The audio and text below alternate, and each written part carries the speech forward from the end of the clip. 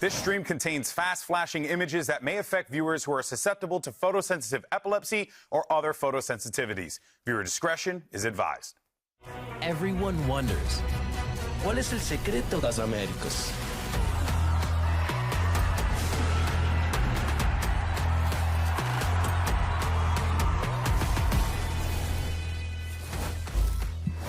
Three teams have already qualified for the Stage 1 playoffs, and today we're going to be locking in a fourth. Hello and welcome to Stage 1 of VCT Americas, coming at you live from the Riot Games Arena. Not that sunny, but it is, well, it's sunny outside. It's like here. it was pretty great. It's like overcast. We're in the smoothie bar. By the way, I love this setup, personally speaking, because your boy doesn't like standing for long hours of the day. You know what I'm saying? Now, folks, let's go ahead and take a look at our current standings and where we are right now, because it's good news for Alpha. Everyone's still in the running for playoffs. Yippee! Yippee! But we're going to be in Omega today, and we're going to be kicking things off with Crew Visa, who are already in. You can see they're the only undefeated team in this competition, looking to keep the streak going as they take on 100 Thieves today. And then later on, it's going to be Furia and the Sentinels who are going to be fighting for that playoff spot. And that matchup is going to be freaking awesome, and I'm excited for that one. But guys, you know, look, everyone's so excited to make it to Masters London. They're fighting for their spots, you know? And what I figured, we weren't that prepared last time for Chile. We weren't ready for it. You know, we need to learn a little bit more Spanish ahead of time. So I figured since we're going to London, it's time to learn some proper English. Proper English. Oh, and if Sliggy's watching this, he is gonna be proper so English offended. Okay. No, we're gonna make him proud. So here. good news, everyone. We have a certified British person. It's that guy right there. Where's your hat, lad? I can get you ready for it. I didn't bring it, actually. He doesn't need it. Yeah, I didn't need it. So, Brent, what are we doing today? What are you doing today? I'm gonna test you guys with some Cockney rhyming slang. Cockney rhyming slang. Yep, they think it was developed in like the 1800s as a way to circumvent the law. So it's pretty sick. Okay. But it's still a lot of it still. A lot of it chimney still. cleaning. A spoonful A of lot blood. of this. And listen, we're gonna go through this. I'm gonna give you guys some Cockney rhyming slang. And we're going to see if it's fake, is it real? You guys are going to be testing it. So the first one coming up is this. I'm going to use it in a sentence. You have to tell me if it's real or if it's fake. The first one is, are you having a bubble? Are you having a bubble? Are you having a bubble? That's Are you having a bubble? That's got to be fake. That's yeah, fake. That's I think fake. that's fake. Bubbles are happy thing. Yeah? Yeah. So fake or real? Are you having a bubble? Oh, you need your hat, Brent. I need my hat. Thank you I'm very having much. a bubble. Are you having a bubble? What do you think? I think it's fake. It's actually real. No way, dude. Because it There's means, no listen, it's a chance. Cockney rhyming slang, bubble bath, laugh. Rhymes with laugh. Are you having a bubble? Are you having a laugh? That's so... So because it rhymes, it's There you supposed to go. make sense. That's twisted your brains in different ways. You didn't think it was going to be possible, did you? Wait a minute. That's Bubble ridiculous. bath, laugh, All right, rhymes with laugh. Okay, here's the second Bubble one. Let's go. bath. He's got a shocking barnet. What is a bonnet? He's got a shocking barnet. That's a pretty nice bonnet you've got. I'm not going to tell you what a thank barnet you. is. Real or fake? It's fake. Fake? I'm gonna say real. Real? I'm going to say fake. not? I'm gonna say Fake? fake. Okay, guess what? Almighty bonnet. It's real. way. It's real. It's real. What? Barnet fair equals hair, so barnet fair rhymes with hair, and so a barnet is now a synonym for like just a haircut. No. Yeah, he's got a shocking So barnet. if words rhyme, they can have two meanings? Yeah, it's a way, like I told you. So GB doesn't have a barnet? Nah, well, I mean, you got to shave his Haven't head. had so, one for- okay, haven't we've had got to one run for a through this. long We're time. taking too long with this. Here's another one. Fancy a ruby. Fancy You fancy Ruby. Fancy Ruby. Fancy I'm gonna say that- Ruby. What could Ruby rhyme I with? fancy you, mate. I fancy you. I don't Hey. know. Honestly, I kind of want to... I mean, What do you it think? sounds It's sexual. fake. I think it's fake. I'm going 3 for Fake 3. Or real. Ruby Real? doesn't rhyme with Yeah. it. No Okay, way. guess what? It's also real. Yeah, let's hear the explanation. Ruby Murray equals curry, so fancy a ruby is fancy a curry.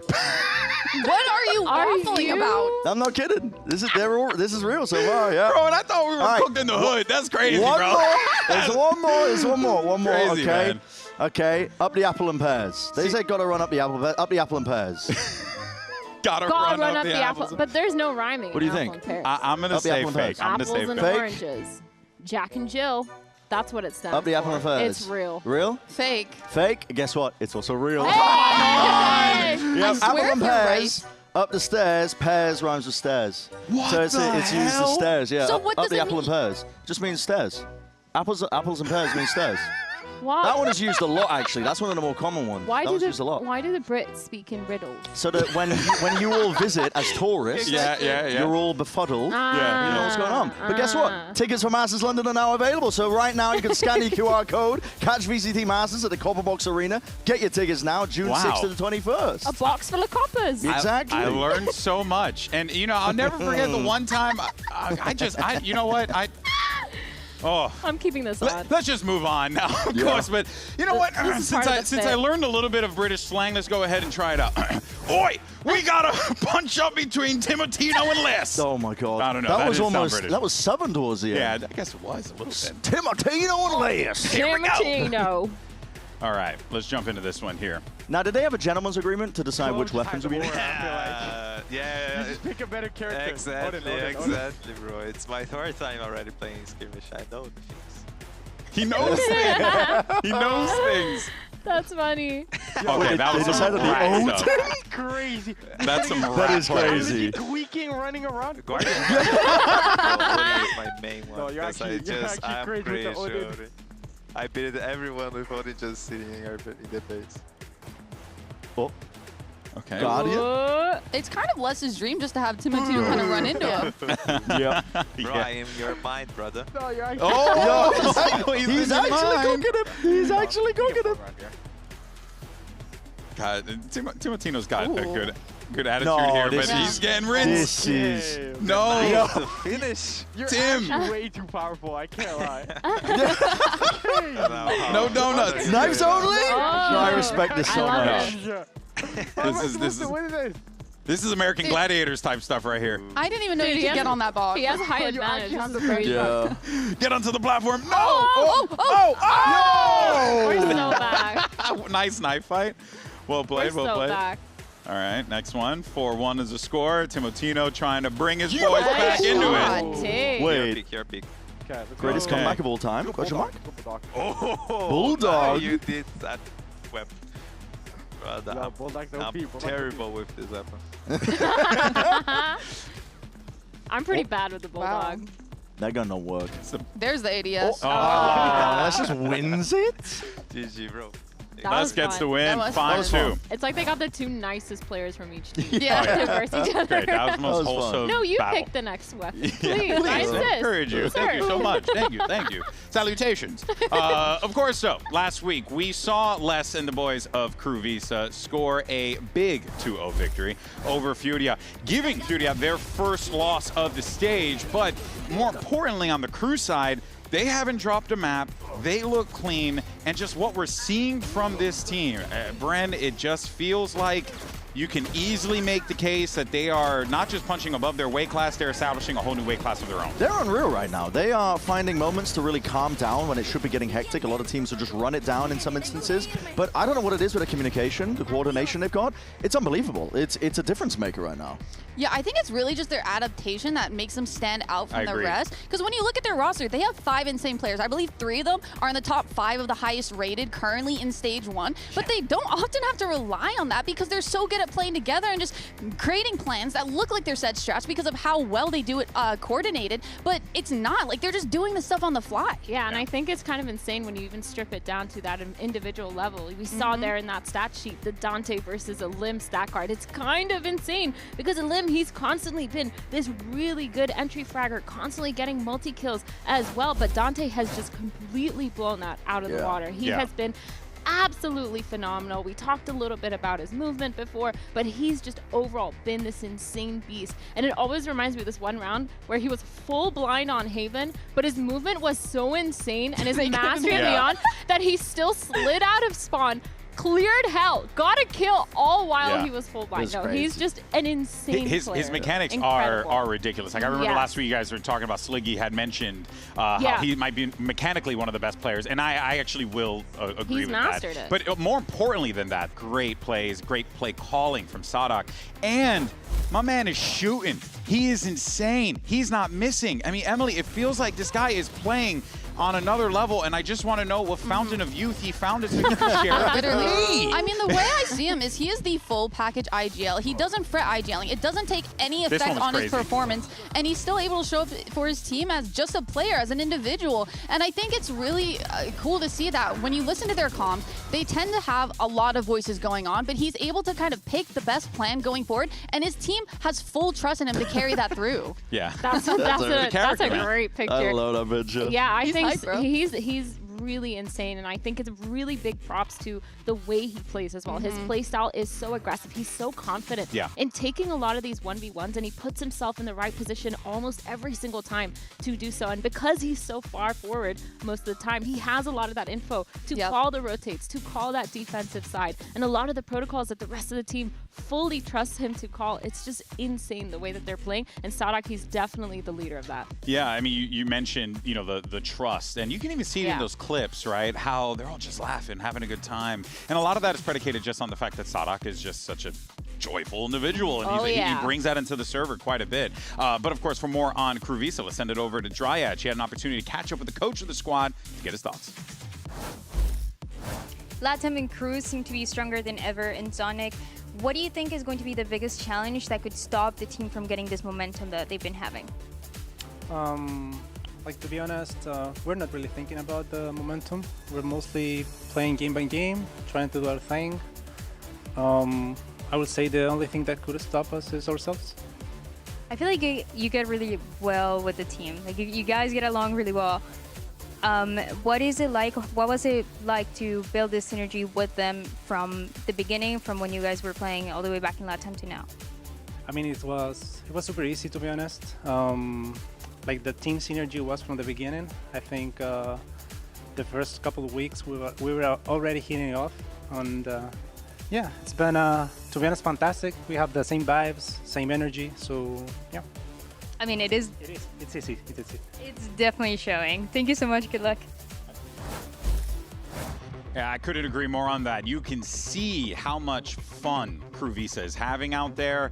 And on top of that, they are doing some incredible plays. And Brent, I know you have a play you wanted to break down. I got two, actually. Okay, I got one from Crew and 100 Thieves. Hit me with it, baby. It's a great comparison, I think, as well, because both of these teams ended up playing Lotus, and they both had similar circumstances, but the way that they executed it is very different. This is a half-buy kind of eco round right now for Crew, and right now you can see that they've got a bit of a stack of players occurring all the way over here. This is 4 players, but the difference maker is they don't alert their presence to the Furia players, Nerve and Addison, who are hanging out nearby. They contact up. They do this a lot, actually. They throw one smoke, they throw a haunt, and they make it feel like it could just be one player, could be 2 maybe, but not a bunch of players. And then they set up Util. They use Util to set up Dante for a 4 kills, a Prowler, stun forwards. They trade them out. They get these kills. They're explosive at the right moments, but they temper it. They slow it down again. A lot of teams here are going to rush into things. They get the guns. They peel back. And I'm not going to play out the whole round, but just so you know, they end up winning this because they just play this one so damn well. And I want to contrast this to the team that they're up against today, which is 100 Thieves. And we're looking at the exact same situation, by the way,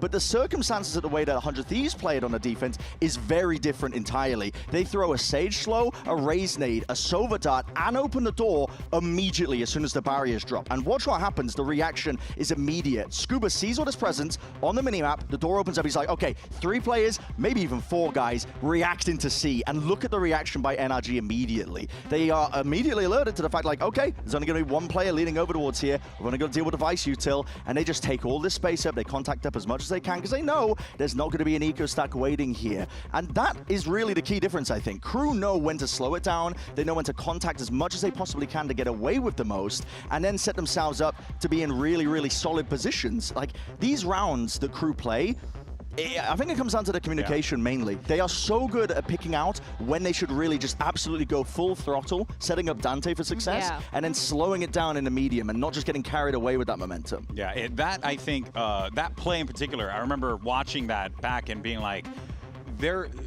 it's just Dante initiating through all these plays, and then there's always something with him every single time. Players. Yeah. It's always, he always time. has support. You're really going to see, I think, a difference in styles and how you approach this, right? And of course, 100 Thieves now, there are going to be some mistakes that the squad needs to fix, right? Because they're coming into this one with their playoff hopes in jeopardy. And I guess the question on our mind is, what do they do the right to ship? Because they do have a little bit of a tough schedule ahead of themselves here, Emily, right? You're going up against Crew here, which they're undefeated, and then you're going against Furia, which you saw what Crew did to them, and what Furia's been doing to everyone else. Oh boy, that's a tough one. I mean, the biggest thing for them is this, just like closing out games. They love to keep us on the edge of our seats. They love when they're up rounds, like when it's a 9-3 half, somehow the team always finds a way to make it closer. Even when they're down, they like to do a lot of these fake comebacks. But for real, one thing that I really want to see is their defense runs. I want to see them find some adjustments, find some fixes, because a lot of times, sorry, I'm tangled up here, a lot of times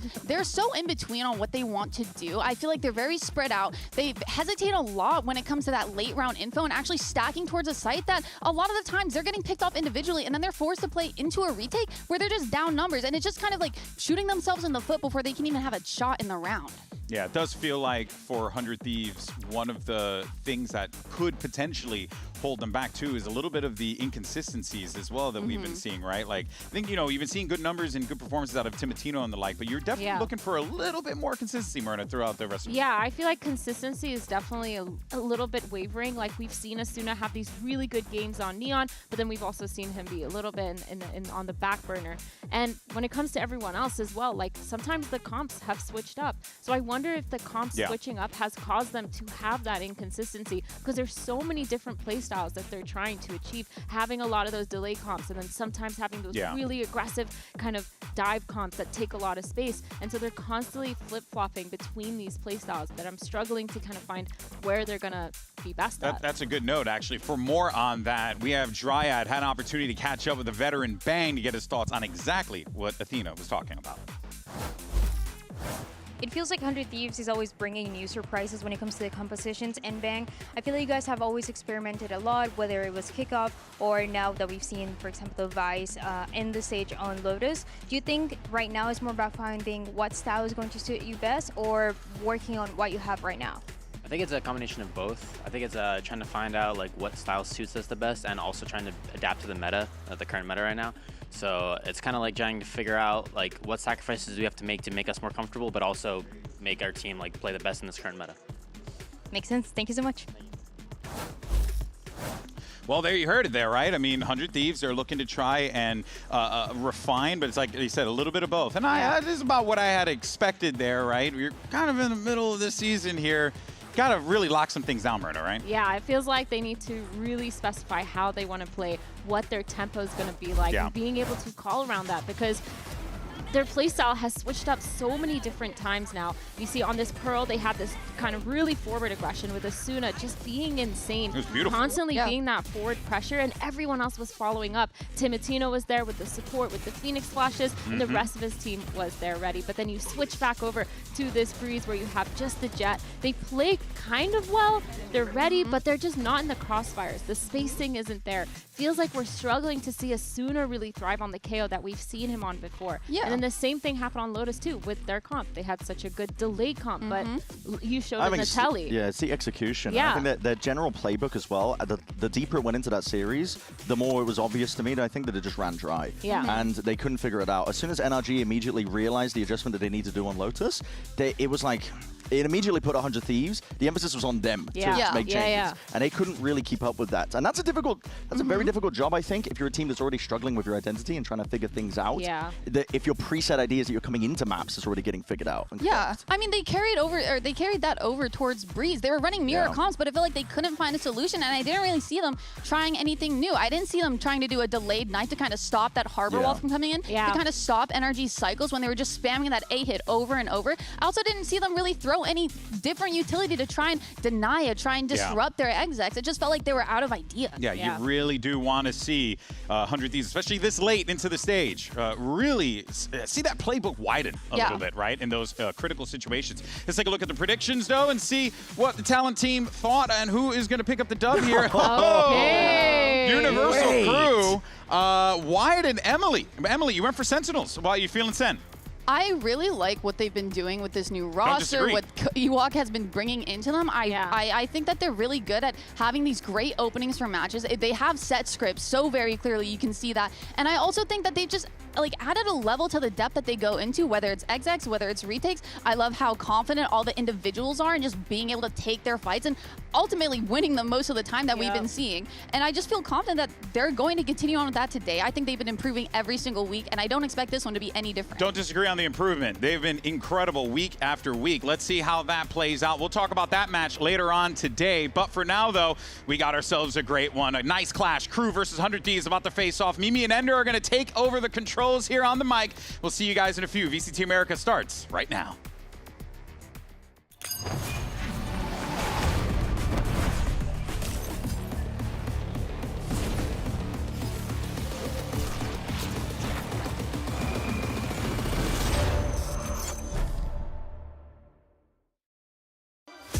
Nos aseguramos los playoffs ahora. Ahora nuestro próximo desafío es ganar a 100 Thieves. Sabemos que en la 100 Thieves hay jugadores muy talentosos. Está Cryo, está Asuna también, que está mucho tiempo. Y son jugadores que realmente son muy locos, tienen una mira impresionante, son impredecibles.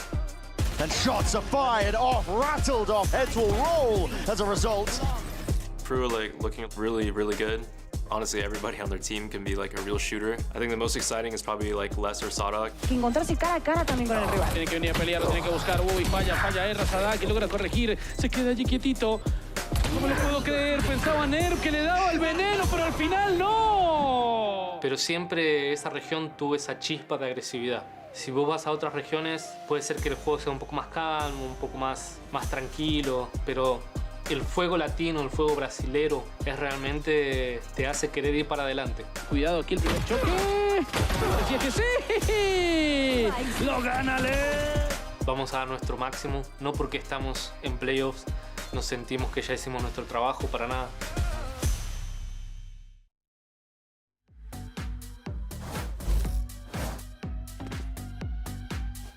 They have become quickly the team to beat here in Americas. They haven't lost. Because they haven't lost. Someone's got to do it. Maybe 100 Thieves can do it. Ultimately, 100 Thieves are in a tough position, sitting 1 and 2 in the standings, but they come in against one of the strongest, if not the strongest team in the league. What's their strategy? Yeah, I think it's a big match for them, obviously. Even if they lose this, they're still in playoff contention, but they keep it in their control if they win. And I think a lot of it comes down to the map Veto. Both of these teams have been banning Fracture pretty much every game they've played, primarily in that first round. So what I'd like to see 100 Thieves do is float that Fracture, get rid of the Lotus instead.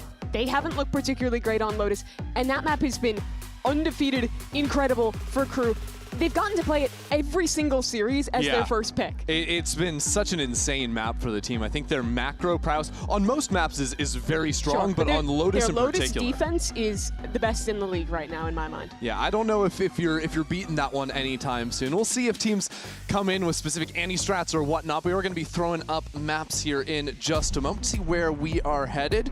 And it does look like 100 Thieves are removing the Lotus. I love to see that. But it puts us in interesting territory now with a bind first pick. Obviously, if you've watched 100 Thieves in the past, if you watched Kickoff, it's always been a great map for them. For the last 4 years, that's been 100 Thieves map. But they were 2-1 on Kickoff. Haven't played it since, so interesting to see how they've changed that up. It's the same for Crew, so that's a brand new debut here. And then after that, Crew are choosing to send us over to Haven, which is a map they played. Yeah, and they've looked pretty solid. I think that their attack side, the last time they played, left a little to be desired for me, but once they got on that defense again, it's the same keys to their Lotus, right? Extreme proactivity, really great coordination on how they're fighting. It's been a map where they are really comfortable. But here's our bind agent select. This is a change coming through for Crew, obviously, locking in that Neon, going with the Vise that has become increasingly popular. But for 100 Thieves, they're just running it back from how they played in Kickoff.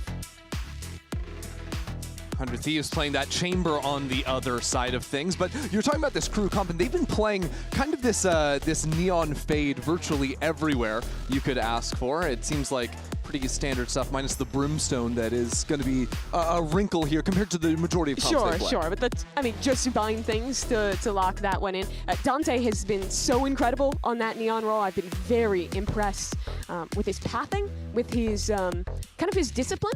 I feel like it's very rare that I see him like extremely overextending and dying in a bad position. Sure, he takes risks and occasionally he's punished for it, but I think by and large he does a really good job of finding that balance between going deep and disrupting and not playing too far ahead where your team is completely screwed if you die. Yeah, and that'll be a very important thing to keep in mind here as we move into Bind. 100 Thieves in desperate need of a win here. We'll see if they can challenge, but it's time for match start, brought to you by Samsung OLED as we dive into this pistol. All right, 4th year of Bind for 100 Thieves. Let's see how it's doing on yet another patch as Cryo with the Chamber has to contest against Crew's aggression early and is forced back. Quick teleport out from him, just 10 seconds into the round. A little bit of damage done. Onto Dante, down to 45 HP. And Crew have done a good job of controlling forward space here on A with showers and this deep smoke. They like to play grouped a lot on their attack sides, playing 4-1s or 5-0s, and for 100 Thieves as well. I mean, just looking to exec here, back towards A. But, I mean, Crew are grouped even on the defense here. Yeah. They shifted 4 players onto B. It's really just less holding on to showers. The question will be if 100 Thieves can actually get this showers kill, which they do not succeed in. Les is just so good as that extremity player. Always gets his, and now 100 Thieves have to root him out. Timatino can't do it. Les still a problem sitting in showers as the TPs come through for rotation. And now 100 Thieves might need to consider, do they flip the map? Do they fight for That's the backside? Do they call. try to pivot to B? They could go all the way around the world as Bang collects 2 kills out from those showers players. 100 Thieves plant the spike. And now, Crew are sort of all over the map. Silence tries to stay alive, diving back into the smoke. It's a defense smoke thrown down to try and give him some kind of protective cover, which he utilizes nicely to grab a kill, slip on down. And now it's 100 Thieves that are a little bit split up as Vora will fall. Bang with 3 kills already into the round, but we're already sticking onto the defuse. Sawdog down to half. Asuna through the smoke, though, will take 2 in the round. That ended up being such a strange round in the end. 100 Thieves just going for this execute, and I thought that Les's kill and those TPs coming through was going to be the end of it. 5-on-4, you're pinching from spawn, and 100 Thieves knew the reaction had to be a push, but Bang getting those 2 kills, and the 3rd one at the end, absolutely pivotal to make that one happen. He stepped up in their last series, even though it didn't fully go their way, and doing it again here. Good too from Asuna stepping out, having that little ledge to work on outside of the brimstone smoke to actually be able to spot the planter and get those 2 kills. Crew are enjoying the knife gameplay back in spawn, waiting to see when someone will show their face. Yeah, in case it was a rush, you'd be able to have that instant rotation. I think Crew as a team are one of the biggest tests of your team fighting fundamentals, especially when you're playing attack into them. They love going for aggressive re-clears. The desk is highlighting this a lot. They like contacting into you, playing really heavy strong sides and looking to brawl. So you have to be on point at being fast with your reactions, and luckily for Cryo, he's got the help of a TP to get out of there once he discovers the stack on B. Les has been pretty willing to step into that forward space, saw it on the pistol round and now here as well, but macro not going to be so important when Timatino can just simply do that. Quick jump on over. 100 Thieves going to make quick work out of Crew here. Just 1 bandit kill from MW for this round is wraps. Bit interesting to see 100 Thieves going back to that same comp. Obviously, this was highly successful for them in kickoff, but those big waylay nerfs came in, and a lot of teams just completely wrote the agent off. I do think with the way 100 Thieves plays her, though, it's not necessarily, but at least around their bind, right? I think a lot of what they like to do, especially on their defensive side, is going for trap plays where Timo's just jiggling an angle, pops that hinder, and then he's dashing in and following up on his hinder instead of letting someone else follow up, like as if there was a Yoru in the comp. That's because they've always played the solo duelist here, so I'm not super surprised that they do go into this one and commit to it. Yeah, the job of the Waylay becomes a little bit more difficult post those nerfs, especially to make those super aggressive offensive plays with the hinder. Yeah. You have to preempt things a little more. Still set up some trap ideas. Now actually Bang to find the opener in this round. Timatino nearly took out MW.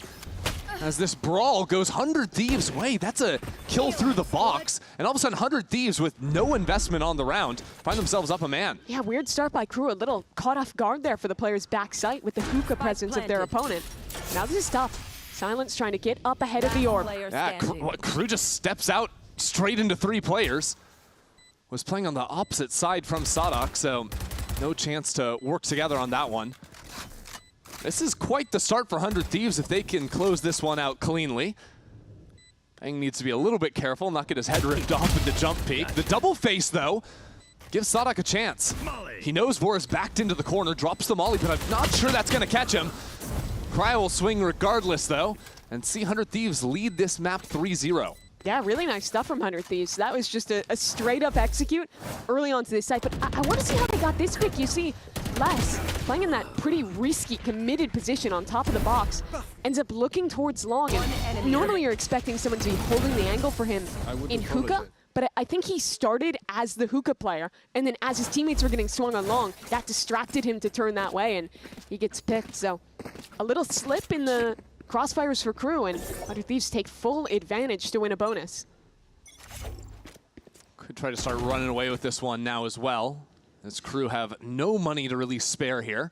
Just Sadak playing with that Bucky right behind his smoke. The best maps for Crew have been the ones where they can get very active on defense and constantly pressure on extremities.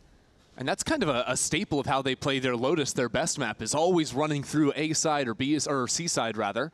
Take that space. To contrast this map to Lotus or Haven, I do think it's a bit more difficult to find an open avenue to go for the push. It's a very condensed, not very close angles, even if you're going for this kind of aggression. So you have to be a lot more all in to go for those plays.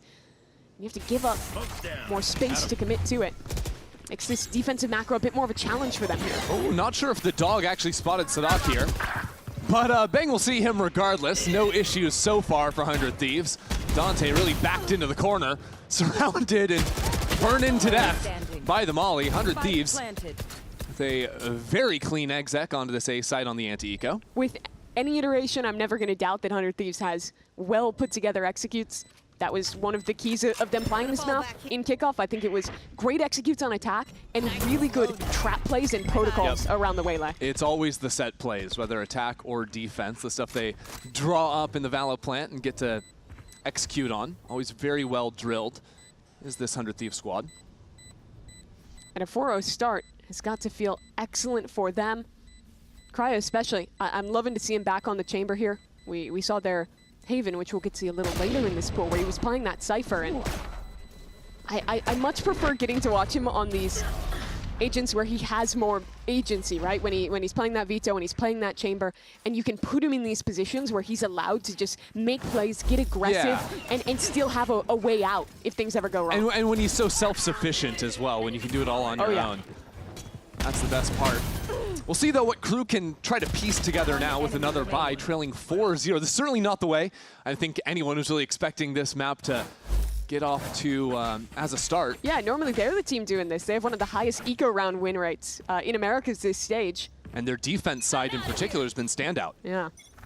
So now another chance. Dante with the operator. Haunt actually tagging onto 2 players outside Shower, though. That'll tip the hat enough to pull a rotation. Yeah, and Crew, because their operator is posted on B, are very happy to send 3 to stack towards this A side. Also playing behind the Vise utility gives them tons of stall. Well, that stall hasn't really mattered the last couple of rounds with Timatino just jumping over the waylay or the Vise wall. In a world of neons, Vice is an excellent counter. But as soon as you're picking a Raze, picking a waylay, those characters that can get over the wall, get over the thorns, she becomes a bit worse in that stall potential. I like this setup from 100 Thieves, though, sending Duelist and Initiator over to B to really sell some pressure on this side. Crew's just not biting, though. They're comfortable keeping 3 stacked towards A. That's because of that Neon posted on the long line. It does pull out 1 smoke over towards B, so that just leaves now Sadak with 1 remaining. You really want to deny plants if you're Crew. If they get it down, it's a Viper's Pit. It's a brutal post plant. See what Crew can do here. Thorns ready to be activated on the spike as Timotino jumps into backside, sees these players now, opening up the sky as 100 Thieves with full control down into short. They've been stalled out, been battered at by some good utility from Crew, but still no pressure of planting the spike. With these smokes down, the spam is deadly and so is less.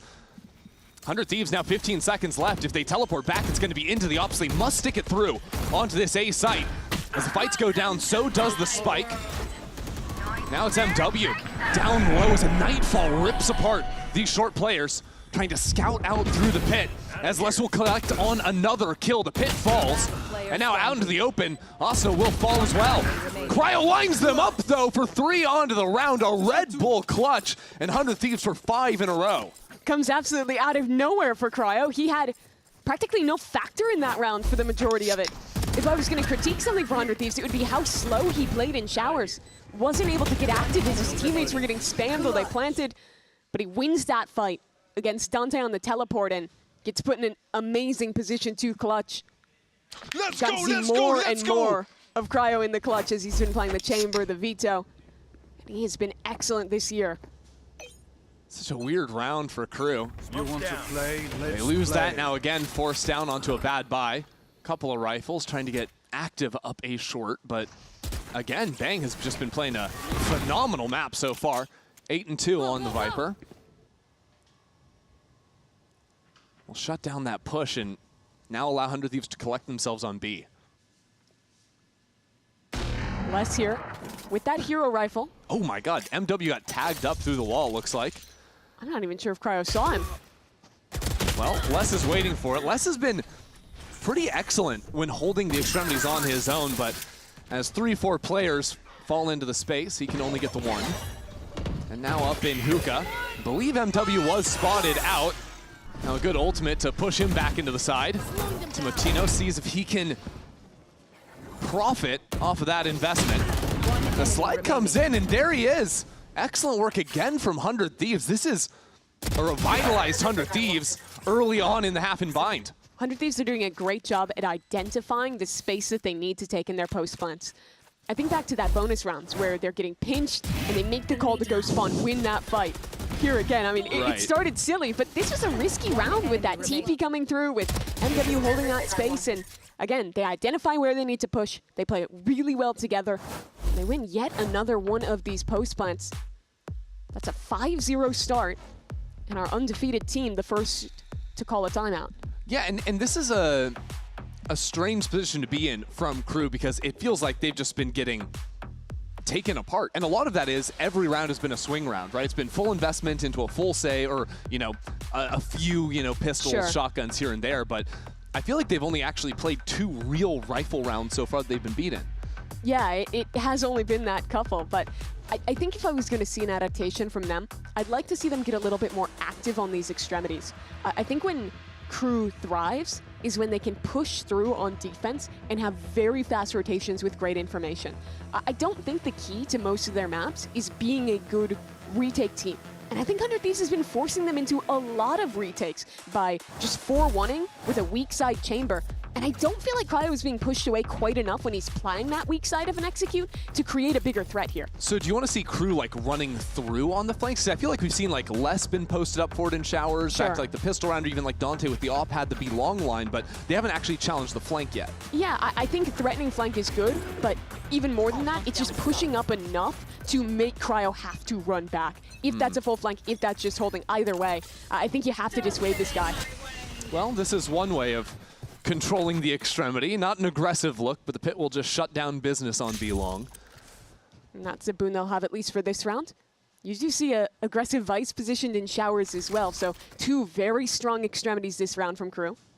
You saw Sadak with the iPad out there. He does have the Brim ulti ready to go at a moment's notice.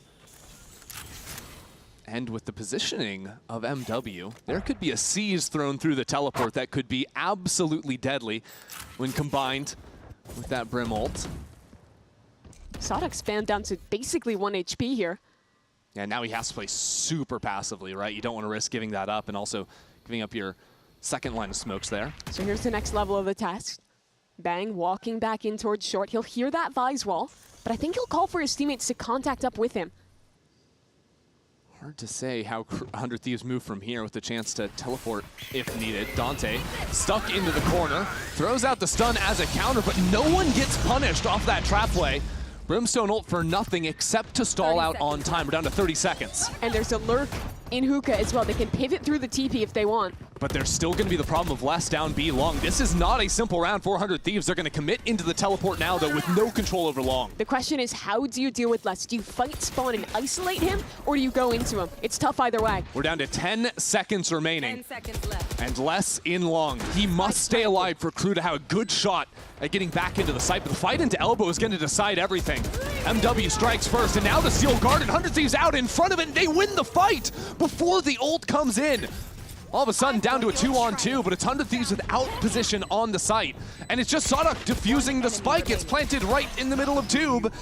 And Crew are gonna take that round when all is said and done. Yeah, that's just how strong it is to hold on to that extra space.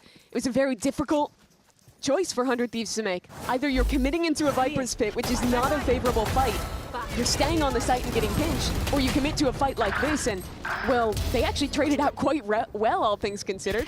They had to concede the actual site space, and Crew just sticks the defuse. But it has to be planted there because the Viper was down on long, right? You can't risk planting in the open, and that ends up being the difference, just less surviving.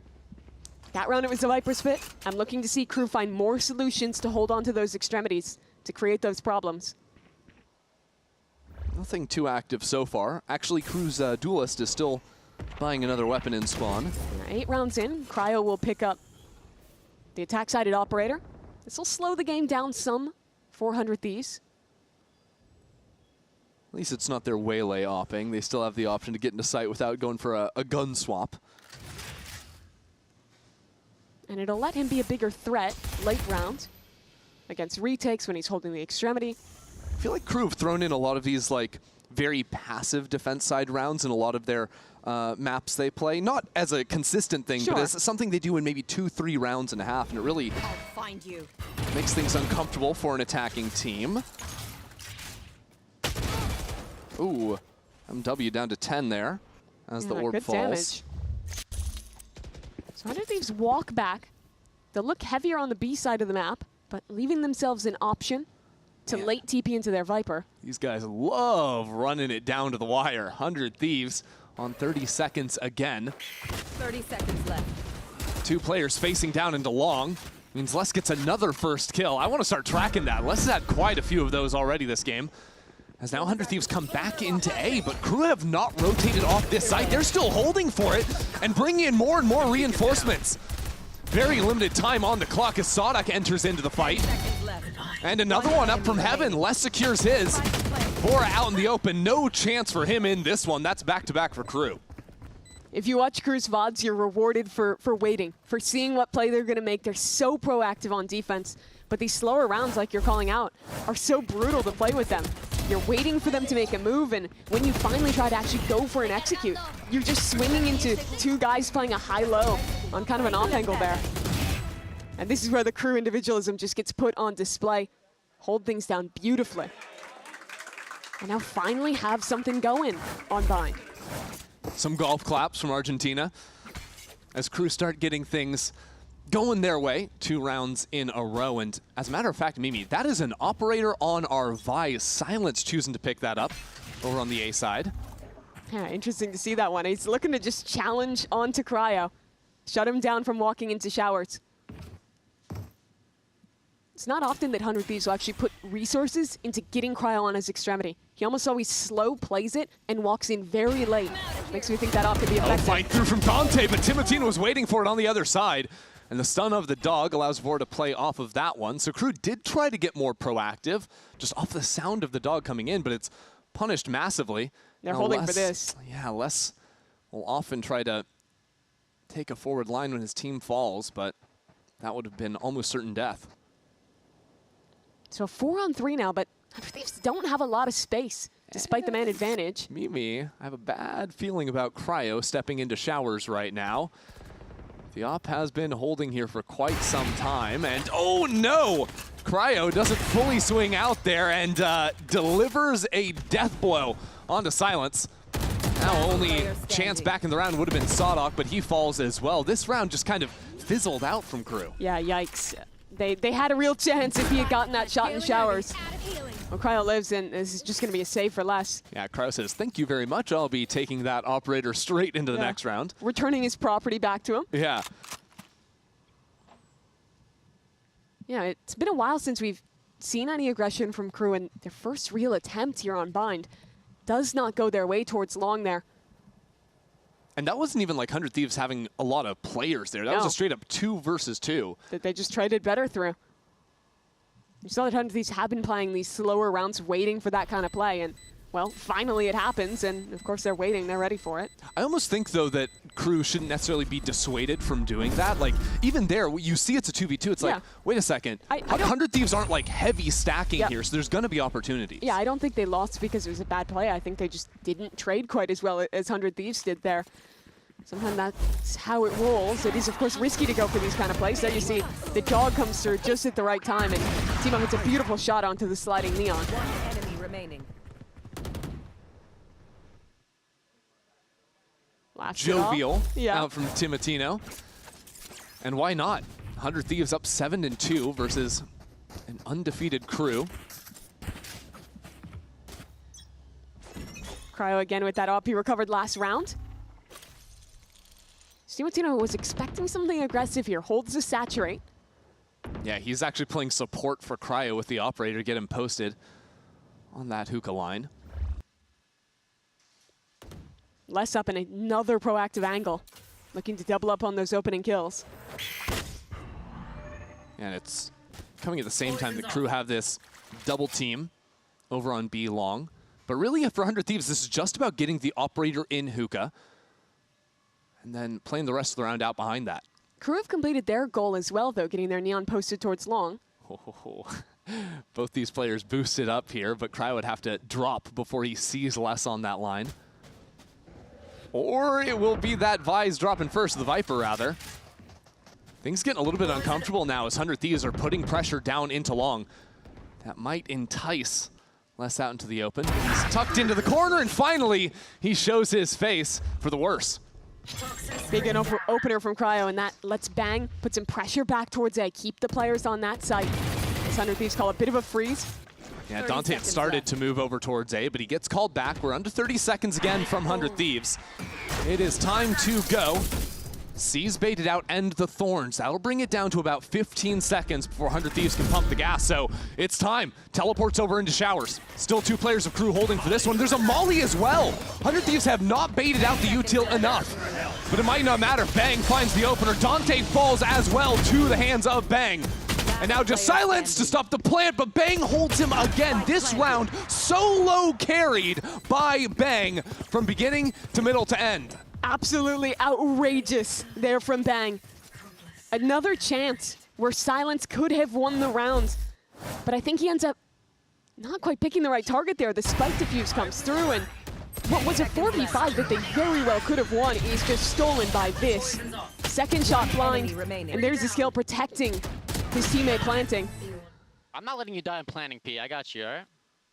He absolutely won't.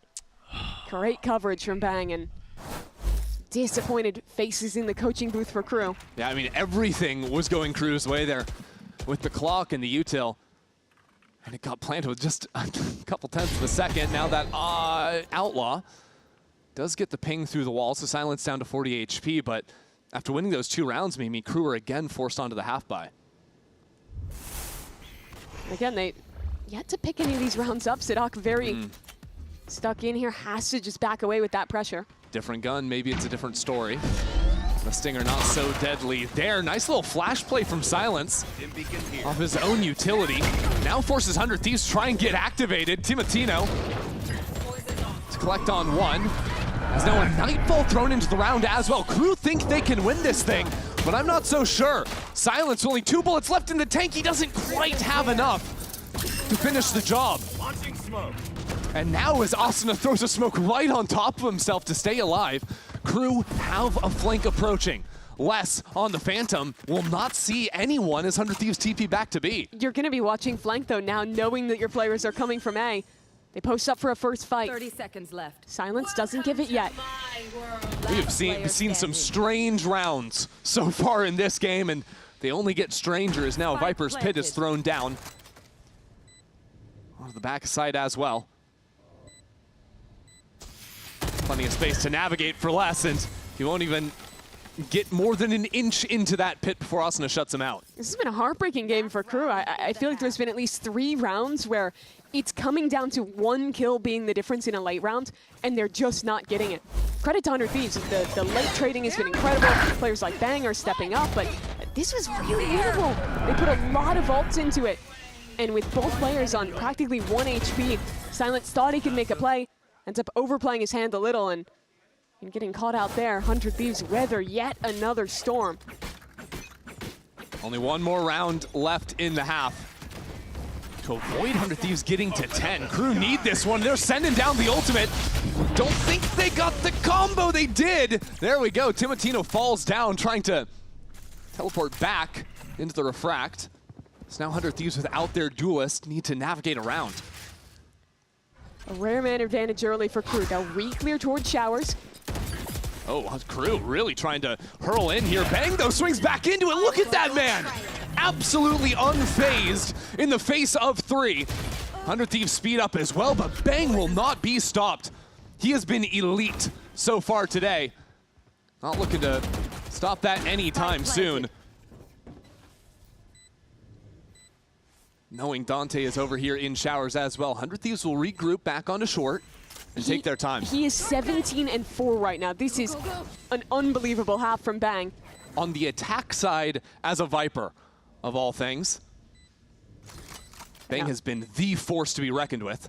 A last shot for Dante and for Les. But 100 Thieves not giving anything in that time. Already ticking down. Flash around the corner. Nice shot from Dante.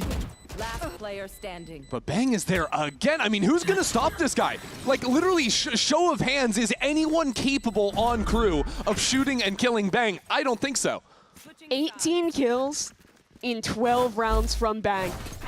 He died 4 times, Mimi. An absolute takeover from 1 man. And an incredible half here from 100 Thieves. It's a new meta. It's a new stage, but one thing is undeniable, 100 Thieves will be good on bind. Timotino gassing up his teammate, and why not? Plenty more of that on the other side of this break.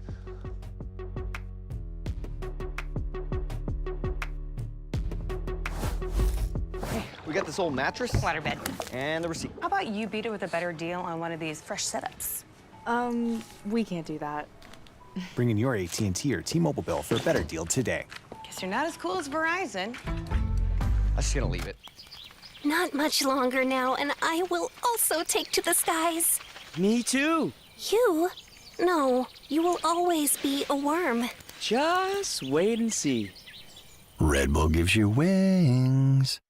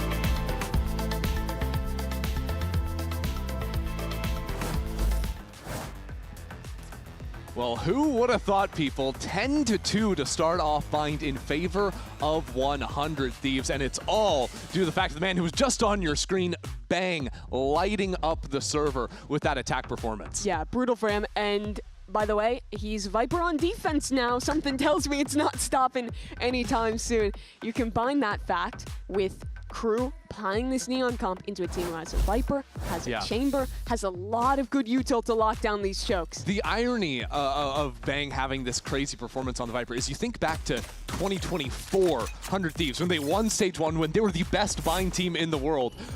I truly believe that was because of Bang's defense on the Viper. He was so skilled. playing off angles, holding down space, really all on his own, especially over on the B side of the map.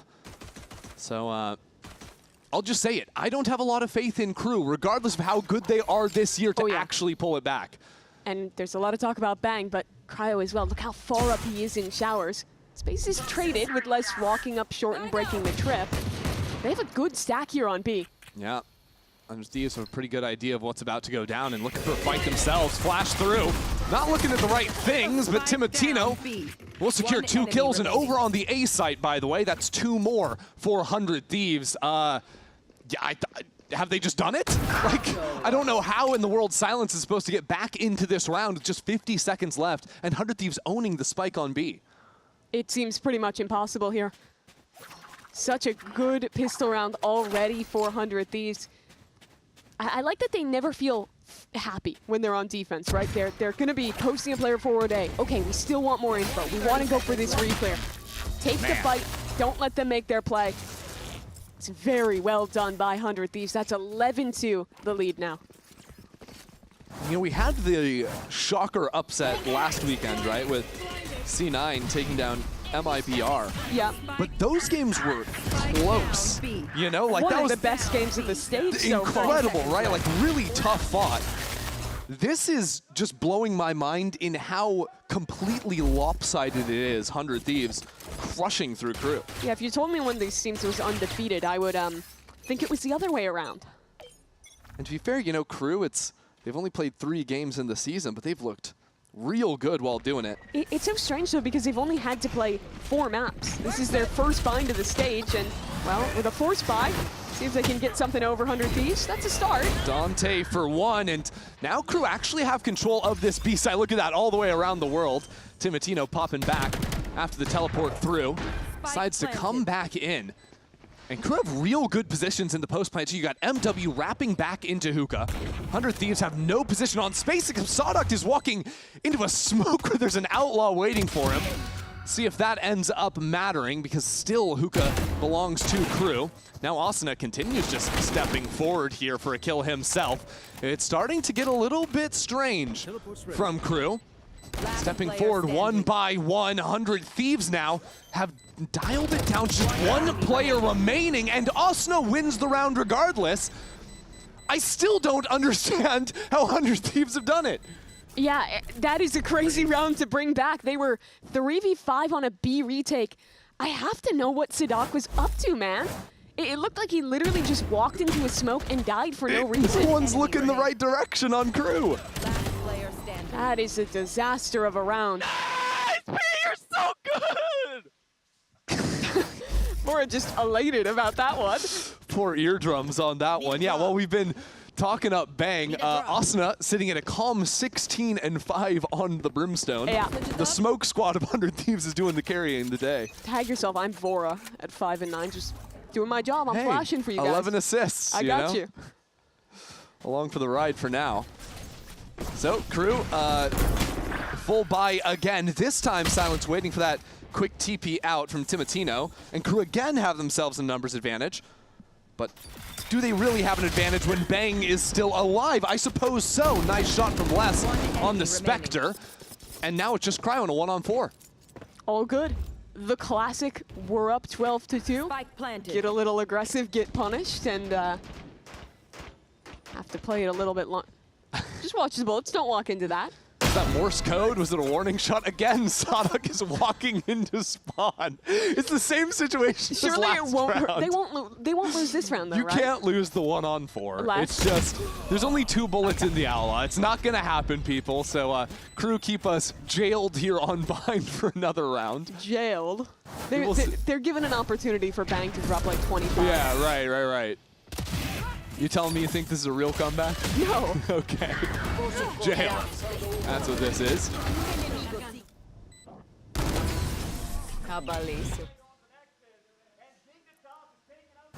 Little giggle, all they can muster. As it's going to be a full eco for 100 Thieves. Jail. We're here for another round, maybe.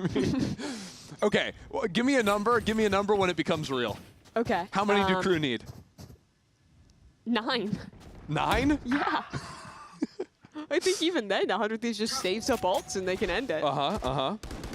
Like, surely you don't win the round when they have Pit, Brimstone ult, Waylay ult.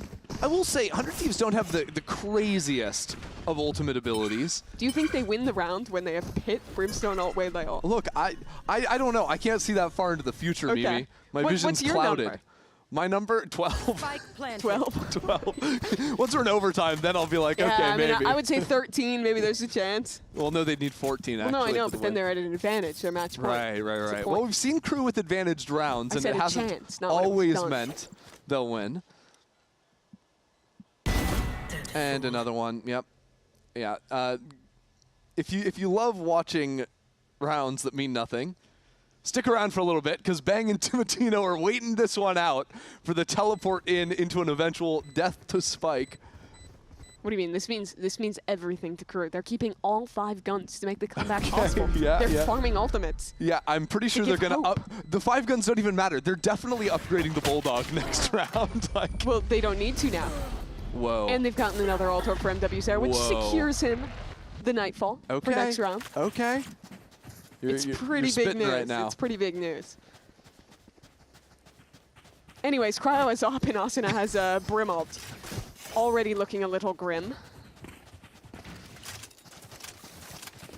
We'll see how crew come up with a plan to push away this chamber operator. What do you see as the key for crew coming back into this game?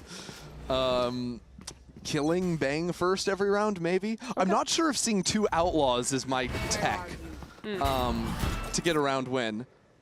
Not convinced of this read from crew. I'm sure they have extra guns waiting for them, because those are the guys holding the extremities right now.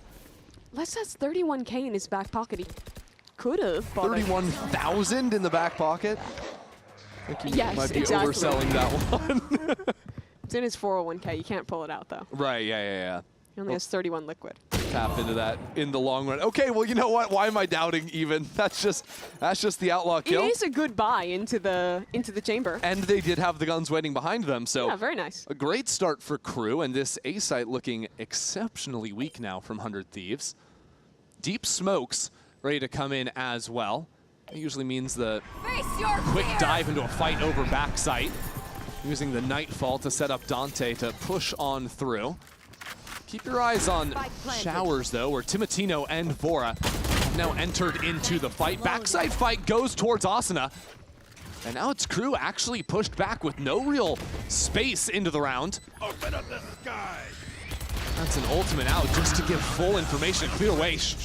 U-Haul, hold on a second.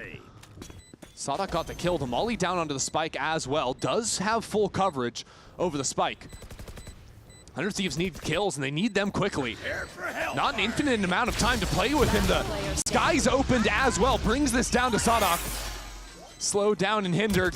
Oh no, they're just full sticking it. Timotino will kill him. It doesn't matter. Down numbers. 100 Thieves have done it. Upsetting crew here on Bind. A really great showing here. It took a couple rounds to close it out in the end, but this was clean across the board. An absolute masterclass of a map from Bang. Getting nearly 20 kills in one half of play. And now crew on the back foot for their first time in Stage 1. They haven't lost a map since showing up with the full roster. This is the first time. They're now having to show if they have the depth to bring it all the way to 3. Well, the verdict is in. 100 Thieves still excellent on Bind. The signature Bind team have done it again. This and one bang. might shock you. My God, the best to do it on Bind on that Viper. I believe he finished out with 20 kills. Just impressive stuff out from 100 Thieves. The job is not done yet. There's another map after this. Haven after the break.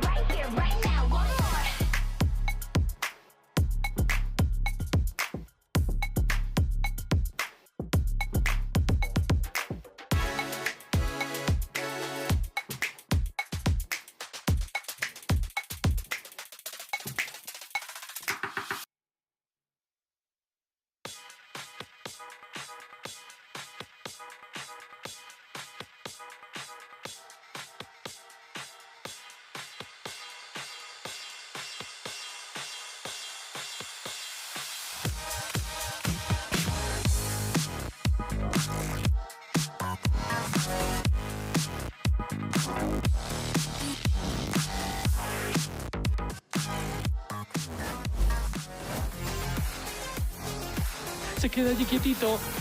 No me lo puedo creer. Pensaba Nerv que le daba el veneno, pero al final no. This round should be as good as done. That's enough for 3. Hang on. How do other things put this together? He's sort of cringe stall mechanics. What? That's enough with the ace.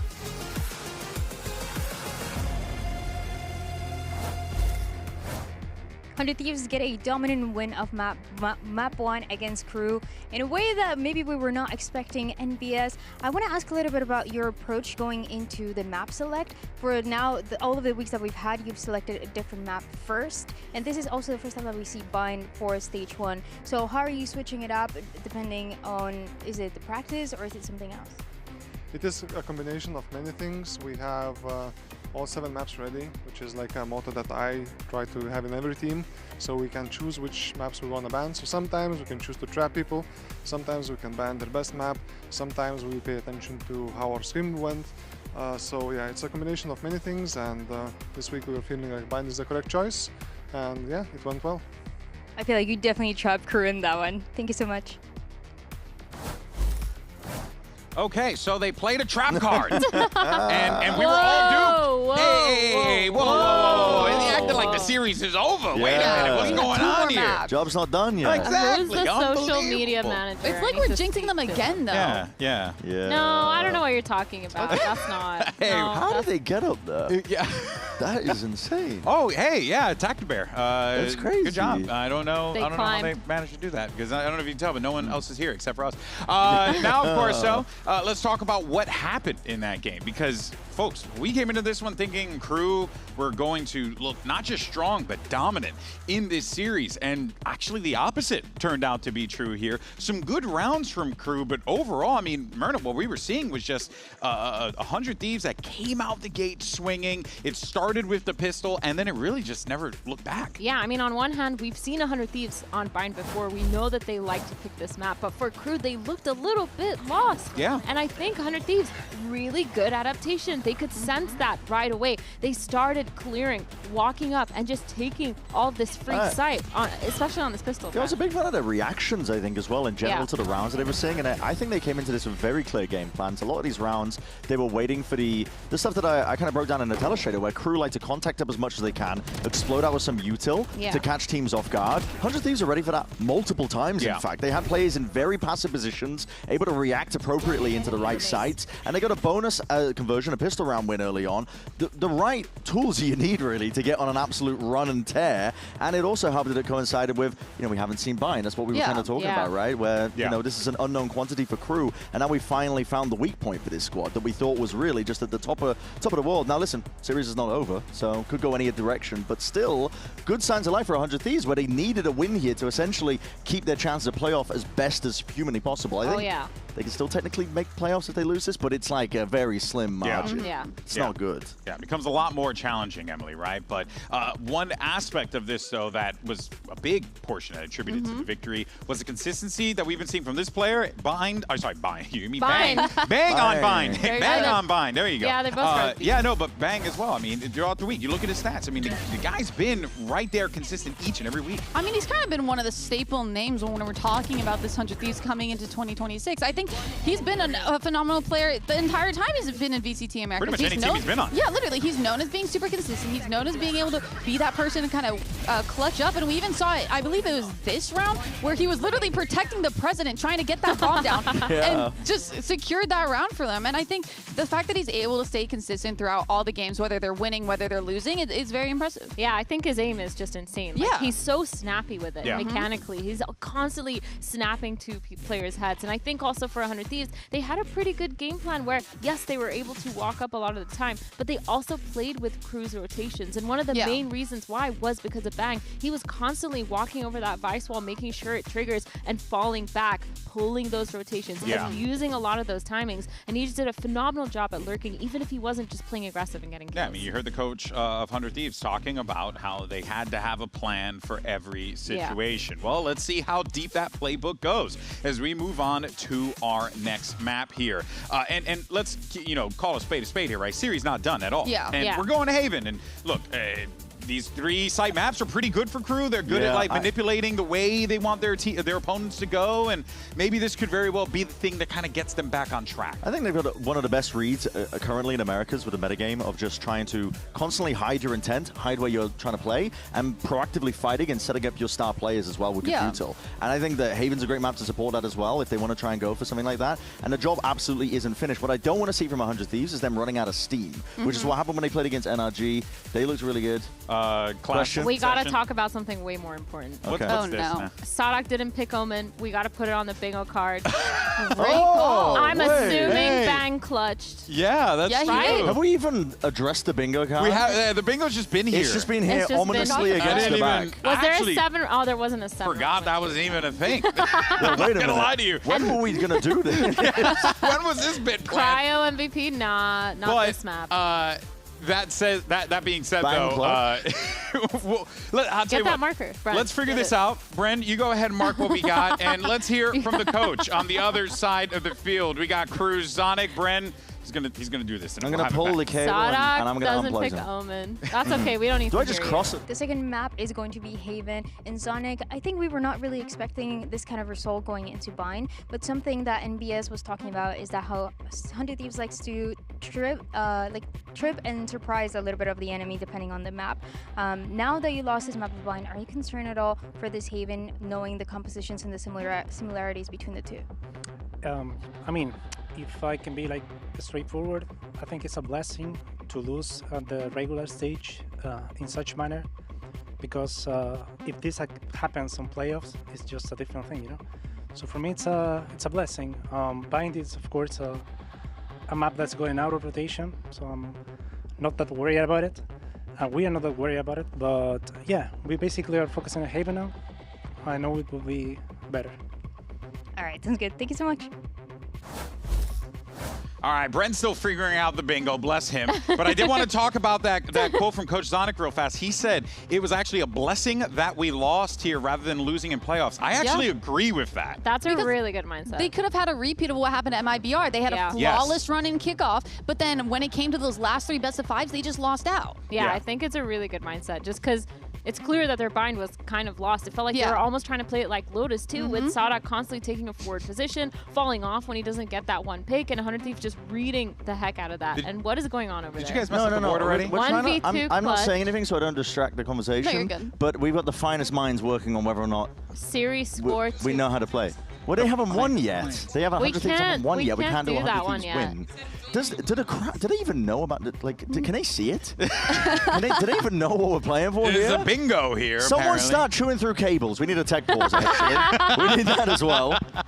We're sideshowing. I'm on it. You know, I know it's his favorite food. Yeah, I mean, look. I do think though that we find ourselves in a very interesting scenario that I was not prepared for coming into this one today, but it does also make me a little bit reminiscent of what happened in that NRG series as well, right? Because 100 Thieves also had a hot start there too. No, they did. And the thing is, we're going to Haven, which Crew play very well, right? Yeah. And in that first half, since 100 Thieves are starting on attack, I want to see them start off strong, because when it swaps over to that defense and Crew continue to play with that contacting kind of playstyle, that's where they struggle. They don't like to commit. They don't like to stack and gamble and gather info late in the rounds to be able to make those calls. They're very hesitant, and I feel like Crew will definitely take advantage of that. All right, well, folks, we're going to take a quick break. When we come back, we're going to start map 2, and we're going to see if Crew can force us to that map 3, or if 100 Thieves locks up a win against the undefeated Crew 2-0. Don't go anywhere. We'll be back after the short break. Oh, no. Oh, dear. Oh, dear.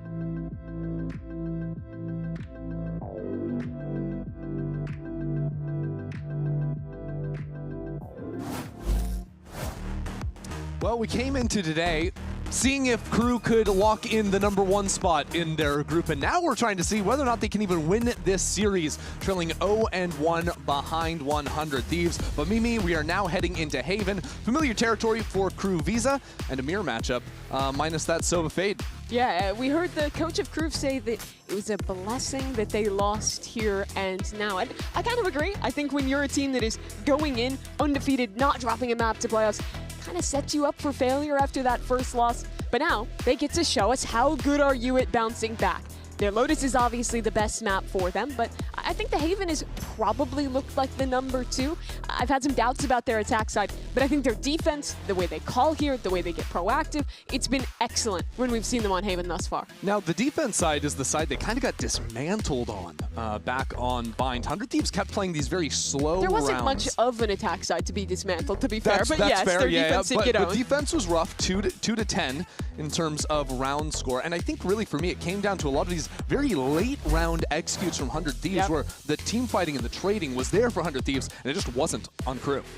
I think this map does lend itself more to being aggressive in the mid-round, pushing through on flanks, and really getting active the way Crew likes to. You see already, playing a 4-1 on this pistol round, ready to aggress towards A, as 100 Thieves on the other side will just trade that space for C. Yeah, Les doesn't even have his body over on C. It's just a high camera on back sight, and really trying to pressure on the flank. We'll see if they go all the way through and actually break that tripwire on the other side. Most of Crew is heading into Garage for now, but trying to figure out what they want to do here. As Cryo gets caught out by MW. That's a tough start to the round. 100 Thieves are going to need to fight forward with Timotino into backside.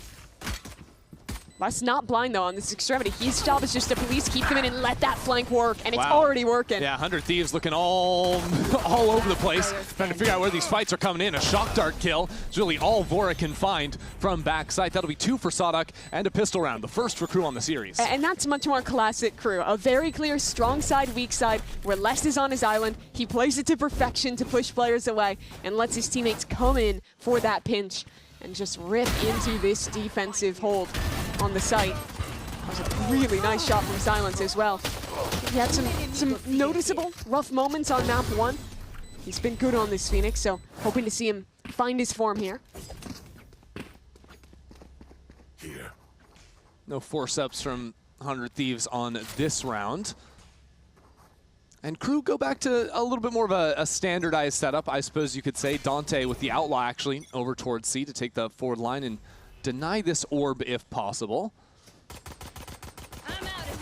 Both teams having a Phoenix means that orb is going to be a constant mini game, as Asuna. Oh, wow. Well, what a unique little crazy. play. So he times the peek out of the smoke as the tap is coming down on the orb. I have never seen someone try to do that before. It's cool, though, because you're expecting the players on site to either spam or be like not expecting anyone to follow up while they're getting orb. But exactly, and that's exactly what happened there. Very cool little eco idea. Unfortunately for 100 Thieves, that's equalized with Sadak stepping down into mid.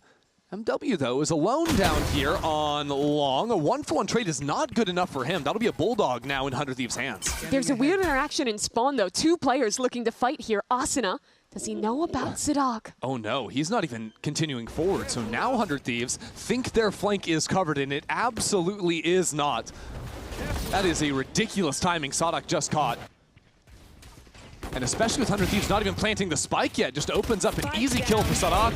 Over into the corner, too. That'll be 3 for him. Unfortunately, teleports straight into Austin, who's now brought into a 1-on-1, but doesn't quite have the gas in the tank to fight that one out. Crew will take the round. That came down to a matter of seconds, though, with that timing in spawn. If Sadak doesn't get by, that becomes a really difficult retake for Crew to end up winning.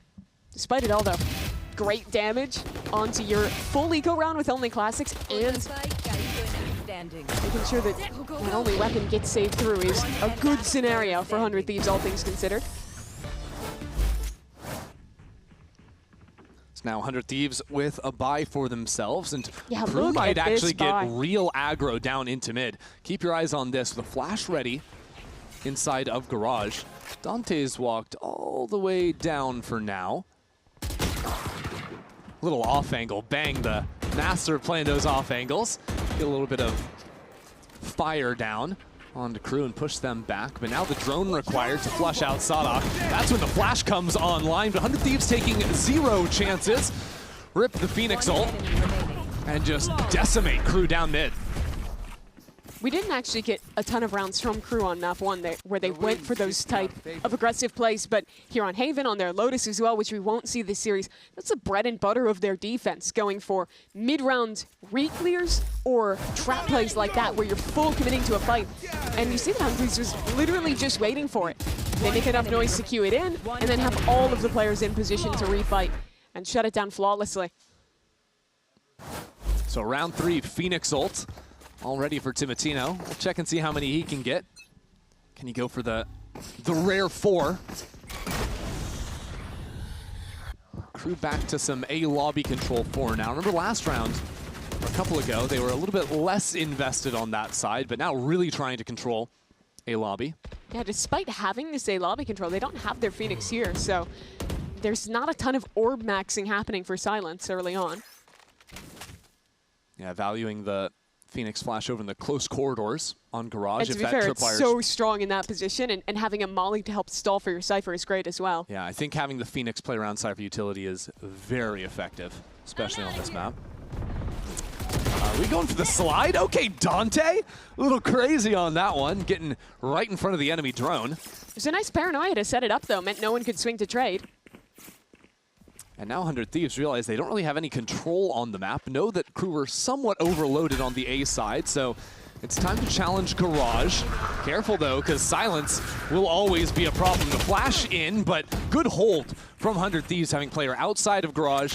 Bang turns it around for a kill. Now the exec to follow up on the C side.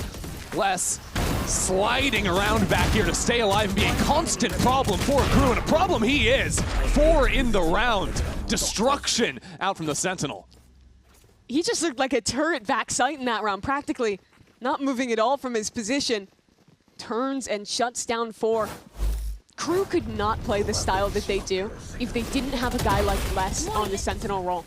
They're so often heavy indexing into 4-1s, into pushing other parts of the map, so their Sentinel is really frequently alone against 5, and I can't think of too many players that are better than Les at being in those positions and consistently getting multi-kills. Yeah. I would say kind of Bang on the other side would be my shout out, True. But we saw a lot of that back on Bind. Now it is Les taking over, and it's Crew stepping all the way down C to start the round. They've traded control over long for any space they might have had in mid or Garage. Timotino already up on this tripwire. As soon as he breaks that, eventually, it's going to create a lot of pressure for Crew to have to deal with. Yeah, just an easy teleport into the site, into a plant, and now the Cypher's face off will be Cryo taking that one-on-one, and 100 Thieves pivoting heavy over onto the A side while the spike is still on that B site. A little bit odd trying to pinch back into Connector. That comes with Crew getting back into the site. MW and Sonic light up the kill feed, and now 100 Thieves realize they're a little bit off sides. They need to fight their own way back in, but Dante is ripping them asunder. Dante's still a problem as Asuna down to 10 HP, has to fall away and play time.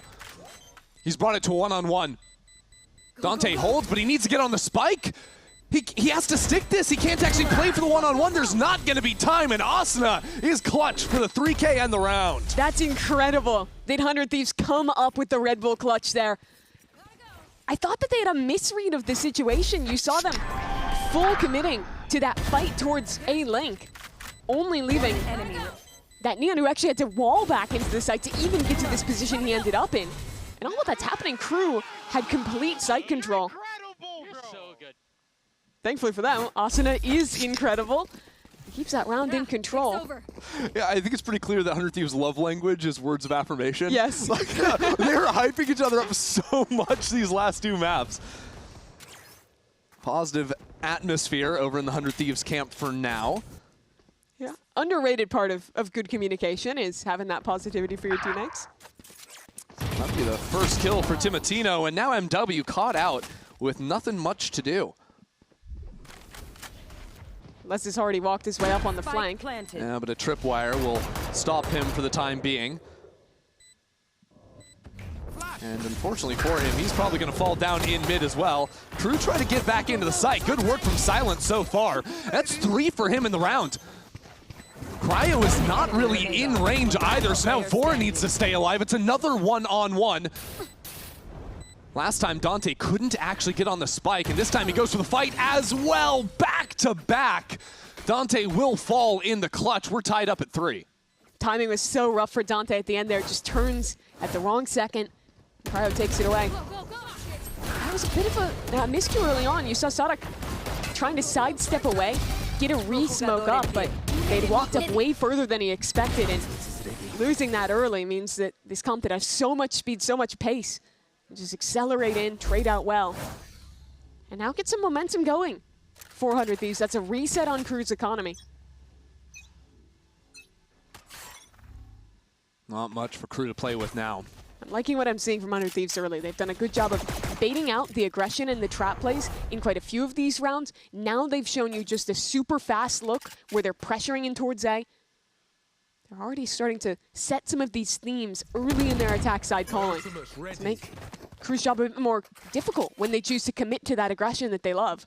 Yeah, I wonder if Crew can crack the code of how to fight for this mid space. 100 Thieves have been very effective in that area so far. It comes with good patience and good protocols as well when they scale. You see 3 people coming onto the screen at the same time. Not overcommitting either. Just layering this utility, try and capitalize and nearly come up with a kill on less. And they're going to fake this now. Leave pressure with the Neon now, back away back towards A. But there's still Sada lurking here with the Bucky. But of course, there will be the run it back for Timotino, second on the map, so he's sent back. Crew do have 3 players stacking over here, make that 4 as another kill comes in. 100 Thieves ran into some problems last map, working down into the clock, but it was them in the clutch that was always there. This time it is Dante, already 3 kills onto this eco round. Finally shut down, but it comes with so much time burned away at 20 seconds left on the clock, and 100 Thieves are going to try and make a mad dash here out of the A side all the way back to C. But with the Neon, they have time to pivot their way through. 100 Thieves want to keep this momentum rolling. They will get there with time to plant the spike. MW only has 2 HP and a stinger, and he's going down long. Les is low as well. Holding for it now. They're so low. One-on-ones on both sides of the map. MW comes up with the fight down long. Now Timotino into 1-on-2 to take the lead for the first time this map. Fully revealed up. They know exactly where it is. Will it matter? Timotino chucks out the curveball and is shot down by Les. Crew back on top. Yeah, so well played at the end there by Les. Once his utility proxy is just biding time, letting MW scale the long way through. And coming up with this round. A thrifty, no less. Yeah. All because this ultimate out of Dante. I mean, he was so good here. I love the timing on that slide. Vora runs out of ammo, stuck in that corner. And even MW tucking, reading that that push is going to come through from one of the players on 100 Thieves. Thrifties have been good for them this season. They couldn't come up with any in map 1 of this series. So that's something to keep their lead and also to fully reset 100 Thieves' own money. Yeah, 100 Thieves choose to really not invest too much. Curious how they come up with solutions in a round like this after just getting thriftied by the other side. You've only got pistols, so trying to slow work things for now. Maybe rely more on getting an embed and playing around lurkers, opening up some duels. Talk of lurkers, look at Les on the other side. He's already walked his way fully through C long. Yeah, 100 Thieves do not have much space to work with, that's for sure. They're getting suffocated on the map already. So they're going to want to challenge up into front B. Uh-oh, shoulder spotted, and that's a quick kill. 100 Thieves down a man. How do they do it? Let's listen in. Guys, stack, guys, what is this first? You can plant. You fight A-Link or just get bumped down. We got bumped down. It's gonna be Phoenix. One more. Two more. One on site and one A-Link. Look from B. Player standing. One bit. Oh boy. Not bad, we got bomb. It's good. Empty, bro. Might think and stuff. Not sure how much we learned on that one, but they just got destroyed. They can laugh off a round where they get dominated. I suppose you know? that's what we learned from it. At least they're gonna have money in the next one. That'll be all right. But now trailing by 2. A little bit more to expectation. And deep line from Dante. I do really like that Les went for that super aggro walk this round. He's been playing a bit more passive than normal at the start of this half, right? Playing back C, not going for a lot of these walks, but throws that in here, gets a little extra information. I do think because 100 Thieves have been so focused on mid at the start, they have really been relaxed around, you know, how they contain crew from doing those walk-ups. Yeah. They had early rounds where they were taking, like, kind of playing a C default to get Phoenix Orb, but yeah, since then, not much. Just Cryo having to contain against an AWP and a player walking up A. And because they have the drone, that's only one tool to re-clear, so this time opening it up a bit quicker into Garage. The jump up from Timotino. Oh, he's still going for it. Sees the barrel too, but Silence catches him at exactly the right time. Now 100 Thieves feeling the pressure. Flanks coming in from crew. Ultimate's invested as well, coming up with absolutely nothing so far as Sadak crushes them on the flank, pinches down at 100 Thieves. Now down in a 3-on-5, still need to deal with this Omen somehow. But he has been a problem for a long time. Finally, Austin will take care of him. But where do 100 Thieves go from here? Yeah, in order to deal with him, they give up the entire map practically. Asuna is just running around. They have info with that Cypher ult, and Bang will try and make the play. That is wild, just going for the teleport. Hoping he can stick the plant. It's a fake, actually. Trying to give a timing for Cryo. Exactly. But there is still less on the C site. Limited HP to work with. But his solo anchoring has been excellent. This time, not so much. Austin will secure that one, bringing things even for the post plant. No smokes, but 2 walls still for this retake. It's going to force 100 Thieves to try and play up. I don't know what that ultimate was about. Austin already with 3 kills onto the round. 100 Thieves making good work out of this one, back within 1. Yeah, Dante phases up with the AWP, but the trades are already too good from 100 Thieves. Such good decision-making there to navigate a round where you're down, where you have no map control, and where you have this really tough task. Asuna was pretty much a man to do it all, getting that pick, and then creating single-handedly the pressure towards A that allowed them to lurk into the C site before even later in the rounds, getting the kills back site to trade out with Bang. That was not a round they should have been able to win, but Asuna makes the plays and gets them into it. Coming out of that change of pace, we'll see if 100 Thieves maintain that, as this time that quick fight will be coming down A long. Already a stun thrown out by Asuna, really forcing these players back.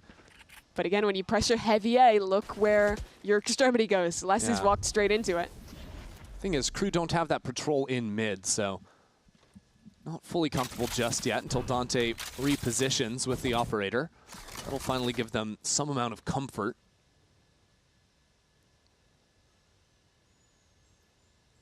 No ults this round, so just a re-clear. Crew hunting for information. 100 Thieves have been anticipating this. They've been holding the entire time.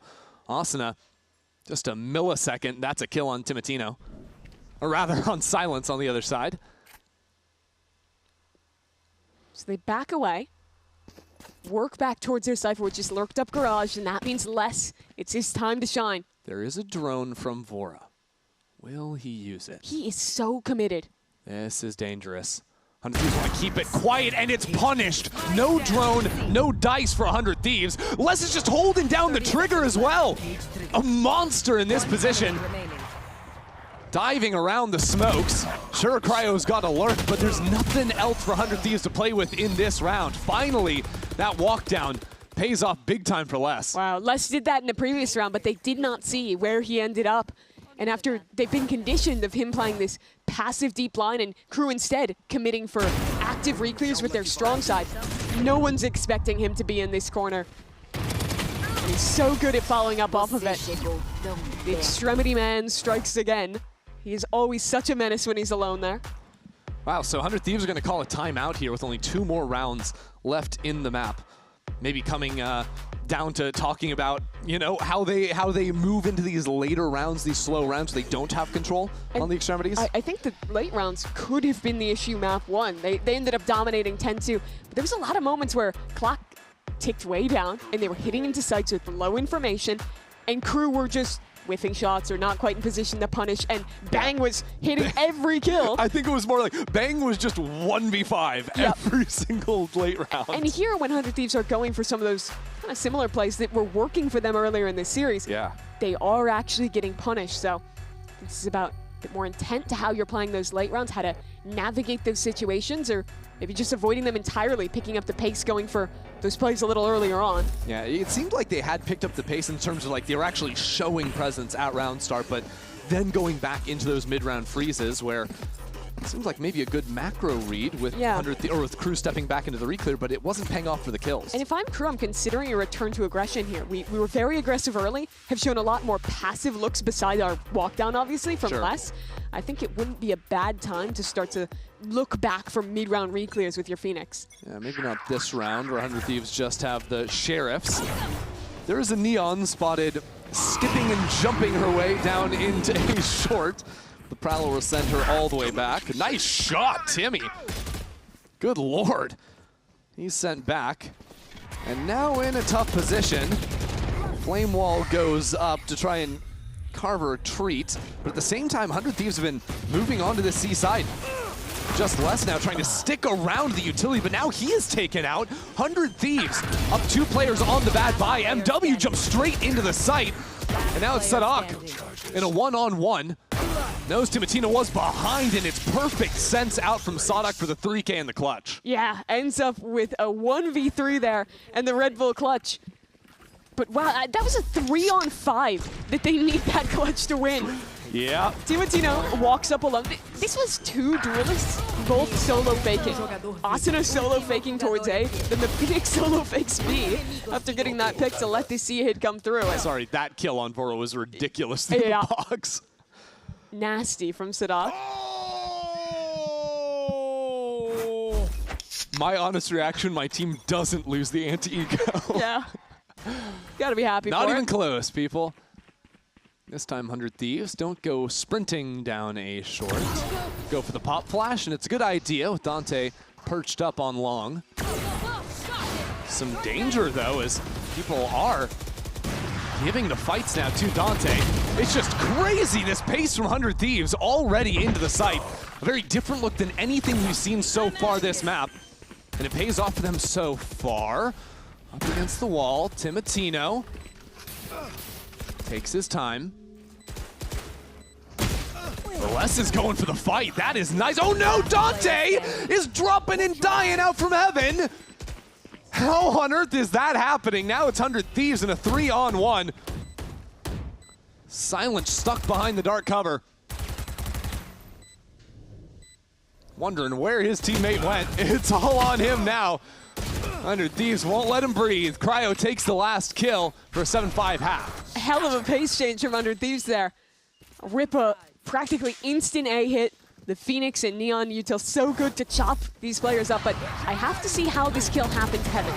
Okay, there's the opener. You say kill, I would call it a death. I imagine he got shot midair. Yeah. Ah, okay. Go, go, go. We'll give it to him. Yeah, it spammed down midair, and it's from 100 to 0.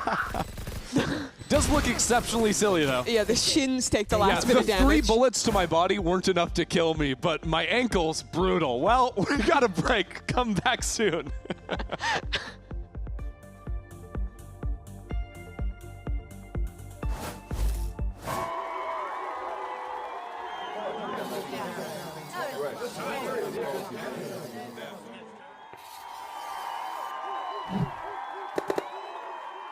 Red Bull gives you wings.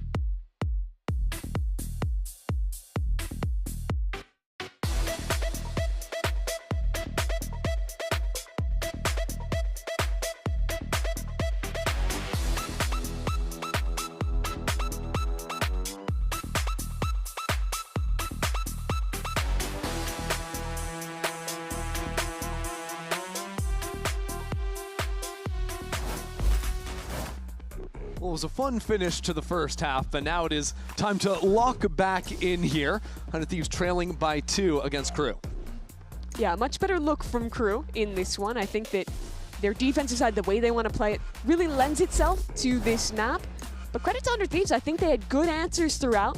A timeout and a 12th round facet means that this is still a very competitive game.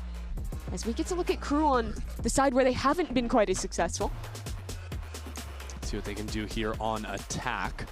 Well, 100 Thieves, on their attack side, it was all about mid. Seems to be they want to do the same thing here with the Paranoia, Stun, and Molly combo. Doesn't come with anything just yet, but always fun to see the different set piece ideas at 100 Thieves. Yeah, a lot of tools, but no one actually able to swing off it. Cryo spots a player on the cross. I'm sorry, Sadak is on A. Huh. Uh-huh. Well, he's now behind Cryo. Cryo was wondering what on earth just happened, and so is Asuna. Where are the shots going? Nothing even touched Sadak. He's just jiggling around there left and right. Oh my word! 100 Thieves can't land a shot, and Crew are just tearing them to pieces. I'm not gonna lie, I saw Sadak on the minimap, and I thought he was a defender. I was like, well, that makes no sense that an attacking Owen would be there. I'm not gonna lie, I think Crew might have thought the same thing. Yep. This is certainly a way to start a game. Crew have just taken apart the A site. Yeah, perfectly played, perfectly executed from 0 seconds on the clock. Just full walk towards A and see what happens. It worked. How did he catch this timing? We'll never know. Pretty sure he just walked down through short while Cryo was playing more for long. Yeah, I think Cryo was maybe just jiggling. I saw him doing that at the start of the round. Yeah, I think he got left down on long, and then players left him, and you know what? I don't know. We'll never know. Let's not get into the sauce here, because either way, 100 Thieves are going to want to lock down that area of the map from stopping that from happening again. We're sending 3 this time. You're not walking up here, buddy. Yeah, everyone was so entranced with the 100 Thieves play down in mid. They're not even ready for the play down on A this round. Dante will secure 3 kills now with just that ghost in hand.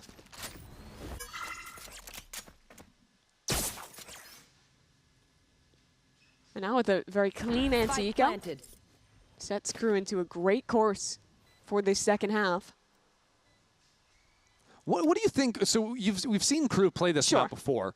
The attack side, you said you prefer them on defense over attack side. What is the expectation with how they like to play out their attacks? I think that their attack side, when they played it last time, they call a lot of rounds where they're 4-1-ing and they have a really strong side and then just a solo less. And my thinking is that if you're a team who is re-clearing a lot on the opposite extremities, is like refighting and getting people posted towards C-long, refighting into mid, those kind of ideas, they can end up being pretty telegraphed with where they're scaling. But, of course, still, the problem is that their executes are so good, and they're so good at just scaling together that even if you know 4 players are coming here, it can still be kind of tough to shut down. And you'll see even on their execs, they've got cool ideas, like they've got C's plus Phoenix Molly combos that they'll be throwing back default here on the A site, for example. It's actually pretty tough to actually play the sites as an anchor versus Crew's entry ideas. Which is kind of why I like the idea of re-pushing extremities, going for those kind of mid-round re-clears, and then looking to fight into flanks and play retakes that way. Yeah, don't actually contest them so much when they're coming into the site. Instead, choose to fight on your own terms. Yeah, don't fight Dante while he's sliding into you. Doesn't sound fun to me. Well, Crew back with a 4-1, this time all the way down C-long, but a good stun stops Cryo from capitalizing off his util. He's actually spammed down through the smoke, so now 100 Thieves try to worm their way back into the site. Bang somehow alive through all of this. Switching around on his guns, the reinforcements of Timotino. That round went in a very different direction than I was expecting. It looked like Bang had plot armor backside there. I don't know how he gets away with both those kills. Switching to the classic and getting the jumping right click to end it as well. I mean, it's kind of exactly what I was talking about, right? Crew just loves slamming these hard 4-1 executes. One enemy remaining. But the backside players did great work here. Timo. Nice! Come on! Extremely hyped up to get that 3K.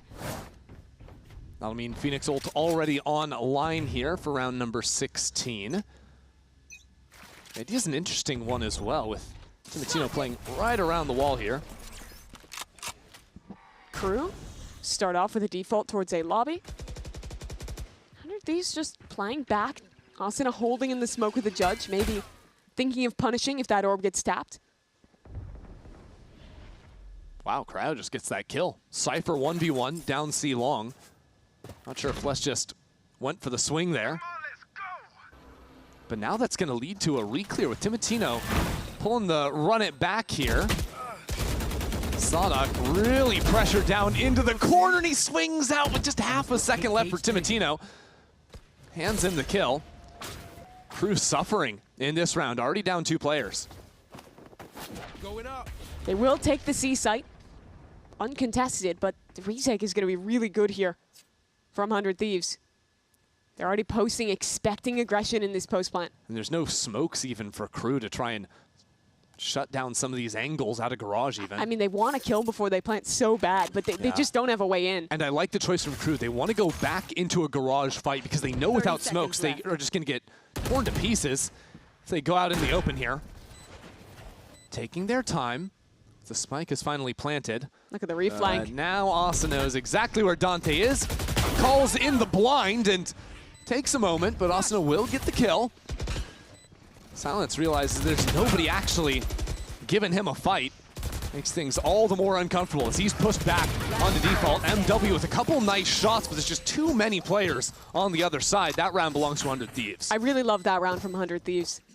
Them realizing early that the heavy side of Crew's play was towards A, and then just unlocking their extremity players to go for it, right? Cryo is swinging ahead of his utility there. If he dies, you know, it's easy to say, well, you're Cypher on an extremity, why are you just taking a fight? But Crew have such a tendency to play weak sides with just their Cypher that he's confident to take that duel against Les.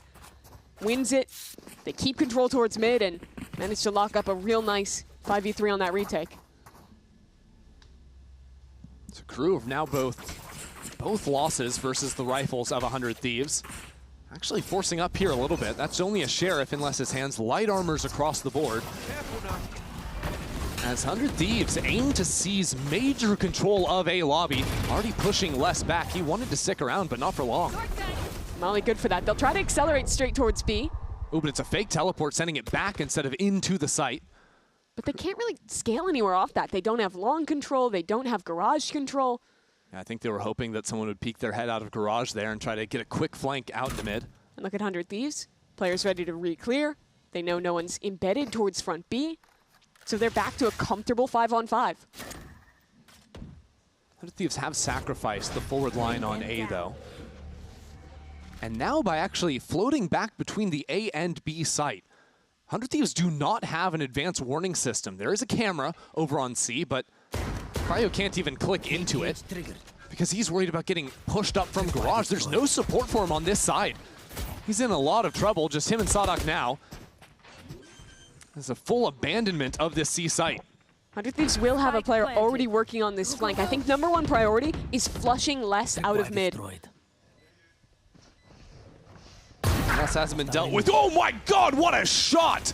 Catches Asuna jumping circles in mid. And he's out? Ridiculous. Now 100 Thieves have to give up dealing with the flank. It's time to work into the site, but a Nightfall is going to slow them down for now. Silence has crept up inside of the dark cover. Now some nice spam from 100 Thieves will swing things back their way. Another kill from Les. Deals with garage. 3 people coming out of the smoke as the cover falls. Sadak from above will rain down problems. Abound for 100 Thieves. The round for Crew. Yeah, new economic theorem. Who needs to, you know, buy half armor to save money? Who needs to do any of this? Just give Les a Sheriff every round. Look at this shot. Good Lord. It's just so gross from him. He's not even waiting for it either. And you see, he's waiting first for the player to drop down to the right, then has to make the adjustment. Impressive stuff. And even gets a second kill later in that round as well. Buenos Aires excited about that one. And I honestly think 100 Thieves had the right approach. I cannot blame Asuna whatsoever for dying how he did, but unfortunately, that kill flips the round. Yeah, usually you're just immortal as the Neon when you're jumping around and doing stuff like that, especially versus Sheriff, but not that time. Now, it is 100 Thieves without much of a buy, as again, Dante trying some tricks of his own. Check out the map, though, where 100 Thieves have moved 3 people now onto the flank, which It's going to be their only real shot now that Asuna has fallen up in heaven. Yeah, it just got spammed through that wall, courtesy of Sadak. As Les doesn't know that someone's gotten by him towards long. How much will it matter, though? It's a Sheriff for Bang. He's going to need to be patient. 1 kill for him. Make it 2. Okay, Bang. It's a 3-on-3 now, and it's going to be only Bang on this site. Trying to come up with something, but nothing to be had there. Dante finishing the round. Nice cleanup from Crew. Credit to Bang for hitting the shots. He's been excellent for this entire series. But it's still as clean as could be, and I don't think they've deviated much from the way they played this map last time. It's a lot of 4-1s, it's a lot of executes, but the same things are working. Their executes are really good. Les is doing a good job at holding it down as the sole player. You know, when you know they're playing like this, you're like, okay guys, we need to flush the Cypher. But every time they try, he's just getting 2 or 3 kills. A constant nuisance, 400 Thieves. This Crew speed things up into B this time. Walls in, and now the spike already trying to get down on the ground. 100 Thieves are getting right back into it as well. Their duelists are ripping Crew apart. Swift on the retake. Now Les trying to fire back. Some pressure down himself. The first attempt on the defuse, unsuccessful, but now that dart getting the ping. Les not long for this world. MW not long either. That was a quick one. Yeah, that was a really clean retake out of 100 Thieves. They did a great job of knowing when it was their turn to use utility, right? Because Crew committed so much to that initial execute. 4 players, practically all their utility dumped at once. And instead of trying to play close and counter with his own util, Asuna just fully backs up, plays back with Timantino, waits for all of that to run out before they fight back in with this beautiful Molly stun combo. And the Hunter's Fury coming in. And at this point, Crew has no tools of their own. They're basically reliant on holding the site, getting the plant down against a one-sided onslaught. Shadows traveling.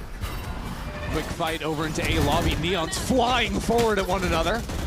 Asuna takes the first. Nearly had a second through the smoke as well. Now our attention shifts to our Cyphers. How aggressive does Cryo want to be? He bested his opponent in the duel last time, but this time realizes there's 3 people coming at him quickly. Has the cages to try and lodge himself into backside. Now the support staff arrives.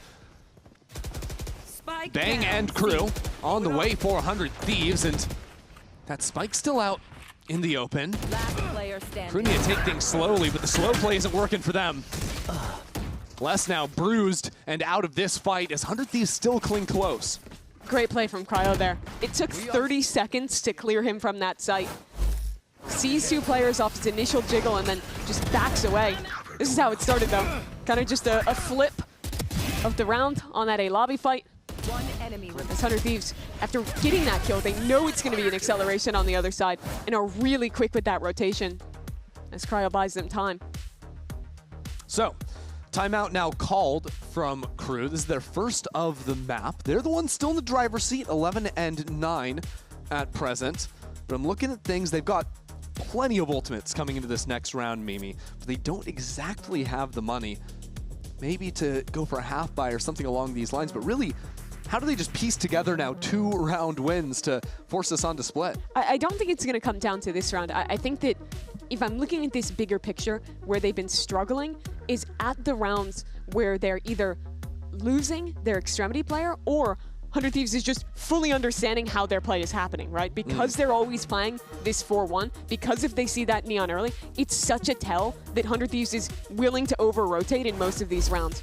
I would like to see them slow it down a little bit, right? You can still show something early, but I want to see them playing that more into a flank and letting players work up space into mid, try and get people embedded in space like Garage, that 100 Thieves is really readily giving up to go fight the strong side.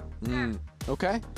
See if Crew can tap into that. This round, of course, just a hero rifle for Sadak and Silence.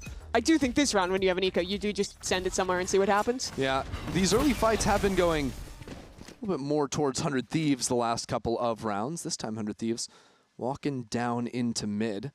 An interesting setup with Cryo having cages over on the A side, even though his trips are over on C. We're going to listen to Crew, how they're going to come up with a plan this round. Rato, tá? Vou dar o clear no rato. Plantei, eu vou pra areia, guys. Eu vou fazer essa parede aqui pra me curar, tá? Não vi muito rato, não, viu? Me deu TP costas. Deixa eu jogar. Ah, você tem um jogo. Dois costas, dois costas. Ah, não vai começar CT. Não vai começar CT. Ulti, come segura céu, não? Long, você vai chegar ali, costas. Show. Dentro do bomb já. Default da Neon. Tá, tô com você, Léo. Rata esquerda. Calma aí, vai. Guys, tá defusando, guys. Mate. Boa. Boa, guys. Vamos fazer um round de cameote agora, Sade. Ó, bang sinistro. Não toma esse Cypher do Costa de Clans. That's just a full eco round won by Crew. Only a couple small investments put into it. But 100 Thieves giving up complete control of the site there. End up getting taken down by what is just a really chaotic team fight. Credit to Crew by also making the right reaction later there when they realize that flank is coming through. Making the call to fight through spawn together, pinch that player up in heaven. And that's what they needed on the bad buy. Now up onto map point. Oh, this is a nice one. There's a couple of ultimates into the last round, but Silence has held on to the run it back. A great tool at trying to move into the Cypher site, eat up some of the utility, although it's unique tripwires this time, backed into the corner. See if they can avoid Silence on the way in. Not sure if Crew even want to accelerate here now that so much time has been wasted and 100 Thieves started to rotate. Yeah, 100 Thieves didn't have to use practically anything to get Asuna posted forward A here. That position allows the 2-stack on B, the 2-stack on C. But Asuna knows he doesn't want to stick around too long in case of the inevitable re-clear. He'll fall back, just play the jiggle instead, see how many comes to re-clear him. Yeah, using the flash to make that one happen is 100 Thieves. It will be heard by Asuna. He's gonna re-walk. Oh, what both a timing. in mid and short. He hears all these footsteps going in, so already 100 Thieves are moving 3 players onto the C site. And Timotino with a chance to punish on the flank. There will be a trip in front of him. So really it comes down to the anchors. 3 players on 100 Thieves. To stay alive on this map, already the duelist dealt with. That is a massacre. Right down the fast lane. This round is over. Perfect read from 100 Thieves after Timotino got all the info of those players moving C. 100 Thieves played so active this round. After hearing the pressure C, they push a player into A. After hearing the rotate away, courtesy of Asuna, Timotino makes that excellent push down mid. And this is where I think Crew is getting punished. They're not leaving embeds in space. They're not controlling it once they leave. Instead, they're almost always backing away, bar less. And as soon as you're past him, the rest of the map is basically yours to take. And now Crew find themselves in a situation where they're not going to have any of those big impact ults in these last rounds of regulation. So no cheap way to enter into a site. We'll have to get a little more creative. And obviously the focus around was Timotino, but let's talk about these anchors. This is still essentially a 2-on-4 lockdown from Cryo and Bang. A great decision to, after that flash pops, then immediately surge forward and fight up into those off angles. There's still more Haven to be played, though, from 100 Thieves. They've been given a chance now to stay alive. 2 more rounds to force overtime. 100 Thieves have mixed up their setups as well. Now the full Cypher utility is on A, even though Asuna shows early. This will be less expected from Crew as they approach in. And this time it's a full commitment from Crew. Less here with the gang. Cryo is choosing to stick around on site, though. Cages up early on in this one. Now the Cypher has been revealed by a Prowler. Crew decide they don't want to commit in. They've eaten up Asuna's ultimate. There's going to be no time left on that. The difference is that 100 Thieves have not stepped into space elsewhere on the map. They have a ton of question marks, so they have to re-clear. Exactly. Timotino gets in front of this play already. Crew have been waiting for it. Bless is holding.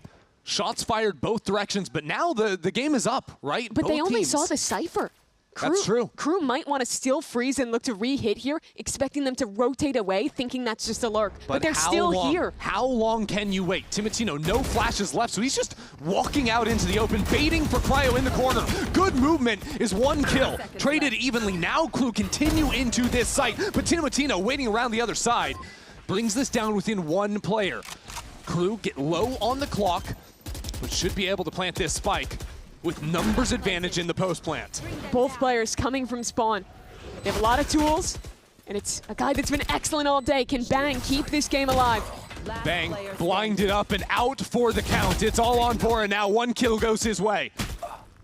But there won't be anything left behind it. Les takes the round and the map for Crew. We're headed to split. That was a tight game in the end, but a huge bounce back from Crew. They took their first map loss to begin this series, took it in debilitating fashion, but they looked great here. All of the keys of their defense that we've been talking about all stage showed up here on Haven. And some late game adaptations to keep them alive on that attack side and close. Got creative in the late rounds and also just a handful of thrifty wins as well for Crew in rounds you wouldn't have expected it. That ends up pushing them over the line at the end. I think Les also had a big step up too, especially on that defense side. Going into this series, they had a 50% eco round win rate. They had pretty much the most of anyone.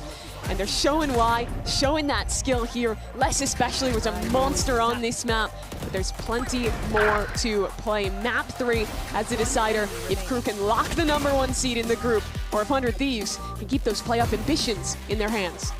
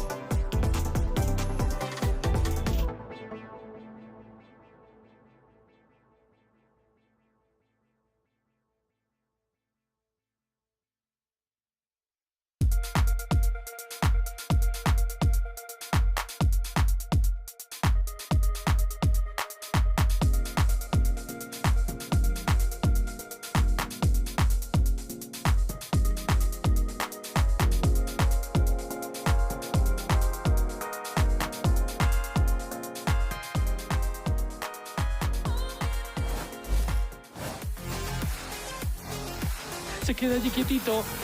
¿Cómo lo puedo creer? Pensaba Nerv que le daba el veneno, pero al final no. This round should be as good as done. That's enough for 3. Hang on. How do other things put this together? He's sort of cringe stall mechanics. What? That's enough with the ace.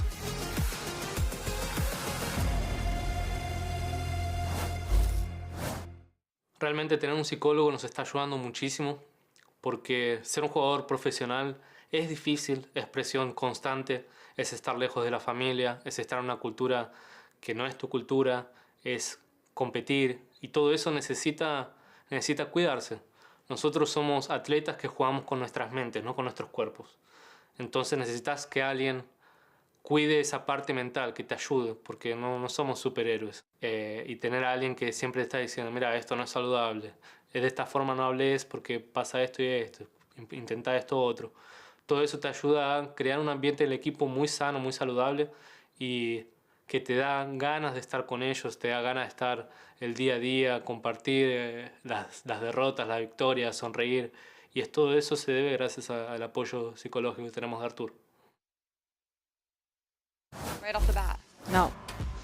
And there you could see Sadak talking about the importance of the mental strength you have to have in this game. And that mental fortitude manages to force this match into a map 3. And we have some bingo slots Yeah, to the cover important here. stuff here, okay? Okay. Yeah, First of GB, all, come we've on. had a less 4K, correct? Yes. Yeah, Okay, cool. Multiple. Yeah, okay, I'll hold it for you. lot of them. Thank you. Yeah, We've I got had you. Crew map win now. Yeah. Yeah. Okay. This isn't the best easel. Notice how we've gone against the rules and made it a map win instead of No. Okay, listen, there's reason though, because if it's only a series win, that eliminates 3 possible things. So if 100 Thieves didn't win the series, we can't win here, we can't win here, we can't win diagonally. Guys, and also, this is a free space. It is that deep. I'm going to mark off the free space because that's the rules of bingo. Yeah.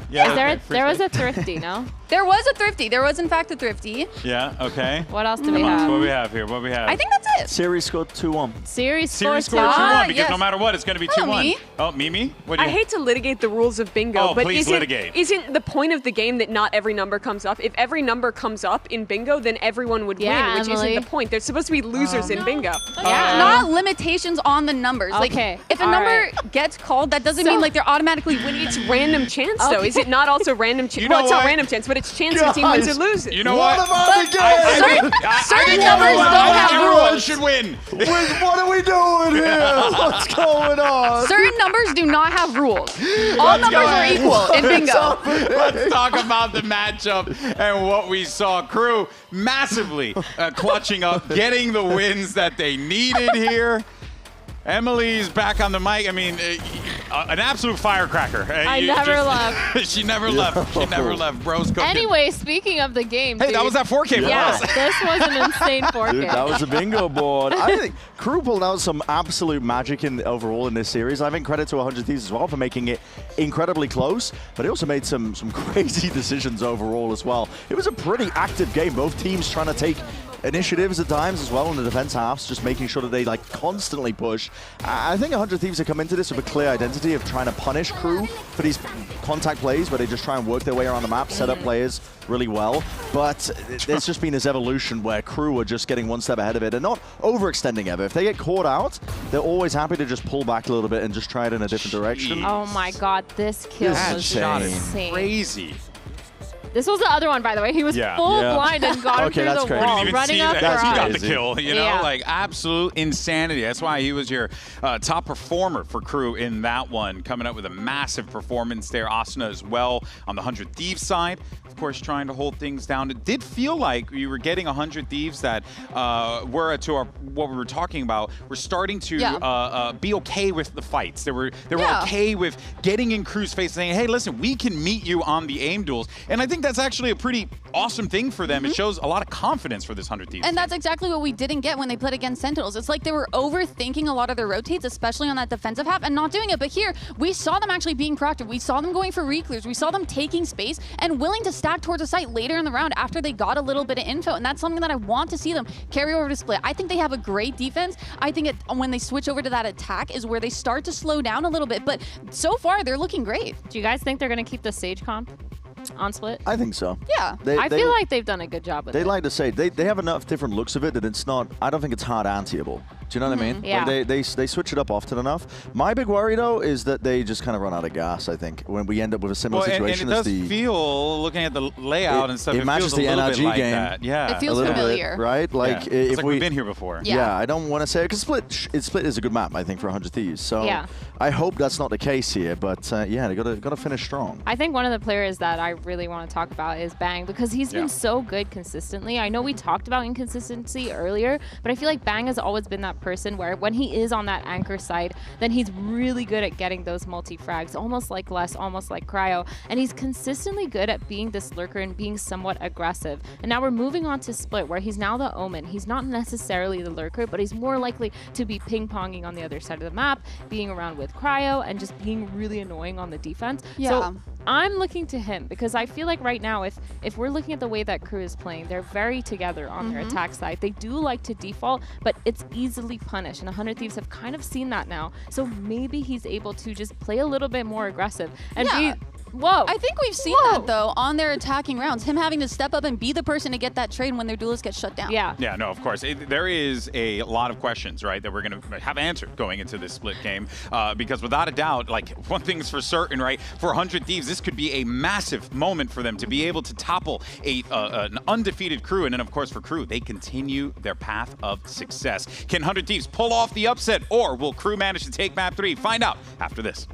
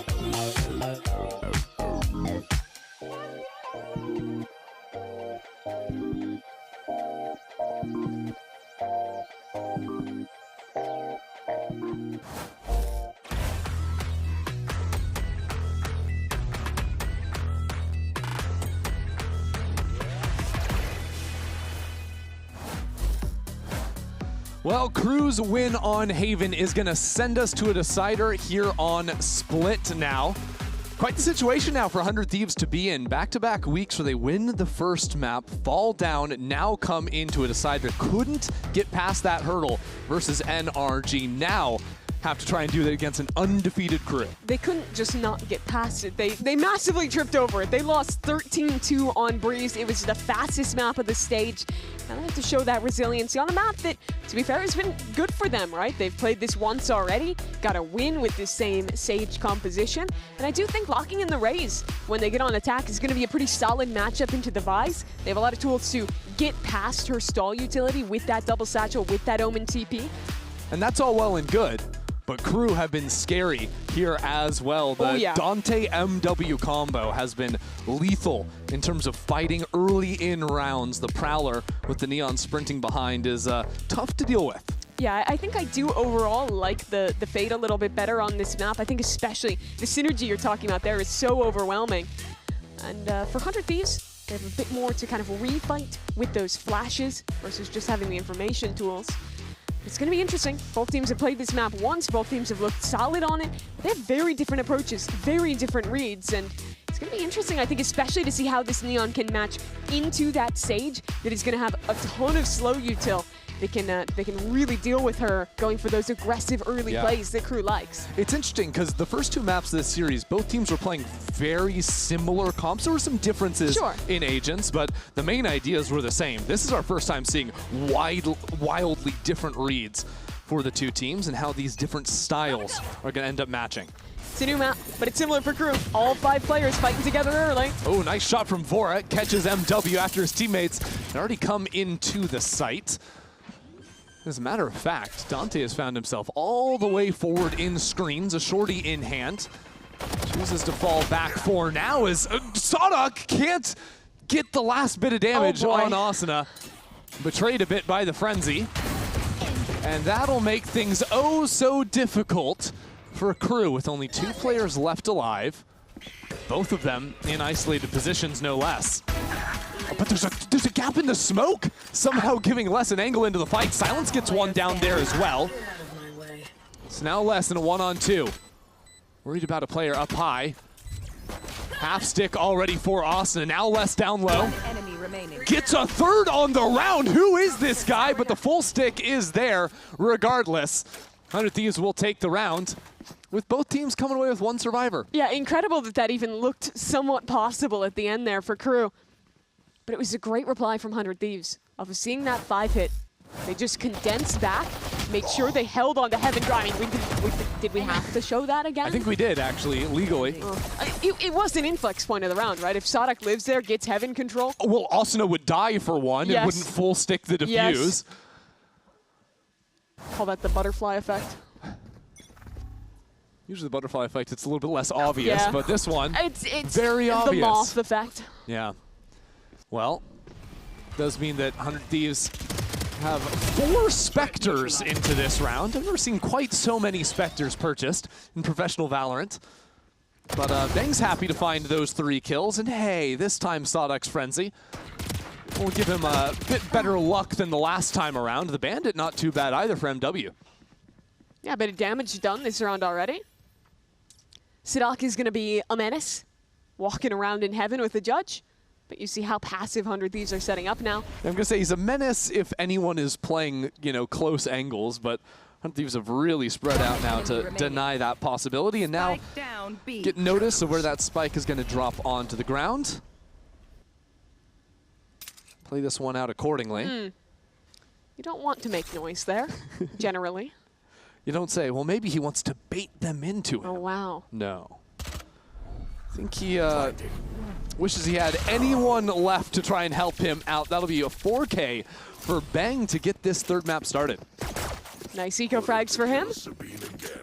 2 rounds in a row where it looked like it was just going to be a sure 100 Thieves victory, and then gets a little silly in the middle. So a bit of damage done, but no harm, no foul for 100 Thieves as start to get to look at how Crew wants to play on this attack side. Generally, they go for a lot of executes, they go for a lot of early aggression. Those rounds you're talking about where they're just like fighting up mid or up A ramp with the Neon and the Fade combined.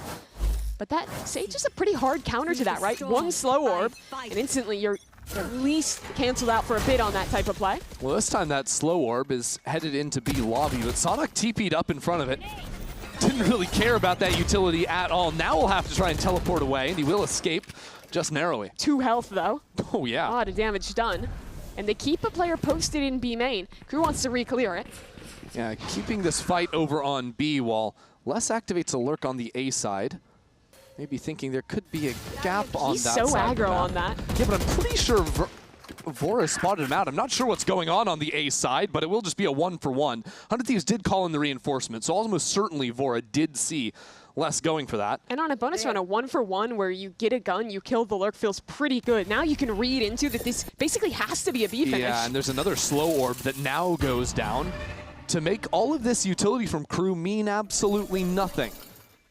No paint shells to play with, though, so that stall is now running out. Dante a little bit too hard to track there with just the pistol in hand, but Timotino going to give a good run of things now until he gets shot down through the box. This is winnable for Cryo. 1-on-2. 30 seconds left. Both players incredibly low on health. Planted. And a molly to play with. No idea. Well, now he knows exactly where both of them are. As soon as Sadok shows in main. Cryo waiting to see when they'll give him a fight. The silent drop, but Sadok spots it. And now the swing on the other side. Good tandem play from the two vets of Crew to take this round. Yeah, nice walk up there from MW to shut things down and keep things secure. When you're looking at this Crew team, it is really interesting to kind of think about where these players have been. You know, none of them coming into their first year here, but you look at Dante last year, who did play with Crew, but didn't really go their way. Silence, who was on that ill-fated 2G roster. MW, who's been on some of the teams who've had the lowest performances in Americas as well, to now come together with that star duo from South America and find something truly successful. Something tells me we might be seeing this utility get traded out in B main pretty frequently between these two squads. You don't say. Early Sage Wall, actually. Asuna going to pick up an orb after denying that space, but it comes at the cost of any mid-control for 100 Thieves for now. And it also means it's going to drop at about 50 seconds, so that's not permanent information. But for now, it lets them walk back and trying to re-clear space, at least in B Heaven. 100 Thieves heard that Neon running up into mid, I believe.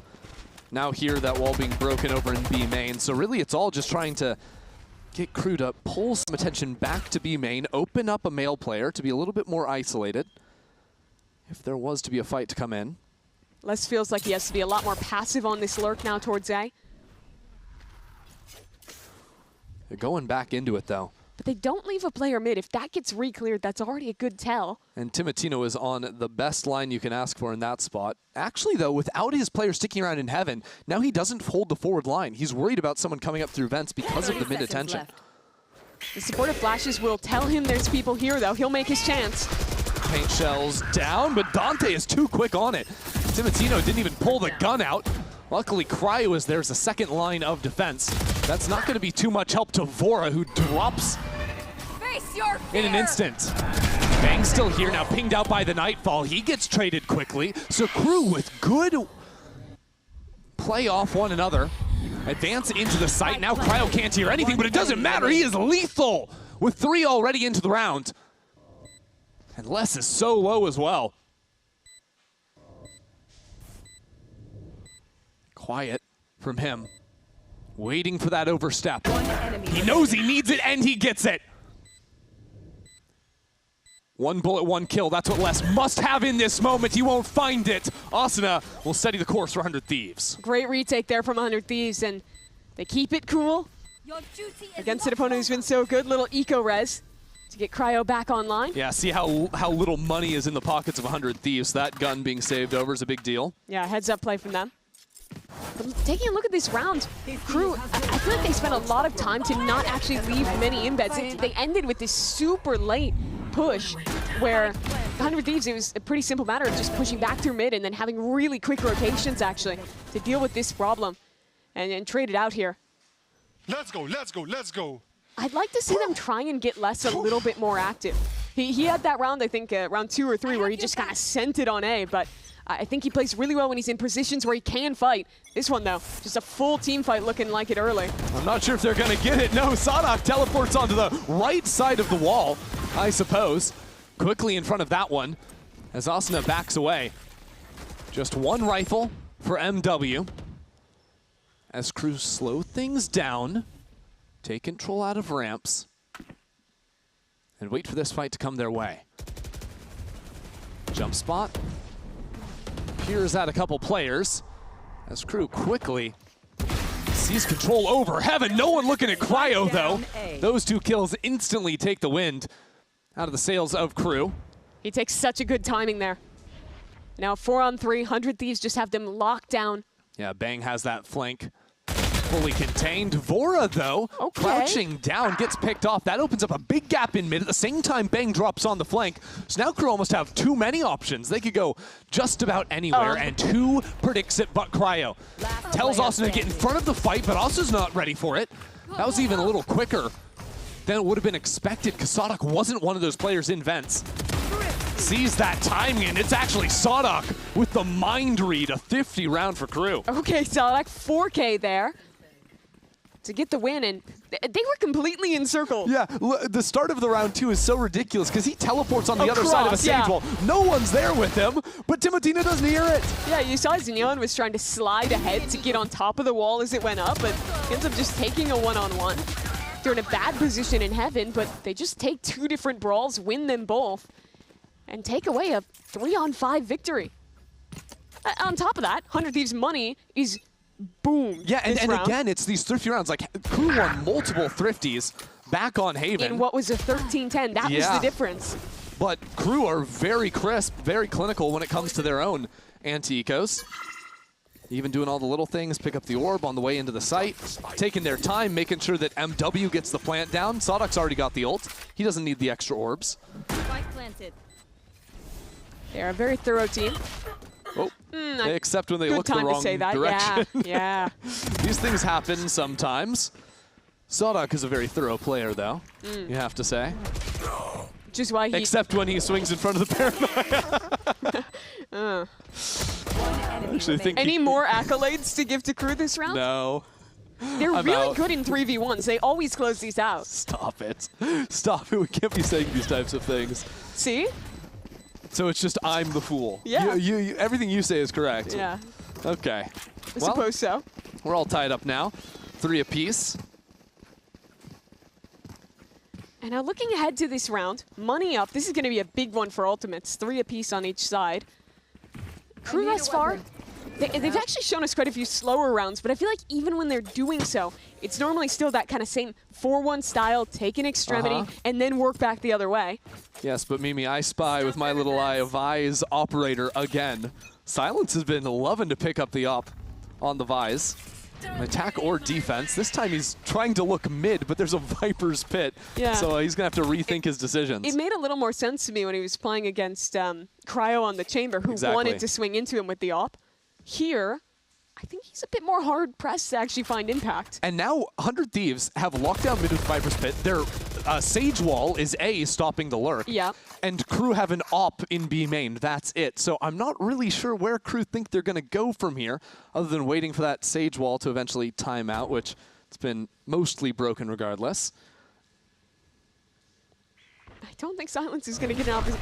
They're trying to just shove into this pit. Wow, scouting it out with the Omen, sliding quickly behind it is Dante.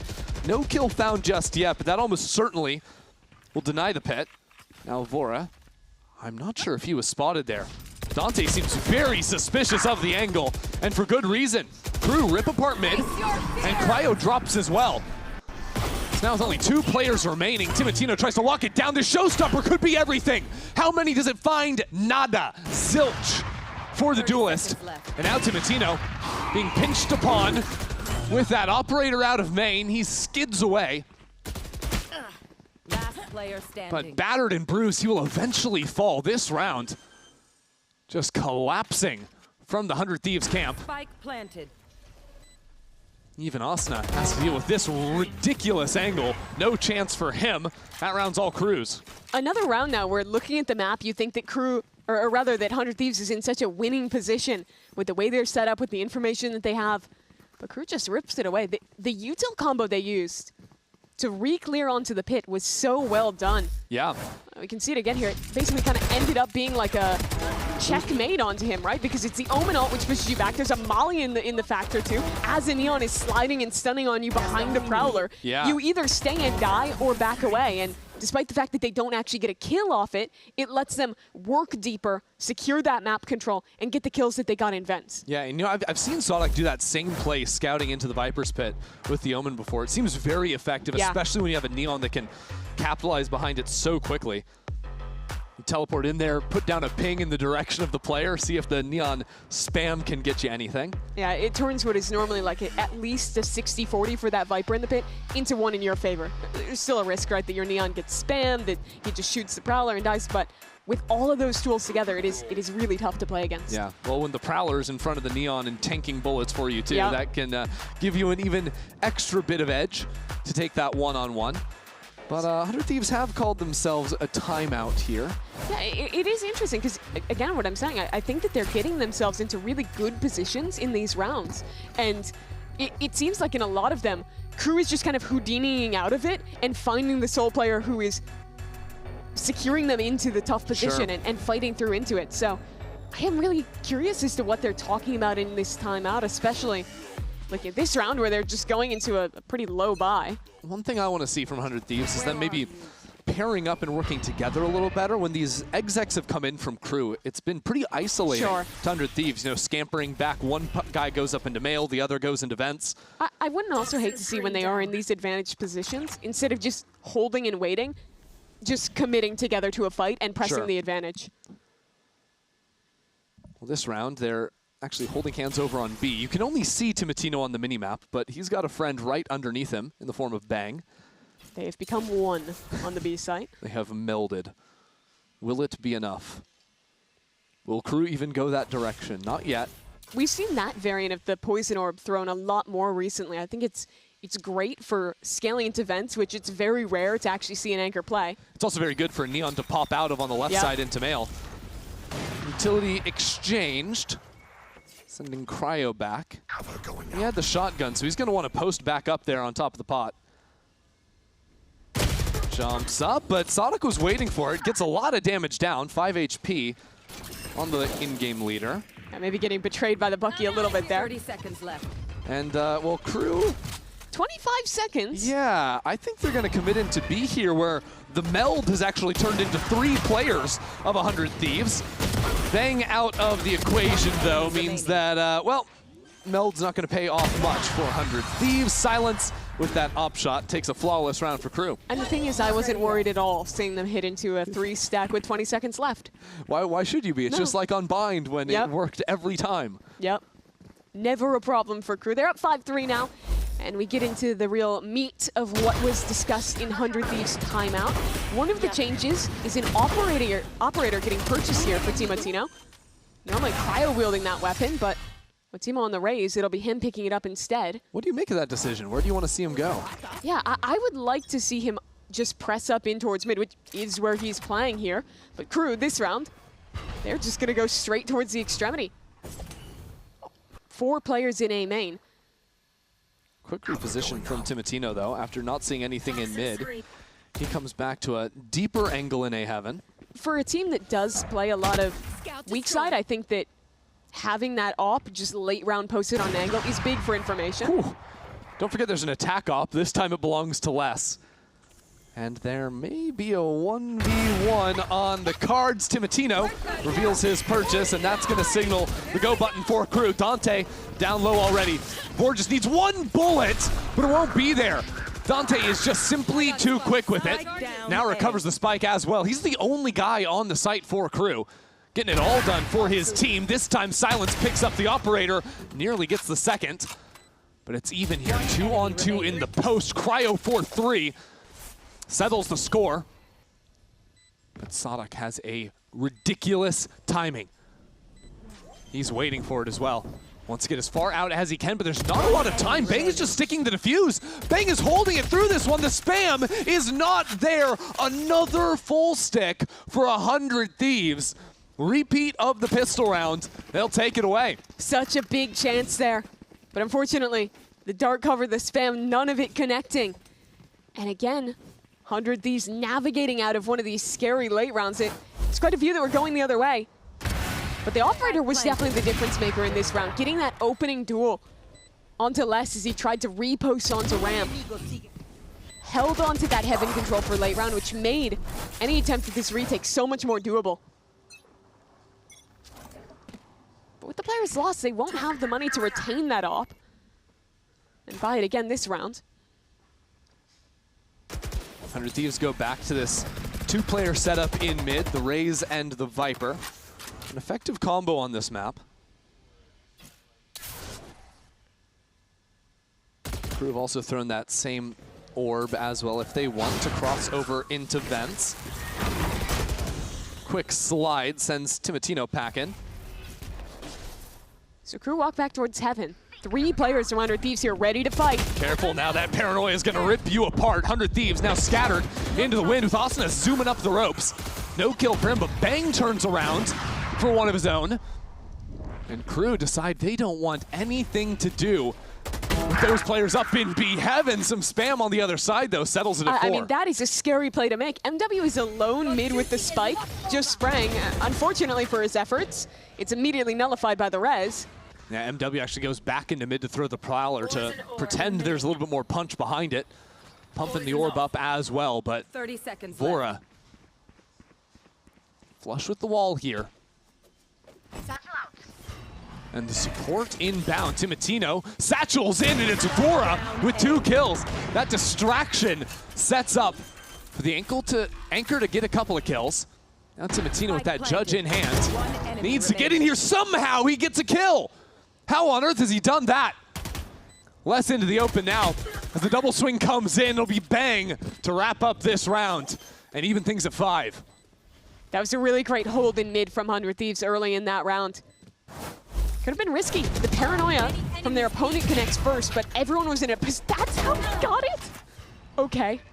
I mean, normally you'd look at this team and you think Asana's going to be the guy doing silly stuff on ropes, but it's him instead. The same round we're hitting that with an op 2K. You're not gonna like what I'm about to say. I thought it was a 2v2 the whole time. Well, you certainly don't love to hear that one, but when you win the round, who cares? It's all good. Yeah. Crew gonna call themselves a timeout after suffering 2 defeats in a row. Only 2 more rounds to play here in the first half. Yeah, the refights have been good from 100 Thieves in these last couple. They have really both come down to the wire. It was that full stick on round 9 in the 1v1 against Sidak, and another retake late here. It hasn't been an issue of actually getting onto the sites and getting early success for Crew. But I think in earlier rounds when they were going for plays like that last round where they're getting aggro into mid, they were getting away with picks. Here, I think 100 Thieves have adapted to do a much better job of absorbing that aggression and then refighting in instead. Yeah, I think they've just had at least 2 bodies in the areas they need to. Even there, Timotino is like wildly trying to satchel into the site because if he doesn't take that timing, Vora would have been all out on his own. Leads to 2 kills there as our teams gear up for a pretty decisive round now. Operator back for Timotino. This time starting the round over towards A. Yeah, I really like them buying this op into a comp that has no flashes. The Prowler is great, but if you have an op, you can just sit there as it runs at you and still have time to shoot. There are some other problems, though, like Dante's stun, especially if Timotino wants to go out here too actively. Well, Timotino pinged away at and running away. It's a pretty good signal that that's an op in hand. Otherwise, he would have just shot the haunt. I like the off angle here. Yeah, takes the high line this time. Catches Sadak out and almost gets another. That confidence is big as Vora gets a straggler. On the other side, Bang has stepped up into B main. There was a Sage wall in mid, and they have the op still rolling. I mean, Crew just have no control on the map at all, right? You say it, the step into B main. Yeah, there's also a Sage wall down in mid, and the operator is carving on A. It's so true. Well. Well, that's one way to get back in, unfortunately. Slow orb means you can't quite accelerate in before Asana repositions. See if Silence can cook anything up here. He's already crossed into pillar. Okay, Silence, 3 on the round. Doing it all his own. Down, B. But now the spike has been caught back in main. 30 seconds left. Timotino not giving him a fight. I have the spike. And neither is Cryo. They know time is working against Silence. Launching thorns. Timo has a rocket. Does he want to pull the trigger on that? He'd love to hold on to that for the last round of the half, but he might have to go for it regardless, just to guarantee the round, which he will. 3 kills for Timotino, and 100 Thieves take the lead. Yeah, that rocket late round is such a checkmate, excuse me. You're either dying to it as you try and stick the plant, or you're planting, and then he's just swinging you. Either way, it makes the decision so tough, because his teammate will be swinging exactly the same time he's jumping around the corner with it. Yeah, Timotino with that rocket wins the round, but really the work he did with the AWP in A heaven. It was such incredible stuff from him early on. His AWP has been highly impactful since it got picked up midway through this game. Last round now here of the half, and Timotino tries the AWP over on B for the first time. Yeah, this was a pretty rough go at things in the middle of this half, but 100 Thieves looking to pull ahead. It's Timo. Whoa, okay, Dante is out, and so is Timotino. And Bang with the spam shots as well. Blow out the candle, I guess. This is back-to-back rounds now where Crew had no chance from the get-go. Yeah, Dante is getting snuffed out early by this operator. 5 and 9 coming out the half. The last time they played Split, he was an absolute menace on attack. Here, 100 Thieves have solutions. Still, though, maybe a chance for Crew. They scale up towards heaven, look to find a pick. And eventually, Crew will have ultimates, but only if the post plant is afforded to them. And right now, this push and pull as Cryo advances into heaven for an easy pick. This round is just clockwork from 100 Thieves. And it comes at a much-needed time. 100 Thieves pieced together just that 3-4 rounds at the end of the half here. Yeah, 4 in a row to close, I believe, assuming they win this one. After faltering on Haven, 100 Thieves are going to be setting themselves up for a good go at things in the second half here. This team that's sitting 1 and 2 in the standings, not a shoe into playoffs. It's dangerous for them, especially with their matchup against Furia next week. Yeah, if they could win this match, close it out in the second half, it would be such a weird position for the rest of this group. Remember, they are in a race with 2 other teams right in the middle here. Technically, while Crew winning this series would guarantee themselves first place, technically 100 Thieves could still get first place. That would require Crew losing this map, losing to EG next week. It's a ridiculous timeline to happen, but a win here is going to change the narrative for 100 Thieves heading into the final week. It's a nice shot. Dante just, I don't even think that's the player he was trying to shoot. He was trying to shoot anyone, really. Hey, found something to connect it to. Really impactful into that half from Timotino, but still more to play. It's 100 Thieves attack after this.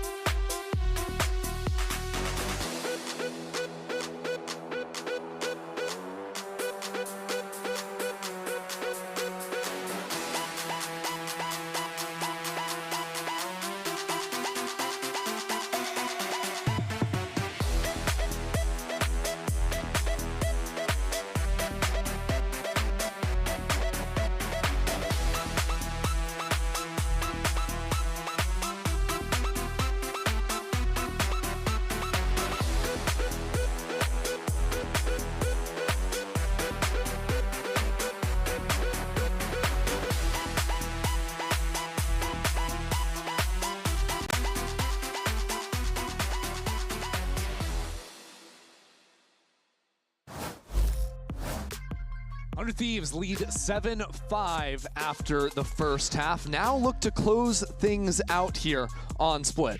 Ended up being kind of a rough attack side for Dante to end things. Once that op got online, he was shut down by 100 Thieves post their timeout. But I think where he has shined is on the defense of this map. His fast rotations on the Neon mean he's practically always in the right place to join a fight. And even later on, we might get to see him with the operator online. I'm looking at him as really one of the big win conditions for Crew to manage to close this game out and recover. See if the Dante factor can come into play here. As Crew set up for their defense side. The Thieves actually might have ideas to run a little bit of a fake. They've got their Duelist Initiator combo over on the B side. Spike hanging out on A. Working both sides for the time being. And just a full contact up ramp for 100 Thieves. What are they cooking? That dog just went through on B. I don't know if Crew have spotted this walk at all. How deep are they going? Oh my god, how are 100 Thieves catching this insane timing? They're all the way through heaven. Silence is gonna see them. And now Crew ready to respond. The spike is in screens, our sky is in base. Where are 100 Thieves going? If MW gets this kill, the round is just over, guys. There's a Sage wall. They just dropped the spike in the Thunderdome. We boxed our spike in with a wall back in screens. What on earth is this round? Pure pandemonium. Les has a fight against Vora. Vora ready for it, and now it's a 1-on-2 for MW. Somehow Vora and Timotino can still win this round. I'm gonna need maybe our best and brightest minds to break this down, because 100 Thieves just won that round with a spike plant in A screens. Yeah, that's ridiculous. Okay. So to start, it's just a crazy timing, right? They put pressure on B, players rotate off, but then the wall, I mean, it was a great reaction from Crew, I think, to fight into screens. I'm sorry, Mimi, I don't think you did it. I don't think you broke it down for me. No. I'm sorry. I'm broken. Yeah, I'm broken too. I'd be broken if I was Crew and you just got handed the spike. I tried to start thinking about that round, and it was just like... No. The more you think, the less it makes sense. The hamster running in the wheel in my head. Working his damnedest. Oh my word. 100 Thieves. Go back to basics here on the anti-eco. Okay. See, this is refreshing. This is simple, honest round. And then the classics get brought out, and you have that collective sucking in air moment. Yep. No, it's all good. Unnecessary. So what? So we're already on round 15, guys. Right, yeah. Nothing weird has happened this half. Just like that. 6 in a row now for 100 Thieves. You are in our way. Time to see what Crew have gotten up to here. That was a big gap that got created on the first round of this half, and, well, 100 Thieves, they're looking to just go back towards A 5 strong. With this Raze and the Omen, they're completely willing to just disrespect the Vise. Quick up into A ramps. This time Crew are playing people in heaven. Ooh, look at the wall boost for the Omen, trying to pick the site anchor. Okay, yeah, getting that high line. Hasn't found anything yet, but there he goes for it. 100 Thieves getting creative on this one. Still not a lot of room to play with, but he's done a lot of damage. Silence so low now. They know 2 players are in sight, and they still have a lurker in mid. Yeah, 2 different angles for Bang to work with. The closer side angle and the deeper one back towards screen, but 100 Thieves are cutting it off, leaving this side of the map. And those side anchors already get out. This is a very early rotation from Crew. Crew going up into A heaven, though, aren't able to react so fast onto the B site. See what Sada can do in terms of stall. Jump peeking into a Paranoia, as well as some Thorns on the ground. Should be able to buy some time for his teammates to come on in. First layer of stall has been spent. Now 3 players waiting to respond as fights go down into mid. You also have 100 Thieves entering into the site where 3 players are holding for them. Les has already carved apart this exec. Now Cryo left alone up in heaven. Silence waiting for him. No issues there for Crew. A little bit chaotic there, but I like some of the ideas we were seeing from 100 Thieves. That wall boost was very cool and almost netted him 2 kills. Still, Crew within that came out with a very good read, right? They realized once they heard that cut noise that it was going to be a double back into B. And thanks to the cross-map Thorns that they have, they had just enough stall utility to get the team in position and to mop it up. So the streak finally broken. 6 rounds in a row for 100 Thieves. Now 1 back from Crew. 100 Thieves change the playbook for now. Move over in some B main control with a quick teleport out from Bang. They just wanted to get him posted up. They'll look back towards mid now. There's a judge waiting here from Les. Yeah, kind of hard to patrol this space with just the judge, though. You kind of wait for the attackers to come into you. That is, unless crew brings some reinforcements into vents. It's a double judge setup, one on each side. Either way you head, you're not going to be having a good time if you're 100 Thieves. This is what crew did to make one Mata's life incredibly miserable. Oh, I remember when he played that. against him on this map. I remember that. So 100 Thieves, they're going to steer clear of mid. Come back. A good idea, I think. Yeah, come to Sadok this time. Flash fully catches him, but the Thorns are always there to give a safe path out. Toxin screen down. It's really slow from 100 Thieves. 40 seconds left. They're going to re-exec into B. The thing is, the players that would rotate first have judges from crew, so Sadok is really isolated here. A little boost-up play, quick into the site for Timotino. That's 100 Thieves full control. Crew are going to find out some way to retake with 2 judges. How do they do it? There's a gun down close CT, but you have to scale up to even get that. He's trying. Okay. Les goes for it and is punished on the other side. Yeah, Timotino maybe a little bold. Just stares straight down the middle of the fast lane. So the save call comes in. Crew, head on out. And that's some conceding 10 really early in this round. Good on 100 Thieves too. Even if they didn't know quite what it was, recognize the threat in mid. Yeah, and not only do 100 Thieves win this round, but they keep 5 guns afloat. Yep. They keep 5 armors intact, 3 heavy, 2 light. And they didn't have to use either of the ultimates that they brought into this round. This is about as good as you can ask for in terms of building a foundation for a half. See how these engagements go at the end. Again, Cryo not taking any damage there. It's a big win. Silence backed into the corner. Does get some chip onto Cryo, but that's now both guns out of the picture. So 10-6 now. Crew looking at what is going to be a really rough buy going into this round. And I enjoy the way that 100 Thieves are playing this. They're putting early resources into getting it embedded on an extremity, and then they're still taking the time to go back the other way, figure out where the heavy side of the map is, and bait out those Thorns. I think that's the crucial part, right? They feign that hit into B and then re-hit once all the util was gone. Now Crew's econ has been completely broken. Early showstopper, boosting up on the wall for the better angle. Quick into the site is Timotino. Nobody home for now. These rounds always a danger. Think about how many thrifty rounds Crew have been able to win today. But a 5-on-5 retake without rifles, that is brutal. Even have that high line for Cryo to play from a far in main. This fight in is traded evenly for now. Bang spot, though, is devastating. Full control out from heaven. Crew pushed back into screens. And that's bingo CT. Dog saw all 3. Stunned to deny Bang for now, but that's not going to stop Asna and Cryo from swinging in and bringing 100 Thieves to 11. Really clean anti-eco from them. I think they've shown such creative stuff around the stage here. I mean, it didn't end up mattering because no one was on site, but it is significantly deeper that you get with the double satchel when you're going off this wall. And it also gives you a really unexpected angle to swing up towards heaven.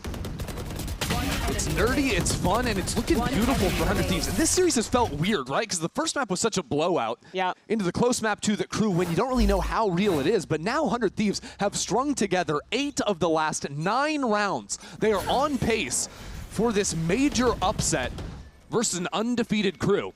Only 2 more rounds necessary for them to really stay in this playoffs race. Sadok is so often alone here on B. It's Timo on his own as well, walking his way up towards a ramp. Tools at Crew's disposal this round, the Nightfall for MW. Scout destroyed. A little bit more reserved in how they want to control the mid space. Quick to fall out from vents is their duelist, and now the fight onto the site. Shots exchanged both ways. That means the left side of the map is so weak at this point. Yeah, mid as well, completely opened up. You have Les that's getting pulled between controlling B Heaven and helping out his teammate on the site. Vora has Seekers. It's the best position to use them from. Yeah, you drop it in mid, you know exactly where the stack is going to be. Got your trail. 3 Seekers head towards B, though, and they're following them. As a matter of fact, wall back in heaven as Crew Try to plant both heels into this side. They must win this round. They cannot afford to be pushed away. Dante locks it down for now. More must be asked of the young duelist, but it won't be found. The Nightfall comes in. MW controls heaven as a resurrect on the site. With 10 seconds left, how can the site actually be taken from 100 Thieves? Is there time to even plant the spike? I think just a hair. And that could just be it. 100 Thieves move up to 12. A brilliant round from Vora. It couldn't have come more down to the last second there. But a 3K from Vora nets the round. I feel like Crew are conceding so much of the map here. You saw the beginning of this round. B main, A main, both taken by 100 Thieves. They put a little pressure, and then with very little utility, they're able to just contact into mid, pop Seekers, and with the excellent information that provided, their B split looks so good here. Yes, yes, yes, yes, yes! Woo! 100 Thieves, they can taste it now. One more round. That is all that's being asked of them. To bounce back after the tough loss last week. And to take down this Crew lineup, who has looked untouchable all stage. Remember, they had not even lost a map before Bind today. And they're not out of it just yet with Sadak finding the first pick. There's nothing more Sadak than being down and out, behind the judge, and finding something for his team. A site on the menu for 100 Thieves. No Sky to play with anymore. And that means a calmer approach. The duos working their way forwards as Crew set up a crossfire. Judge flush with the wall. Dante a little bit deeper. As the wall comes in, that looks to isolate Dante, and 100 Thieves light up for 2. Now it's just Silence and MW stuck on the site. Sadak has an ultimate to reposition if he so pleases. Down to 30 seconds left. 100 Thieves do not have much wiggle room now. The exec will come in. Bang for the ultimate. Into the plant. He's sticking it with the spike. 20 seconds left. Silence strikes first. That spike is protected for a moment. Bang fights his way through. Sadak has a judge, and that is it. 10 seconds left. Trying to hunt down this Viper through the pit. The perfect record at stake for Crew's leader. As the gas falls, Sadak realizes they've teamed up. He's gonna have to do it all in a 1-on-2. Sadak, a beast in so many situations, nearly turns it around, but 100 Thieves have managed the impossible. Crew have fallen to 100 Thieves in week 4 VCT. That perfect record disappears at the hands of a team who's coming off of a brutal loss last week. And they come up and show they have the resiliency to perform on a third map this time. A dominant win on Bind. A great approach to the map, Veto, getting rid of that Lotus. And I think exposing some real weaknesses for Crew. Crew's still heading to playoffs, but now that #1 seed, a far less assured thing. And the rest of this group just in pandemonium. By the end of the day, there'll be 3 teams who are 2-2, all neck and neck for that final few spots. Yeah, it's looking very tight. I think Crew's chances still looking pretty good, considering that the next week they have EG waiting for them. They have the head-to-head, of course. They've got the head-to-head versus all the other guys for that 1 spot. But 100 Thieves have really thrown things into chaos now with this win. And it was so well done by them. I think they had an amazing approach onto the Bind, exposed some weaknesses from Crew there, and if it wasn't for the eco rounds, this would have been a 2-0. They looked pretty solid on Haven, for my money, especially on those rifle rounds. But you come into a third map, go down pretty early on, NBS calls a timeout, and they turn it around. A dominant close to this series. 100 Thieves tie their record and look ahead towards the rest of the season. When we return, your Verizon post-match interviews coming up. One enemy. Last player standing. Attackers win.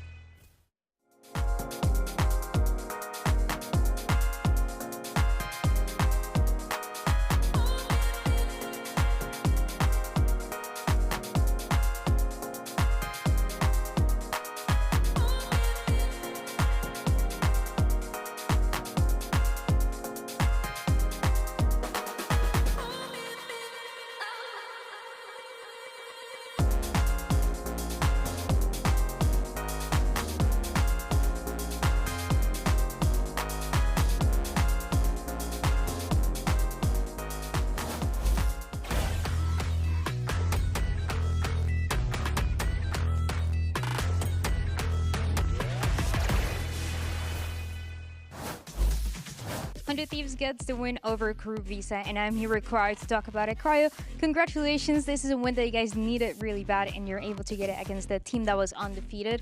I want to ask you map by map, and first I want to ask you about that map of Bind. We didn't get the chance to see it before on the stage, but you're playing the same composition that you didn't kick off, and this is a map where you get to play the Chamber. So how do you feel on this Chamber that's a bit more aggressive compared to the other roles that you have been playing? I'm always comfortable on Chamber, but overall just Bind is just always like our ultimate comfort map. So always have full faith that we're going to play well no matter who our opponent is. And going into the second map of Haven as well, even if you guys were not able to close it out, something that the desk and the casters were highlighting was that you had a good read on how Crew was playing. So was that the case? Do you feel like 100 Thieves has a better read on Crew than other teams?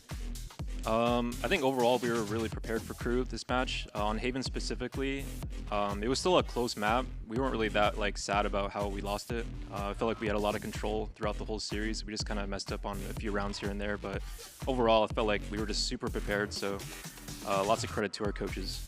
Especially because you bounced back on the last map of Split. When last time you played it, it was a heartbreaking overtime that you end up losing, and this time around you're able to get the win and dominate in that second half. But going into that next series is going to be against Furia, is going to be against one of your old teammates, EU. So how are you feeling with the map pool and also for that last series that you need to win?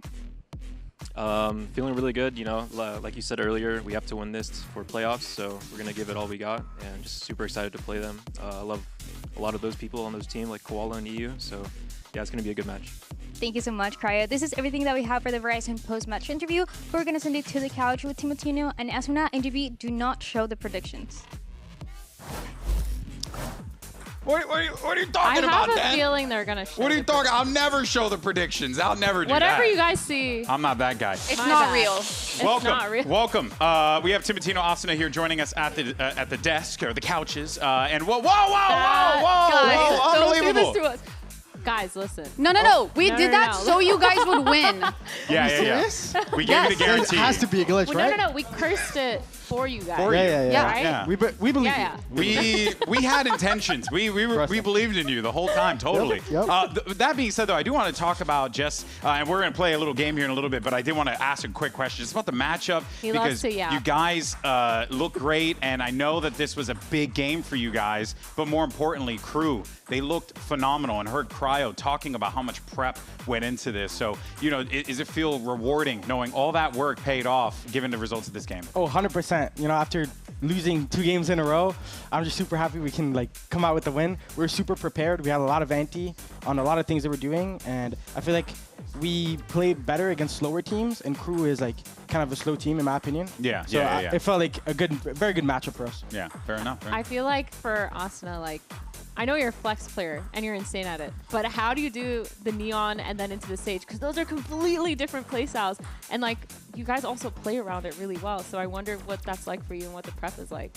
Yeah, it's just mainly being a player who just follows protocols and stuff like that. Yeah. So it makes it a lot easier when the coaches make it simple, not simple, but a game plan that's a lot of if-then statements. But as long as I can follow that, then it makes it very easy for me to play Sage Neon, because Neon's a lot more micro, but Sage is a lot more macro. So obviously I want to make sure everything I'm doing is as comfortable for the team and even for myself. But even then, it is still hard because you have to go from duelist to entering to then third in, and you gotta just play a different game entirely. Yeah. One thing I do want to say, you guys keep talking about the coaching. Clearly, you guys are resonating with the coaching staff, which is awesome here. But you're not out of the hot seat quite yet, all right? Because you know what the deal is. When you're on the couch, you got to play some games. You got to do some silliness. Yippee! So here we go. This one, it's called Wingman. Swear to you, this makes sense. We didn't want to use the actual word, because, probably get banned. So what we decided to do is we've hidden some Valorant-themed words here, and every time you guys guess a correct letter, the little man makes progress on defusing the spike. If you make 6 mistakes, it is game over. 6 mistakes? That's right, 6 mistakes. There you go. Yeah. VCT Americas. All right. So what is the first letter, Asuna, since your name starts with an A? Go first. Are we allowed to collab with? Yeah. Good, yeah. No, absolutely no comms, no collaboration. I like that. That's my team player. With the vowels. Smart man. Okay, he's metagaming. I. No, I's a good one. I's a good one. Do we have any I? No I. I. Okay, we're Bye, just VCT. now. Can I have VCT's VCT? dead. You can have VCT. I We're would now like just VCT. Americas. All right. I mean, we just have to do all the vowels until we find something. Yeah. Okay, what's the next one? E. Yeah, he's a E? good. E. Okay. Yes. We have an E. All right, we do. How many? Just one. Just one. Okay. Right. One. Yeah. Cool. Okay, Emily, All of don't us. mess it up.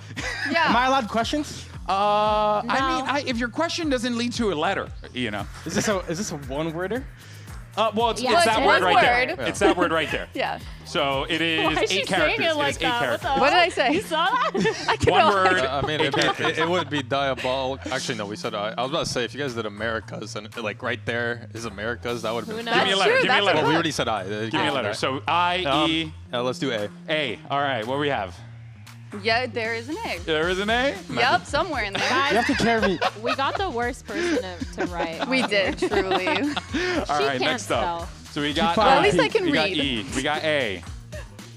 A-I-O-U, I sometimes mean, Y. just do O. Give me an O. O. There is. I feel like we're playing the safe game here. That's an O. What is that? That's an O. Jesus Christ. That's an O? Why is Here's that one better what for you. happened to the O? What? Is that one better? Why is that O in 2 spaces? That's crazy. I mean, that thing looks like a tumor or something like that. God. There's a space Listen, you got 2 O's between though. the O and the E. See that? in case All right, you're next wondering. letter. There's a like Yeah. there's a second letter. Yeah, I knew that. Yeah. Wow. There's actually. It's actually just ooh, ooh, yeah. Oh yeah. Go for it. Yeah, Go that's for actually it. really Peter, cool. keep firing, bro. Keep firing. Keep firing. L. L. No No L. No L. Bye, Fire. Americas. Do T. T. Do we have a T? We do have a T. We have Okay. a T. Okay. What is that word? That O is throwing me Oh, off. operator.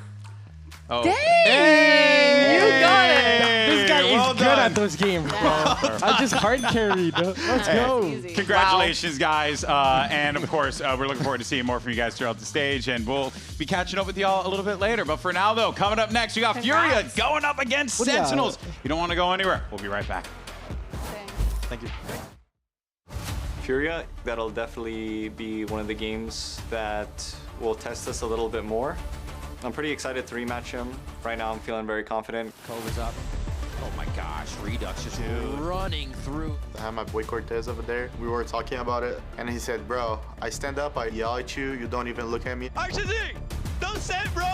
Yeah, bro, I mean, I just see you yelling after game and I start laughing. Já busca o segundo abate. Artezinho, Spike que volta. Transfer maravilhoso. And also, Alem is friends with Jerwin. I think Sentinels were missing a heavy power duelist since kickoff, so I think it's gonna be even harder to beat them now. Into the 10th round and gets the collat in the front of B. Winning this would be pretty big for us, to be honest. We would guarantee playoffs. Knowing Sentinels, it's gonna be a hard game. Welcome back to VCT Americas and our second match on this beautiful Saturday. It's going to be Furia taking on the Sentinels. Golden Boy here alongside Bren, Athena, and Emily. We're going to And break Golden it all Boy. down. And Golden Boy. And yes, And I yourself. didn't realize that. And it's just like Oh. the stuff of nightmares, man. For real. I love it when That's they zoom just in your on it. face. Yeah, no, and exactly, it's the stuff of nightmares. Tell my wife. Now, of course, let's waste no time, friends. Go straight to the 1v1 skirmish. We got Arxin versus Redux. Redux kind of been a little bit of the talk of the town as of late. So, great player, looking to see if he can continue that hype. And I was expecting. yeah, it seems like They're Oh, they're off it. They're off. It's Off disgusting. meta. No. This is Bren's favorite meta, actually. No. I Bren think comes to the office every day and he's like, guys, I love it when skirmishes Yeah. the ops. I think it's unethical. I think it's honestly a reflection of your character. If you use the operator in skirmish, yeah, I'm telling you right now. What would you use? What weapon would you You gotta, I mean, something honest. You know, we see sheriffs or maybe Vandal, Phantom. Something on it. Just on it. Why is that interesting? No, just A 5-0. We haven't seen that in a It's minute. honest. It's in, you know, I want to see that. That was a 5-0. Yes. I was just locked in on explaining why the operators. why operator Hashtag gave That's hater, over bro. already. Oh my God. Yeah. Wait, Redux is locked in. Wait, Yeah. I did not. I looked. I was like gonna. Okay, well, congratulations, Redux. Sentinels gets the victory. All right, well, let's go ahead and move forward here because, of course, we got ourselves a kickoff rematch here. All right, and it's important to note, right? Things have changed for the Sentinels team, right? They're a completely different squad. Not not like, you know, with the players, they really only just brought in one individual and stuff, but you're really starting to see the confidence starting to play through here, Brand. It's quite fascinating. And it's also on the converse, on the other side, you have Furia kind of also in a similar situation, but opposite. I think Sentinels have done a remarkable job of doing as well as they have week to week, considering the last minute changes compared to a lot of other teams that are doing well. They've been doing a phenomenal job, I think, of improving, to be honest. That's because of the coaching. Yeah, you're at a massive disadvantage and you're making like massive fundamental changes with the coaches and whatnot. That was a heavy zoom in on my face, but that's okay. That kind of tripped me out for a second. I scared myself. But yeah, I jump scared. I actually jump scared myself. British man jump scare. Like just but I think testament to the team. They've been doing really, really well. Fury as well, taking a couple of hits recently means that they might be softened up, but to be honest, losing means you have something to work on. You have something to actually look at. So this is still going to be a very tough matchup for Sentinels to try and take here, but they have been doing well week on week. Yeah, and the other thing too, right, and I look at the Furia side on this one, is how, like, you know, you have Sentinels who they are finding not just their identity, but also their camaraderie and their cohesion together as a unit. Furia, they've had a lot of success, but what we ended up seeing from Furia last week, Athena, was a team that really just was not sure how to execute against Crew. Yeah, it felt like they just were not able to get past a lot of Crew's defenses and Crew's ideologies. And they kept mixing it up. And they kept mixing it up. They couldn't figure it out. They couldn't adapt fast enough. And I think for me, a lot of that was due to Crew's really good defensive side, especially on that map like Lotus, where they're so good at denying those choke points, just playing forward positions and having a lot of those 1v1s go their way. And so I think when they moved on to Halen, it was a little bit closer. But again, they get onto attack and they just struggle a little bit. Yeah, I just feel like they overcomplicated things when they went against Crew. Yes, Crew is playing a great defense by moving around the map a lot, not letting, like always just being one step ahead, but at the same time, I think Furia took that and then they didn't take a lot of the time, or a lot of the timings that they could have had on those attack halves, especially on Lotus. I feel like they just struggled to kind of maneuver the map how they wanted to because Crew was always moving around. Yeah, I think they should have set up a limb for success a lot more because a lot of the time when he was going super aggressive, that's when he was the most performant. There were moments where you would think like, oh, Alim's got the read, but then he's kind of by himself in those moments, and you would like to see a little bit more support for him right now. We do want to know what's going on a little bit more with this Furia roster. Thankfully, we have Koala Noob, standing by with Dryad to get his thoughts. It is a playoffs qualification match for Furia, and for you, Koala Noob, it is against some familiar faces from the past couple of years. What is it going to take to win against Sentinels today and to bounce back from the loss against Crew last week? To just be confident and have fun. That's when our team's flowing. And sorry, my team's a troll. This is a good sign. I think we're gonna win today because of stuff like this. Like, we're all in good moods. We're just gonna go in strong. And you know, some stuff changed, and I'm very excited to show it because I get to op people. That's it. No, I get it. I get it. Yeah. Yeah. I gotta know what that means. Like, Alim is actually just like trying not to die of cringe. She's just like bent over, like, don't include me in the shot, man. Oh man, the wide out too is just too much. The wide zoom is amazing. Here's the thing though, right, folks? Like, Furia, great team, but we know that it is not going to be an easy matchup today because they're facing off against the Sentinels. And look, you gotta call a spade a spade. This is a squad that has been on a roll. Lots of conversation about whether or not this team has what it takes to really hit those upper echelons, Athena. But I think what we've been seeing from a squad is a team that's more than willing to just continue to refine what has been working for them. It just feels like they've all stepped up individually. Like, so many of these players have so many key rounds that are able to win them and flip even if it's not in their favor. And I think as a team, they've just gained so much more confidence, especially since Jerwin has joined in, that they felt the freedom to do what they want, adapt their playstyle, and be able to call something super fast or super slow, without getting punished. And I think Redux is one of the biggest reasons why they're really good at that. Yeah, and I also feel like Redux is just popping off in those early rounds where, you know, Sentinels kind of come into the game having set scripts for how they want to run those first few rounds. The pistol, the bonus. If they win that that anti-eco or whatever the case might be. Yeah. I just feel like the direction that John QT being back on that IGRL and Ewok coming in, having these great protocols set up that John has been doing a great job at knowing when to call those, really is like a big difference for me from the last iteration of the roster. Yeah, it's a wonder if whether or not, right, like what else, Bren, can they add to the arsenal? Because we're seeing a lot of teams try and mix it up with fast styles, slow styles, right? Try and be a little bit more versatile with the things that they want to do. I think, you know, you kind of saw that with 100 Thieves, right? Like they punished a slow style team. Yeah. But, you know, what does Sentinels try and do here? What else can they add to their arsenal? They've already got some nice pieces, to be honest, because one of the things I really like about Redux's play, we were just like looking at in terms of his stats, is that he takes risks at the right time. Yeah. Whenever they're down a player, he's immediately the one trying to offset it by taking risky maneuvers as an Omen player, and he often comes up pretty good for it. You have players like that that are taking risks that they're at intelligent times, I think. Yeah. It's not just throwing his life away for no reason and actually getting value out of it. And I mean, we've already spoken to death about it, but I think Jerwin coming in and actually being able to work with him now as your primary duelist player has done wonders for this squad. There's no more inconsistency. They've actually been able to develop week on week on week.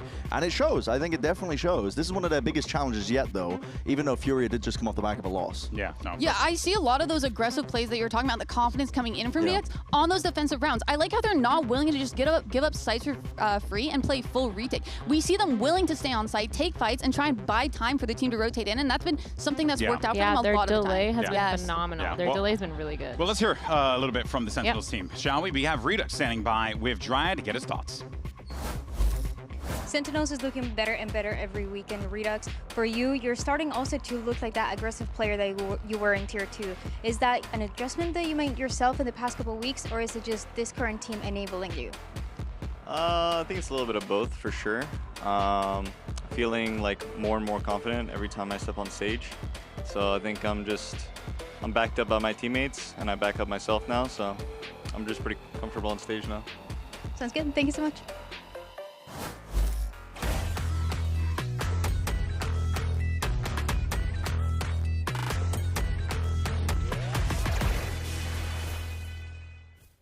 We've got two esports endemic brands coming together to create a series of products for esports, for the biggest stages. 퍼포먼스랑 컴페티션이 주요 키워드다 보니까 레이싱이라는 테마를 잡고 거기서 이제 영감받은 그래픽 요소들이나 다이내믹하고 날렵한 그런 실루엣 같은 것들을 저희 FS1 마우스에 적용을 해봤고요.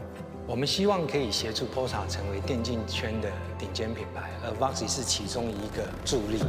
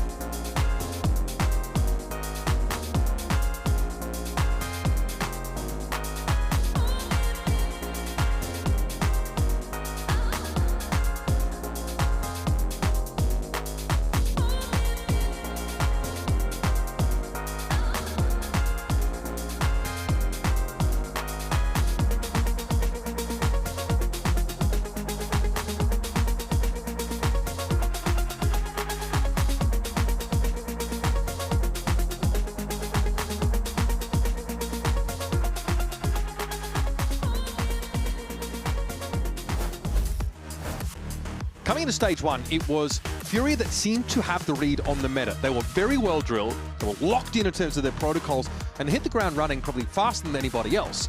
Last week, though, they went up against Crew, a team who also cottoned on fairly quickly to the ideal way to play Valorant out here in Americas, and they got kind of slapped around on Lotus. Overall, not a great series for them here, but their chance to qualify for playoffs is on the line today. By the way, that's the first time that Furia have lost to an Americas team in this year. After the flawless run of kickoff, they suffered their first loss of the year in Chile.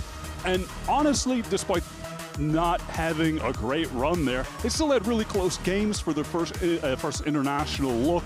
They come back, hit the ground running again. That Crew team was fearsome last week. You know, they took them on Lotus, which looks like Crew's best map. There's a reason 100 Thieves banned that today and got that out of there. They did not want to challenge them there.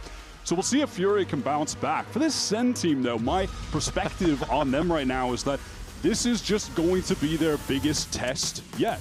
They started week 1, they had a sub, Victor had to play instead of Jerwin. That's a bit unfortunate, and they played against the new crew team. So we can write that off to an extent, right?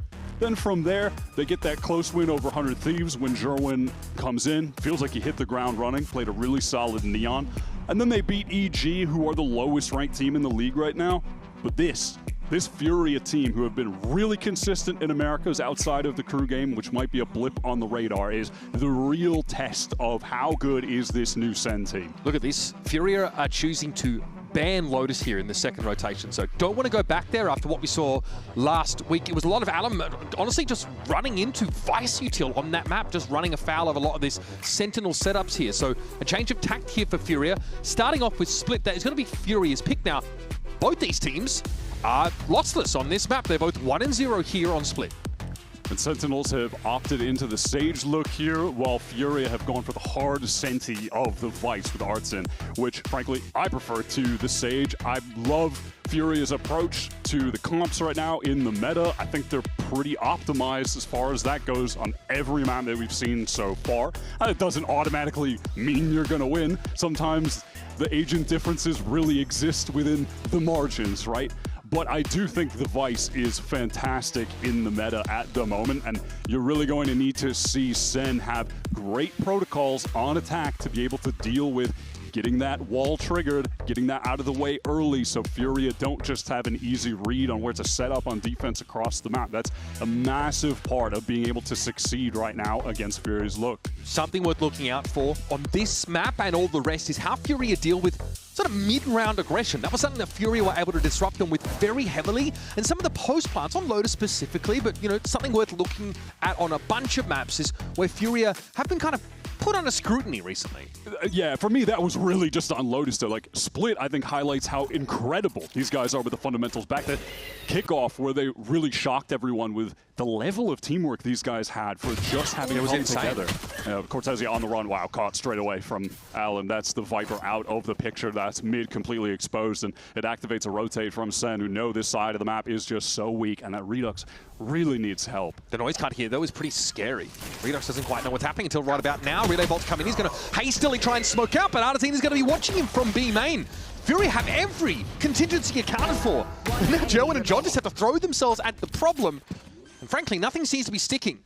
Perfect timing there from Artsin. You saw that Redux was aware someone was going to be in that position. You had the one-way smoke for a temporarily. Second it drops, Artsin is just right there to shoot him in the side. I mean, I want to see again kind of what happened with Cortezia in mid, because he just got deleted instantly on the round. It wasn't even a stun use. He's just playing so close alone against a comp that can burst onto him. I mean, that's what Redux was doing in theory. He was in a crossfire, in fairness, but I don't think he expected that acceleration out of heaven either. Yeah, I feel like if, I don't know, Cortezia, it's just dangerous to play that close there without having a player in vent to try to get the trade off of him against a comp that's just going to be right on top of you at any given moment. You're not going to make use of Sage to slow him down in mid. Why be so close? Here's the fast lane, Wyatt. Allen doesn't actually spot Redux tucked close, but Weiler moved out to clean him up with the Phantom. Trades here are positive for Furia. They are well and truly in this B side. Yeah, pretty heavy buy here from Furia, who certainly do not want to lose any more players. This was a large investment. Well, there's one gone already with the Bandit. It's pretty good at that range. Allen just running at Cortezia. Not the end of the world, though. Up to Joe, and now in 1 versus 2. Pretty sharp stuff from the newcomer. Almost gets past Nerve as well. 8 points of health. Yeah, almost was the end of the world, actually. Getting away with 4 kills there. Pretty outrageous from SEN. Furia thought that the best solution to winning out the anti-eco was going to be to find that timing to fight in spawn, but they end up losing a player there as well. Jerwin wins that fight with the Bandit, recovers the rifle, gets another. SEN are more than happy about the result in that round. Even though Ewok looks like they just lost a gun round, but he knows how possible it was to win that. I mean, they were on the precipice, but even still, it's a huge win for SEN. Jerwin already a quick reminder of just how impactful he can be. He'll be forced out of vent, though. Alum's going to try and chase him down with a shotgun. Yeah, Alum loves this judge. When they played Split before, he had it on attack constantly. On defense as well, constantly. and he was actually torturing NRG with his gameplay. So much so that Mana tried to pick up the judge every single round in their next split game because Alum actually destroyed them. We'll see if SEN can do a better job of, actually managing, controlling how far the Neon can get as far as closing the gap on them. The rhythm for Furia has been pretty consistent on all of these attack side rounds. It's like an early burst of pressure and then a noise cut. And then pivot into a potentially weakened site after the fact and hit it with sort of conviction. Here's Allen dropping on in. Cortesia is able to spot him cross, but not able to connect meaningfully. It's Redux able to take Koala down though, and Sentinels are dug in on this side. They've had enough time as well to get settled, and Jerwin is tearing through Furia. EU the last standing, the last fall. And it's Sentinels getting their round on the board. That was an excellent rotation from Jerwin. Perfect time to slide in there. Alum trying to create the space, but gets kind of congested back sight. And then while the judge was basically just spamming through the wall, you had Jerwin slide right in there. Free first kill, adjust the positioning. Great time for the stun. And you can see even that player in heaven, for SEN, they weren't able to get any kills, but they stalled out anyone being able to help Alum, so he was just completely isolated on site. Wouldn't be a terrible couple of rounds here for Furia to vary that tempo we just talked about in the previous round. We've seen him sort of make the bum rush down mid a couple of rounds.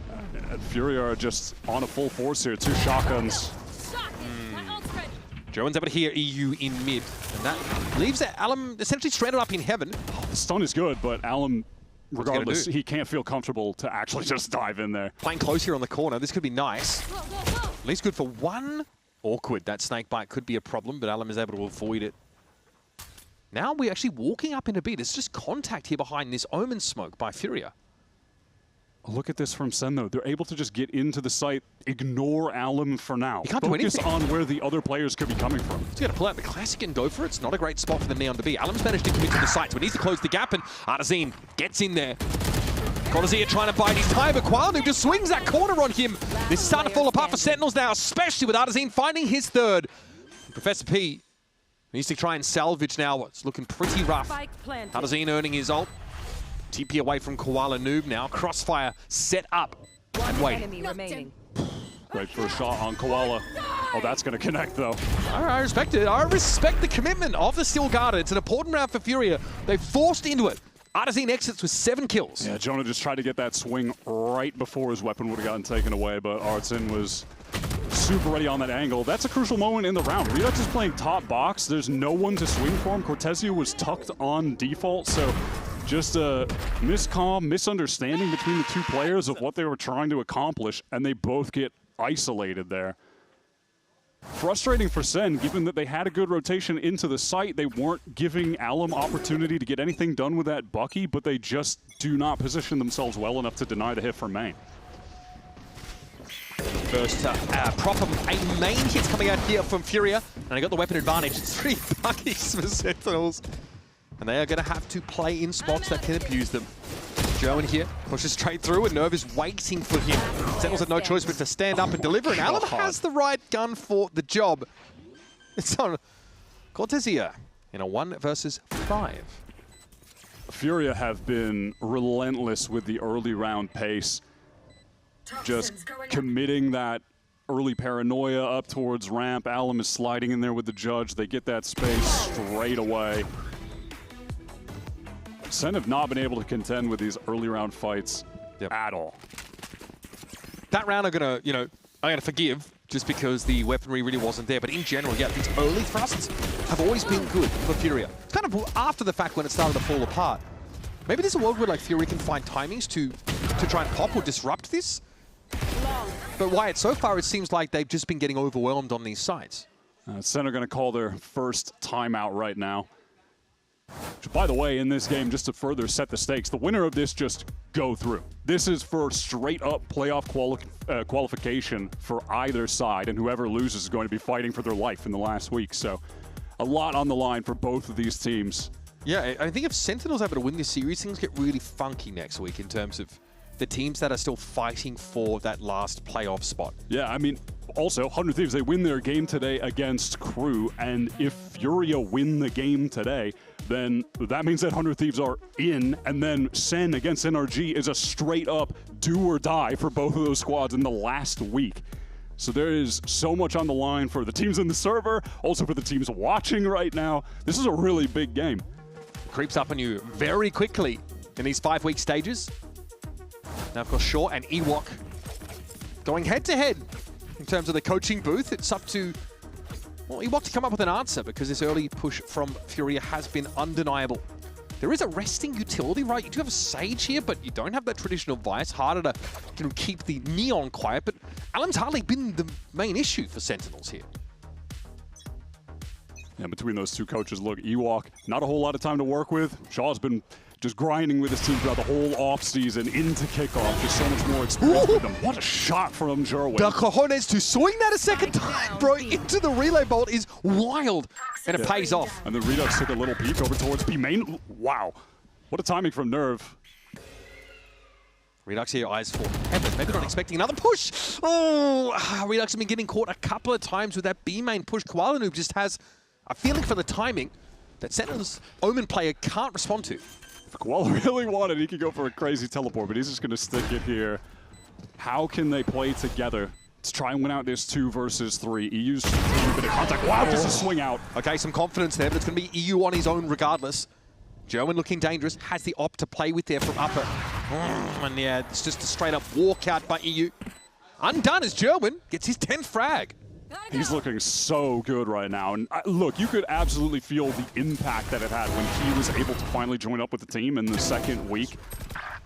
And this is looking like, hey, we might be on pace for his most dominant map so far with a 10-4 stat line. You know, he said joining this team, playing with the veterans that they've got in Jonah, John, and with Coach Ewok, that he's really trying to find the balance between still having autonomy as a duelist player that has mostly been in Challengers for almost the entirety of his career and was amazing there, but also is trying to find that balance between being controlled and operating in their system, you know? Is there some room for self-expression? Yeah. Right. And that was something that Ewok also echoed, like, working with this guy was kind of like when he was working with Monyet in Pacific, like trying to hone the raw talent of a player like Jerwin. 6 rounds into the game. Fury have a slim lead, but that timeout's been important for Sentinels. They've really made use of it. They're trying to play aggressive. Look at them playing contact on these extremities. That's how you shut down the fast hits. Unfortunately, the util there was just far too much for Jerwin to overcome. Sentinels on this retake, they could have the Seekers to work with if they want to, you know, activate off the back of that, but you know, lacking Jerwin, it's going to be hard to really get significant space into this site.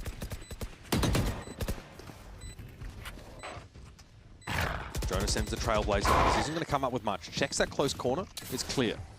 All of Furia playing towards the back of the site with 2 players inside B main as well. We're sending a late rewrap with Artson through mid as well. Flash here can be worked with. Guiding light now going to come in. Koala Noob go ready for it. Smokes the middle of the fight. That is so disruptive here for Sentinels who are trying to get in. Alan speculating, trying to find some form of damage. Still 3 Furia players up, and that should be enough. It's on John now. Shotguns coming at him through the smoke. It's a nightmare scenario. And frankly, John's got too much to shoot at. Yeah, Furia are really able to set that up well, having the Ards in contingency, but then also Koala throwing down some nice smokes to be able to anchor around in the site. Alum really serving as a distraction there, backside playing around that smoke that was on the spike. Oh, I mean, just being able to run around with the LG, like, they're still not able to get the kill on him. Yeah, he doesn't get a kill, but I mean, he's so annoying. John KD is back, baby. That's crazy, dude. That is. He's 2-6. Hey, but that was the SEN trade-off. You know, the whole thing in kickoff was John doesn't need IGL. He's off the leash. We're going to just let him pop off, and he did. But they feel like, you know, as a whole, he will be providing more value to the team by picking up the IGLing again. He's more unleashed, I think, now, especially when Jonah's able to help him out on the comm side of things. Maybe we get a listen in later on. Having another veteran alongside of him seems to be very helpful. Sage roll here for John. This is going to make that bounce over towards A little bit more problematic for Furia. Well, I'm mindful that, you know, Jerwin is prowling, or was prowling, to try and take contact. He's got a shotgun this round, though. one thing as well I want to give Furia credit for I feel like really trying to maximize every advantage they can find in this meta is that at the moment, I think in Americas, they're the team finding the most value from still using the Outlaw and the shotguns. I don't think anyone is getting as much done with them as this team are. And the read is great coming into this round. 2 players with half armor. Really can't ask for a better opportunity, and EU eventually slips in there. For whatever reason, Sentinels feel like back screens is safe, but they've got no coverage there. Just John inside elbow. And the Classic is just not going to cut the mustard against Alum, running him down with a judge. Yeah, also the mental damage you are suffering as Alum is just running it down with the judge and finding so many kills.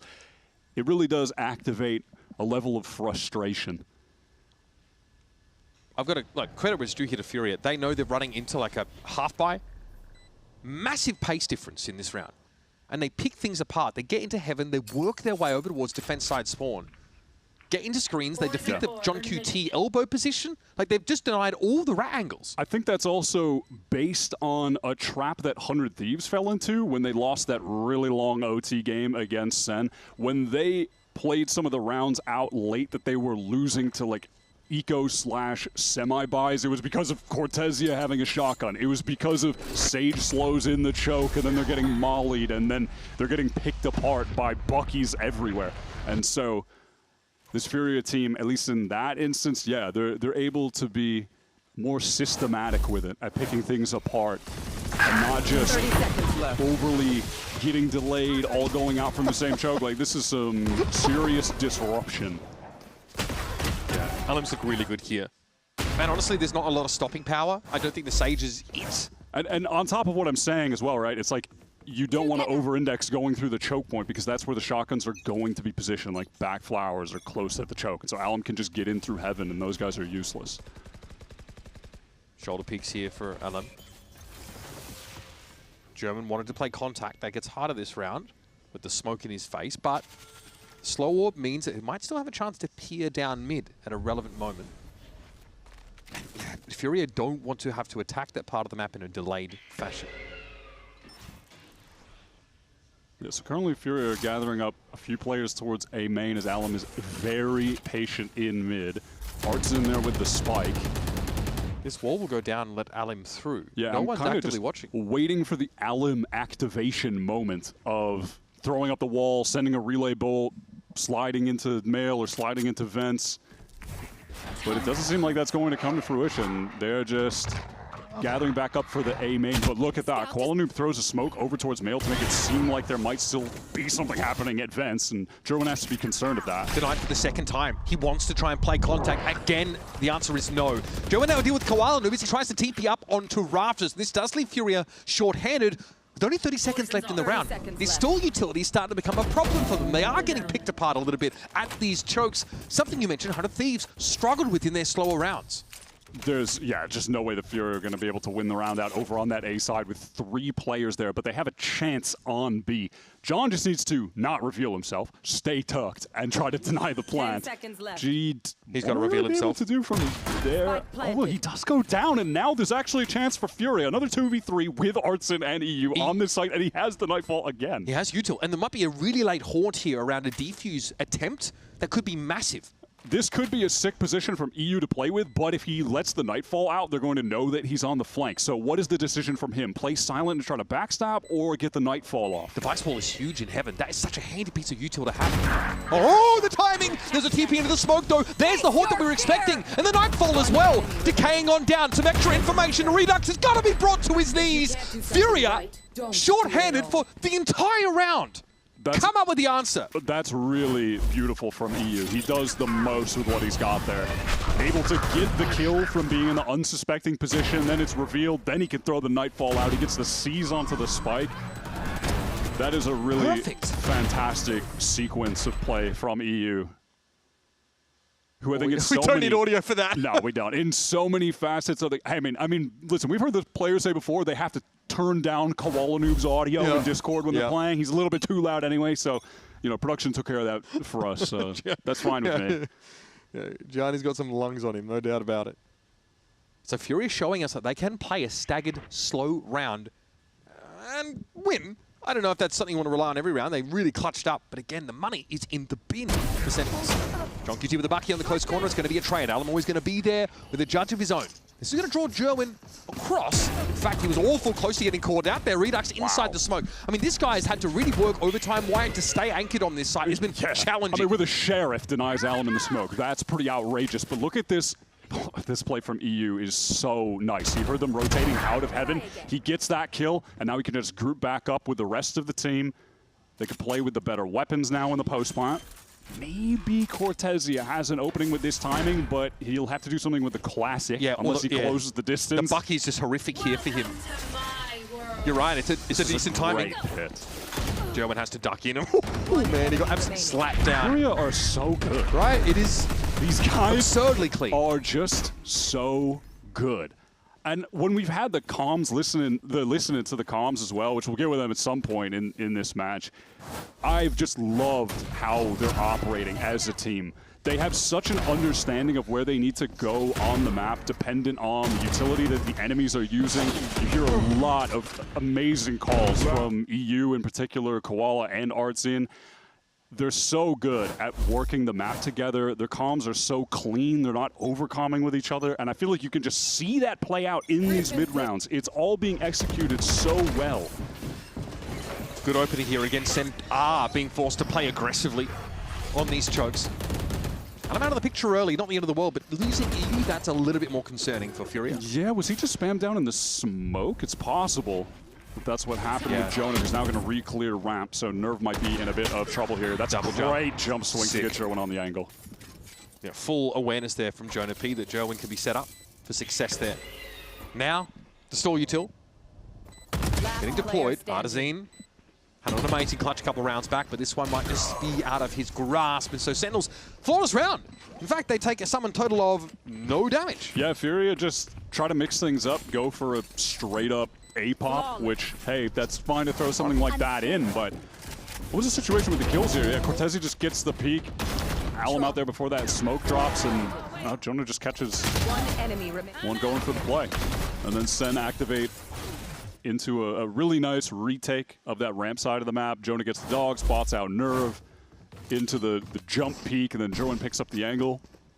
Feels like a situation as well where Jonah's just making some really good calls to set up the rest of the players there. It's been pretty instrumental for this Sen team to have his experience with them. Last round of the half here, Wyatt. I think we're going to see like an early hold on the corner by Jerwin. No dice. So just running it back, exact same as the last round, but this time Alum gets the entry. Okay, Haunt does confirm that there's no one else really in the site, so I think you can just keep pushing this now. He gets caught pushing out of that smoke again. Even in numbers though. Yeah, that's been a tough one to get past, but look at this presence inside screens. Koala Noob is so deep, but they are not ready for this timing at all. Okay, Redux watching from spawn, I tell a lie. Yeah. Now, though, there's some space bought by Furia that's still guarded, but they're going to have to reckon with the fact that Sentinels are coming with 3 players and a res. That's pretty heads up from Redux. He gets the spot, jumps back around the corner, John gets the swing, and while this poison cloud is up, they're just going to go ahead and get a free res. So Sen should absolutely be able to take this 4th round down. Crossfire from Furia, but denied by the poison cloud going up. Ready spot from Artesian. Oh, he doesn't see that. Radisi doesn't want to act. Fair enough. He has Nerve out in the open, though. Artesian, where does he put himself? It doesn't matter. Nerve is crushing here. The Cortezia has a line on Artesian that he's not prepared for. Sentinels make a reasonable run back here at the end of the first half, but it really feels like those successful moments, they come few and far between. Yeah, and it also just came from Furia trying to switch into a very fast A-pop style for just the 2 rounds back-to-back. Didn't work. 2 rounds, EU gets caught pushing out of ramp alone. And there was that really nice kill as well where Koala was going for the play, but Redux spots him out and John gets the swing. That was nice to find the advantage. And then play to the Sage res. Sen doing a lot right on those final 2 rounds to get themselves in a position where they can make a comeback. Yep, 4 rounds in at 8-4. Furia lead at the half. We've got more split for you right after this.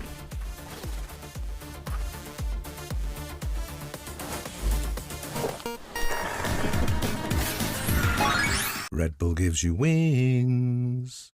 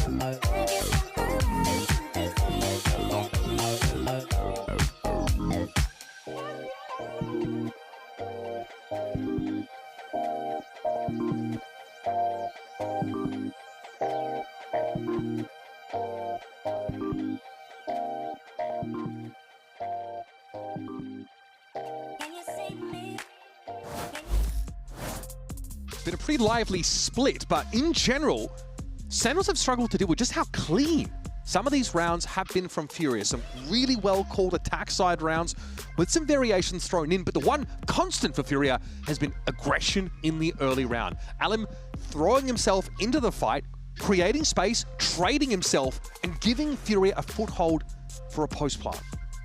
Yeah, SEN were able to get those last 2 rounds back-to-back, which is crucial for them to stay in this game. It came from Furia just going for some fast A hits that got completely denied. The first picks went the way of SEN, and then they were able to put together some really competent fundamental play after that to ensure that they won those rounds, just picking apart the remaining Furia players. The question now is just, can they keep this, you know, bit of momentum going, the spark they got at the end of that half, and actually win this pistol round?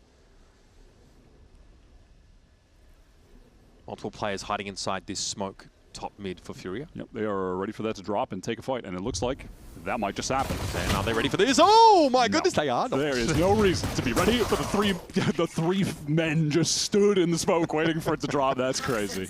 That's brutal. That is absolutely brutal here for Sentinels. I love it. Furia have had the best, bar none, the best pistol rounds in Americas. There is always a gimmick. There's always an idea. Such a cheese round. No. There's always a theme. You know what? Today they turn up in tutus. Tomorrow it's going to be in pirate outfits. It doesn't matter. There's always an idea. And Jonah P has to reckon now with a 3v1 scenario where he has 20 points of health. Man, no one is doing it like these guys. No, they really aren't. And that's honestly, I think as well, that's indicative of how much work Furia put in the off-season into kickoff, ironing out how good the fundamental team play is with these guys, that they can really afford to get into like the nitty-gritty of the gameplay and get a bunch of weird pistol rounds, weird bonus round strats together that are going to throw teams off and have a wealth of those at their disposal, you know? Because as far as getting their good comps on lock, they've been good with that all year. The fundamentals have been good all year, so they can focus on other things like hiding 3 guys in a smoke on your pistol round against SEN that they'll probably never do again, but it won them the pistol and split today. It was an inspired moment, and honestly, in terms of snatching up this first map, it is a big deal. Poison Orb in mid. Sentinels very wary about who might be lurking within those depths this time. Because it kind of goes back to that narrative of Fury about all this time together. SEN, they don't have time to think about putting 3 guys in the smoke. This roster's been playing for like a month. They have other stuff to focus on. Exactly. They have bigger picture stuff to worry about. For outwardly, for no reason at all, Wyatt, Furia came into this year in general looking insanely prepped. Insanely. Yeah, and it felt like, some level of it too was just like a natural chemistry these guys had. Please, bro. Oh, come on. All good. Which, by the way, we haven't even mentioned it because, well, it hasn't mattered. Derwin does have the outlaw buy. They wanted to set him up to pop off. And listen, I love to see SEN putting that level of investment in their duelist player, you know, in his few debuting weeks here. But on that round, wasn't particularly helpful. Yeah. This is a push. This is a simple push off that B side. Yep. And now SEN, they will fear the fact that Furia are absolutely willing to just... The Eagle Cobra! Production, minus readers, 25%. Koala Noob audio, please. We give him the +20 aura after that one. That was nice. Yeah, he's Eco Cobraing, top of the scoreboard. So SEN get punished for going too fast, walking down mid. They get punished for going too slow with a wrap out from the B side. And now they're just going to int into this B side of the map here and try and get some foothold on this side. But, well, there's a judge. Jonah wisely steps back onto this one. But there's more where Nerve came from, frankly. That was EU with the Outlaw. That is just a sick setup from Furia. That completely boomed them. Ready for, if SEN go for the B take, great. We have the relay bolt to stop them from getting in right away so we can have a safe teleport across. Jerwin gets in there. He's caught in the crossfire. Alum swings out for the 1. And then you would think that's all that's going to be happening on B, right? There won't be another guy with a judge waiting. We can just go forward and take the site now, right? There's always another guy with the judge waiting. There's another guy with a judge waiting. So Furia just have an additional layer of cringe ready to go in the site with the judge. So SEN get cooked. Well, Cortezia was armored for a time. Not so much now. This basically puts this round out of 30 reach seconds for left. Sentinels with the spike sitting in B main, frankly. So Cortezia has some time to contemplate his naval and his gun skin. And so Furia, again, there's always a protocol. We've already seen it here on this defense side. They already conditioned Sentinels to slow down, and then round 2, they punish the fact that they slowed down. Round 3, they're ready to fight them on the extremities.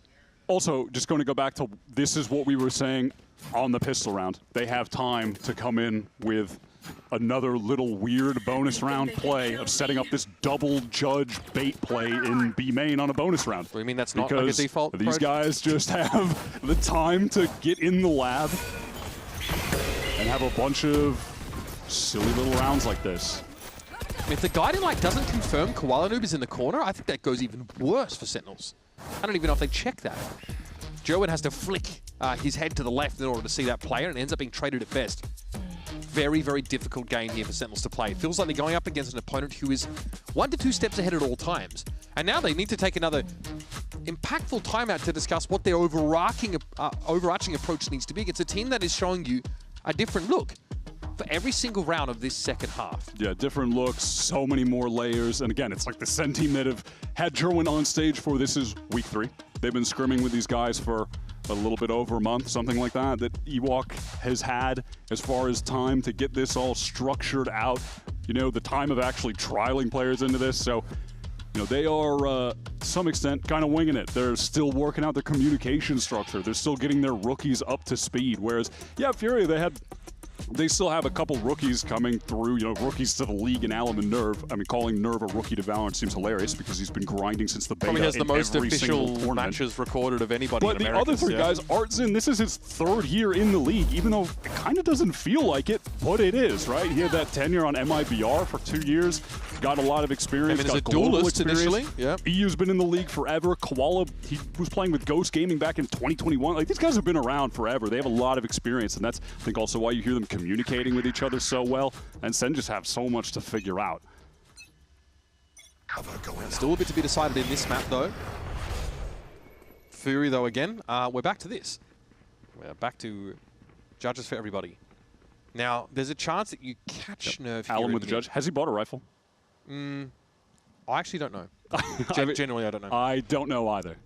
I think we might see a similar situation to the pistol here if we're not quick on the pullback from Nerve. Look at this, like he's already playing out of vents, back in heaven, knows that they can accelerate on him quickly, so he's willing to give ground if he suspects the Neon is close. And Furia have picked up this AWP out of the timeout as well, by the way, with Koala. Oh my god. All right. What? Damn. Ready These guys, okay. These guys are really good read. when the smokes come Artzin down, soul huh? read. Anyone else? Yeah, get this guy one more. That's the spike going loose there as well. The round has turned into an absolute farce. I mean, Alum just trying to be a great teammate there as well. He's just trying to stun him. He's not trying to kill him. No, bro! He's right looking there. It's still a sick round from Artzin. It'll be in the highlight package. It'll definitely be in the highlight package. That was a nasty little 2K, and then so ready for that event push from Jerwin. You get it from his perspective. Oh, that's crazy. With a Phantom, bro, are you kidding? That is so sick. Nah. That's yeah, these guys on split all year just utterly dominant. On defense, their rotations around their around the map. I mean, this is just a pure Furia glaze session, but they're so sick on split. Like, their defense is amazing. Another layer they have is they can bring out the Koala Noob op. Sometimes EU ops, they double opt earlier against NRG as well. Oh, they fried them. The extremity and control it's happening is nice. again. Now, Jerwin can get traded at best. Damage already done. John and Jerwin are down. You still have your smokes up at the very least here. And frankly, you can dog off the site in the post-plant. It doesn't suck. But I really feel like you're going to struggle to hold on to this round. Alum is still in elbow, and there isn't a great way to clear him from this spot. Just the dog. Enemy remaining. And well, Jonah's dead. All right, well. And well, that was an uneventful end to the game, which Furia utterly dominated. I think that map could have been an email, actually, if I'm honest with you. Brutal stuff here, and Furia reminding us of exactly why they're so feared on this map, which makes their showing last week even more bizarre against Crew. This is a team very high quality against the Sentinels who are, sure, they're on a run, but to a degree, there's just so much unplumbed depths with this Sentinels roster. There's so many things to be learned, harsh lessons to be imparted, perhaps, and that was one of them. Yeah, you just also fear if Furia get to this level on Lotus that they have established on a map like Split. that is real dangerous. Yeah, these guys are sick. I mean, that was just a straight up Krispy Kreme Furia glaze session. 24 donuts. I mean, that's all. They are garden gnomes, these guys are insane. Yeah, put them in the kiln. You know what I mean? They are totally fine, bro. Yeah, Sentinel's getting pretty so cooked here on this first map. Let's take a break. Let's take a breather. We'll come back, of course, after that desk chats split. And we'll go over to Breeze.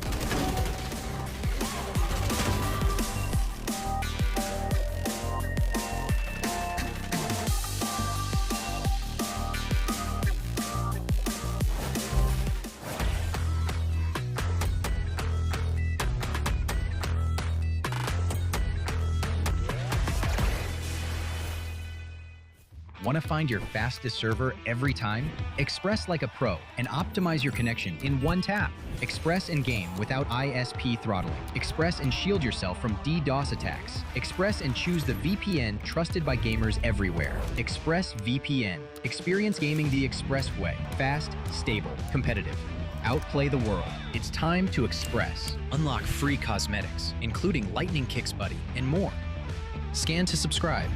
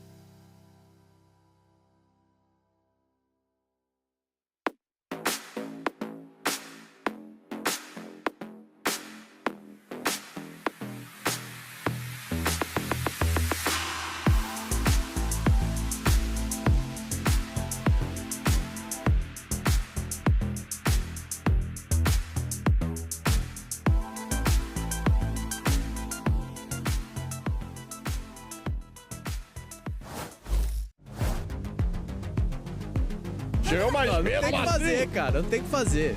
O espectador olha pro lado errado e o Ali vai aproveitando. Vai fazer a festa. 3 kills pra ele, ele quer mais, hein? Troca de arma agora. Olha o Ali, peraí, pouco, ele quer mais. Flexing his muscles here. John Cutie still cleans it up. He's the one that grabbed the off in the end. Here goes the half. Try to hold it at least. And he's forced right into the waiting arms of John Cutie for the thrifty round. A dominant win on Split for the side of Furia against Sentinels. And Coach Shaw, I want to ask about the split that you've had, because you were undefeated in Americas on this map of Split, and the casters were highlighting how good your defense is. But how much of that success from today was from your own playbook, and how much was it reading a little bit what Sentinels was doing in that previous series? I think we have good reps in this map, especially against double Sentinel comp. And we understand the possibilities in the map, and I think this make our game more easy when you need to face the same comp. I don't know what can I say, because I don't want to talk too much, but I think these reps make a huge difference in the match. Yeah, you don't have to say anything. I feel like the results are speaking for themselves. Thank you so much. Thank you. Where is it at? Well, here we Which one do I mark down? Ace? I think the ace. Okay, here we go. It wasn't in that game. It was like, wasn't the game before. It was a all right, there you go. We marked it on the board. Forgot. All right, we just need a tech pause. No. Don't want that. No. No. Series score 2-0. And then some other or crap. a All right, top everyone. frag. Welcome back. As you can see, we're doing some hard work here. Working on our bingo board. But let's talk about what we saw in that game, because Furia came out swinging.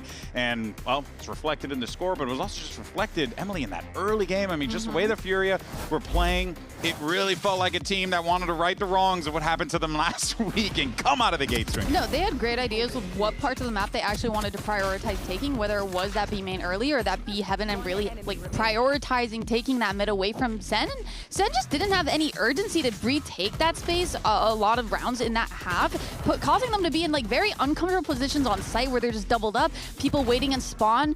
By them not retaking that heaven, they're so limited to what they can do, and ultimately it just didn't work out for them on a lot of those rounds. Yeah, it feels like it went on both sides too. Like no matter what Furia did, in a sense, it ended up working out for them because they were so good at taking so much map control or fighting it or denying it on their defensive side too, just peeking that A heaven, taking 2 of those kills, Artson with that insane 4K, just denying so much space every single time, and it just felt like Sentinels, they couldn't find that area. Would you credit that to just great game planning from Furia, or maybe a Sentinels that was probably a little bit, thrown off guard? What would you think? I think for sure Furia had a lot of really good reads. We talked about this a little bit earlier in the green room, that they had so many of those good reads, such as when Jerwin was operating in the B main. Yeah. They ran a super fast strat, used the fade suck, and instantly executed off of it. They really switched up quite often, actually. Yeah. And they started going into those fast hits the later into that second, in the first half, I think, in the tail end of it.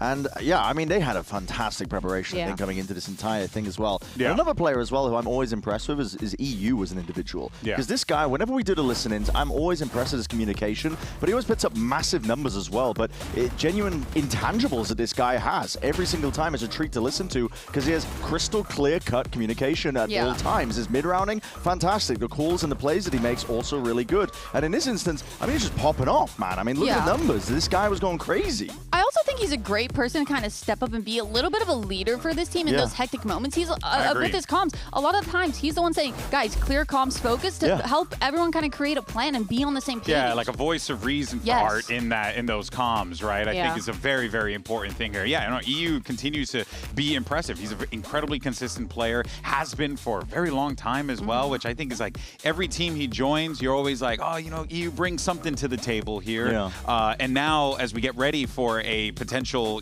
hey, Furia is behind a 2-0 here, you're going to be leaning on some great calls from Art, you're going to be leaning on great calls from EU, and just really how this Furia team wants to approach it. Seems like they got a good read on this one. Yeah, they do. I mean, they could definitely go for the 2-0 here, but then the upcoming maps, I believe, is what? Breeze coming up next is Sen. Pick. Yes, so, yes. I mean, Sen haven't played that in a hot minute. The last time they played it was against Crew, I believe, in like week 1. So it's been a while, and they could have a lot up their sleeves as well. It's definitely not over by any means, but I think this was definitely clear preparation. Furia always getting one step ahead on Split itself, so it'd be interesting to see what happens on Breeze as well, especially what comps they end up running, because teams have been running some wacky stuff. I really want to see John QT Harbor again.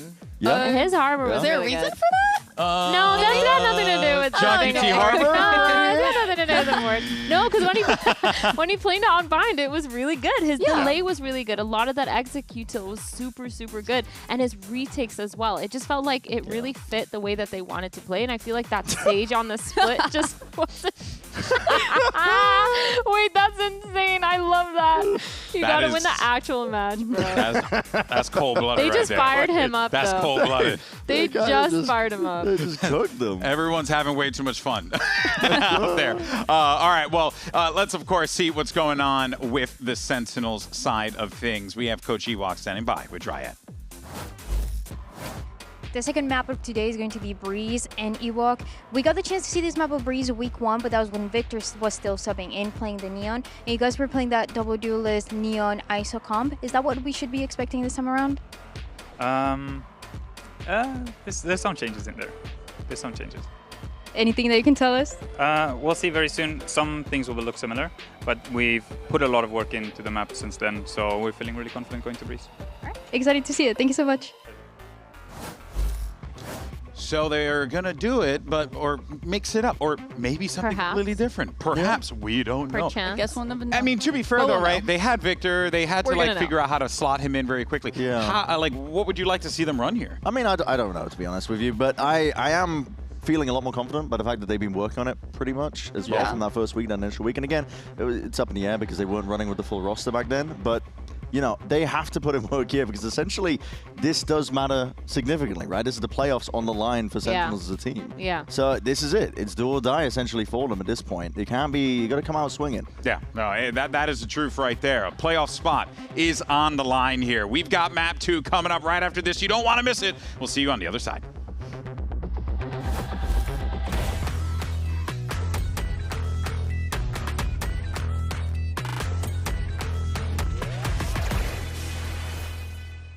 XL2566X Plus, which uses the newly developed Fast TN panel and upgraded Diac2 technology. Provide clearer and sharper images, helping you focus and avoid the distraction of unwanted after images caused by rapid motion. Zowie.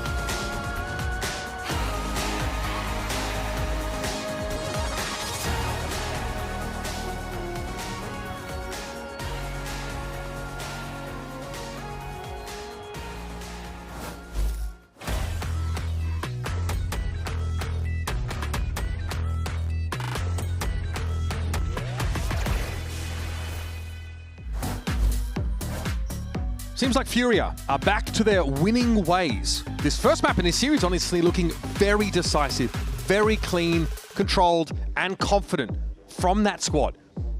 On the line is a spot in the Stage 1 playoffs for both of these teams. They're both 2-1. This is a very important game. Sentinels couldn't step to Furia on split, but now we head to their map pick of Breeze. A map where in the past we saw Neon ISO. We're going to have that run back, and John QT is going to be on the harbor. Yeah, in those coach interviews, Shaw was just talking about the reps being such a big factor for Split, how comfortable they are there, how easy it feels. Well, they haven't played this map yet in this stage, so that's not very many reps. Sentinels did play it in week 1, but it's like a false rep because they had to play with... and it was a new squad. Yeah, they had to play with Victor that week. German wasn't in yet, so obviously not ideal to not have all 5 of your players. But that is the case here. They have Jerwin. He's the best performing player for SEN right now. So you're really looking at some of the other guys to activate. And who would that be? It'll be Redux playing the ISO. This guy has been super flexible for SEN. It goes back to their approach with building him up as a player in Challengers with Qbert, where he started as a duelist in Challengers. On Qbert begins to flex more around. And so now that when he's in the league, actually playing for the main Sentinels team, he's a versatile guy. Before that, he was on Oxygen as well. Back on that was with when he was Dapper. duelisting quite a bit. So we'll see if he can step it up here because he was pretty quiet in map 1, which, I mean, hey, listen, Sen got blown out. Everyone was except for Jerwin. So we'll see if they can come to life here on their map pick, a map that Ewok said they have been in the lab on. They've been grinding here to get better. So the Furia gimmick for this pistol round was a 4-player mid crossfire setup. That's been defeated though, as Jonah took some damage, but outside of that, Sentinels are able to get onto the site. Looks like their double tap's going to expire for Redux by the time it can really be relevant. Behind this high tide, Furia going to move up. John just basically throws his wall up as a Viper wall until the Viper wall can go back up. And Furia really aren't able to get too much space backside off that high tide of their own. Great hold on to Jerwin though. Wow, okay, there's Alum. Great way to get started. It's going to be Jerwin out of the picture now, but you've got to be mindful of Sentinels all stacked up over towards A main. Tucked in the corner. These are all pretty standard spots for Sentinels in this post plant. Respect the shocking, up you come. Alum has been clicking heads, but John finds 2, and that puts EU now in a bit of an awkward spot. Yep, Cortesia is going to bring him down, and Sentinels get a very important pistol. Yeah, that's really nice from John and Cortesia. They played to the only win condition they have when they gave up all of that space, which is wait in the cove in main, 3-2-1, everybody swings out and fights Furia after they just sent the barrage of util, delay. All right, everybody swing and fight together. Some good shooting from Cortesia here, who is another guy, not to be a broken record, but I'm looking at him to step up because his last 2 games in the back-to-back SEN wins, he was a huge factor. He was playing great, especially in that split OT game to beat 100 Thieves. And he was the big pickup for this SEN squad in the offseason, in an offseason that he dominated in all of the tournaments. And then he started slow. He was not putting up great numbers in kickoff. Week 1, he was okay, but it feels like he's starting to really heat up. And SEN definitely need him here today. Marshall by here for Joe and just holding the line inside elbow. While there's Viper Wall, definitely got Artisan interested about that A main presence. He actually clears it. So feels safe to fall back off the site. A glacial pace for Sentinels in this round. They got to fight through Astro Util here as well. We have 0 investment from Furia and light investment from SEN. It's a Guardian, a Phantom. They've just got 2 Ghosts. Jerome just has the Marshal. So even if they lose some players, it doesn't really matter because they're not heavily indexed into this with the economy. Read? Oh, Furia almost went to A. Almost had the soul read there on Sentinel's movements. Artisan, with nothing but a classic to defend himself, will be stuck here pretty much. Has the high tide. But if he goes down first, there's nothing to retake with, is the problem. 30 seconds Also, left. as SEN here, I'm just looking at Redux. He's a guy with the rifle, and you definitely want him getting kills. He's relatively close to that kill contract already, so maybe he gets set up for the bonus round. He's one of your guys with a rifle. Get a catch onto the harbor over towards A while the team runs out, and they don't have any of that, util as the defenders to play around for a moment, and maybe he kills him. Or, you can have Jerwin close the distance to get a kill when someone is getting out of the contract, even if Redux loses it, right? So it is so hard not to die and give orbs in this situation as Furia.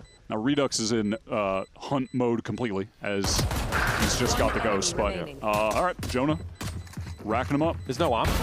That's why the Marshal's so sick here in this round 2 buy. Yeah, make the ocean something you can swim in. So Center, we'll see what they do with the buy here, but they should be able to get some good money. Something good together, and by that I mean basically just full buy around this Guardian because they didn't lose anybody. So normally you carry a photo of someone that you don't get to see all the time, right? That is maybe overseas or Cortesi is a sweet guy. I mean, but he's I'd want to see him as much as possible. Right there. Like you could actually just turn your head to the right and see him.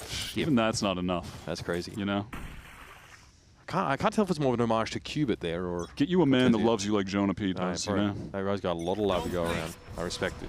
All right, Joe in the mid. Nothing doing though, absolutely nothing going on because Furia playing a really close hold set up in A main. Very heavily invested. Alum has a rifle alert. He bought a rifle. Does not have the judge in A main. He could have come to the box with it, but he's got the rifle. Gualanoob gets served there, down to 48. Yep. He might have to find a place to still be relevant despite being one shot. Redux is happy to fight up with the shield activated. A shield, by the way, that is really going to be a nuisance for Gualanoob if he has intentions of opting on the jet, which he definitely does. We saw the same thing. That's sick. I think Aspas had that done to him recently, right, on this very map. Tough to play the jet into the ISO. Pretty average round here for Furia. I'm not seeing a whole lot.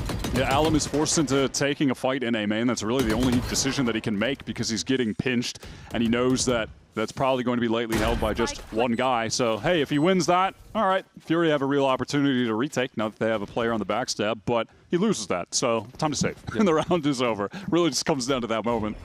You touched on it, but it was something that Cloud9 did to MIBR in that 2-0 series that ended up beating them in by bringing Penny on the ISO on this map. And even though Aspas still ends up with 20 kills, top frag, there were a lot of situations where we see that first contact op setup just fizzle. He's not able to do too much against the double tap shield. Koala is a lifetime opper. Jet was his primary agent for years. Always flexed around to Omen, which has definitely been super beneficial for this team and their ability to run the optimal comps on different maps. But, when you have him certainly on the jet, you want him playing with that gun. He's super experienced with it, super consistent, but yeah, probably going to be a bit of a non-factor here. Well, that's the gun round. Just going past pretty quickly. Furia are able to maintain a couple of those weapons here, but in general, not a great showing. Just like that Jerwin push up into mid early, got some, good damage, and then SEN just kept forcing the issue onto the B side. That was a hell of a shot. At least Furia have those 2 rifles kept over. They have a save at the end of that round. But outside of that, there's again, really minimal investments. Just sheriffs and some of that utility. Yeah, it looks like they want to go for a duelist walk down in mid, maybe a deep dart from Jonah, joining from them first, and It's going to result in Artson just being a lone player on A, backing up, throwing down the high tide to try and hold that space back sight, which, you know, I'm not mad at. These SEN players would have to push through, and that could be dangerous. Okay, it's not so much a retake walls, it is something just to give them a pocket to live in. Yeah, just an anchor wall for everyone to get back in and fight, and everyone is back in and they're ready to fight. SEN can't get backside with this now. They're kind of caught out in the open, and all of Furia are ready to fight for it. Unfortunately, the fight is lacking. Both rifle players are already dead. Yeah, ultimately, these Furia guys are still lacking the weaponry, and SEN just go for the pause.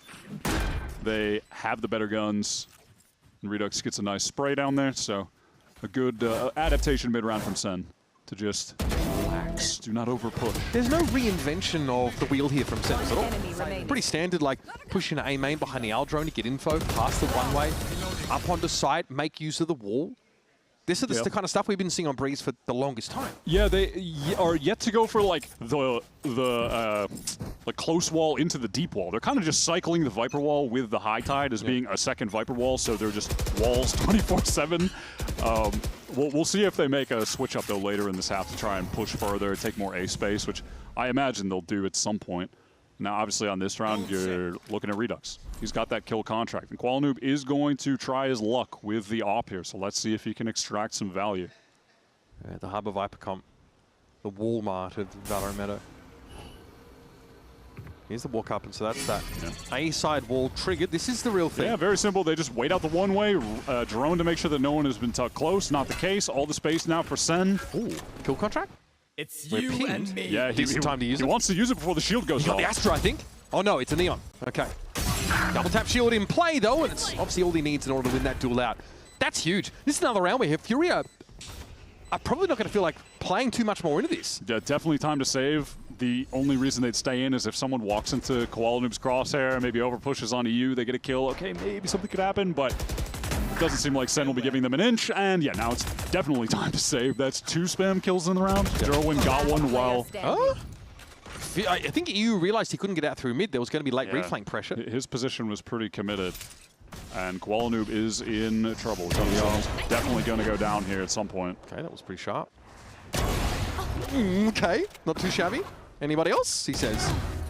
Yes, eventually Cortezia will divest his opponent of the operator. Yep, SEN are rich right now, and Furia are getting pounded on this A site. They are not able to play for any good retakes because they're losing site anchors early. And even when we have seen them play for a retake, like on the pistol round, SEN were just able to set up kind of passively and then have a good refight. China.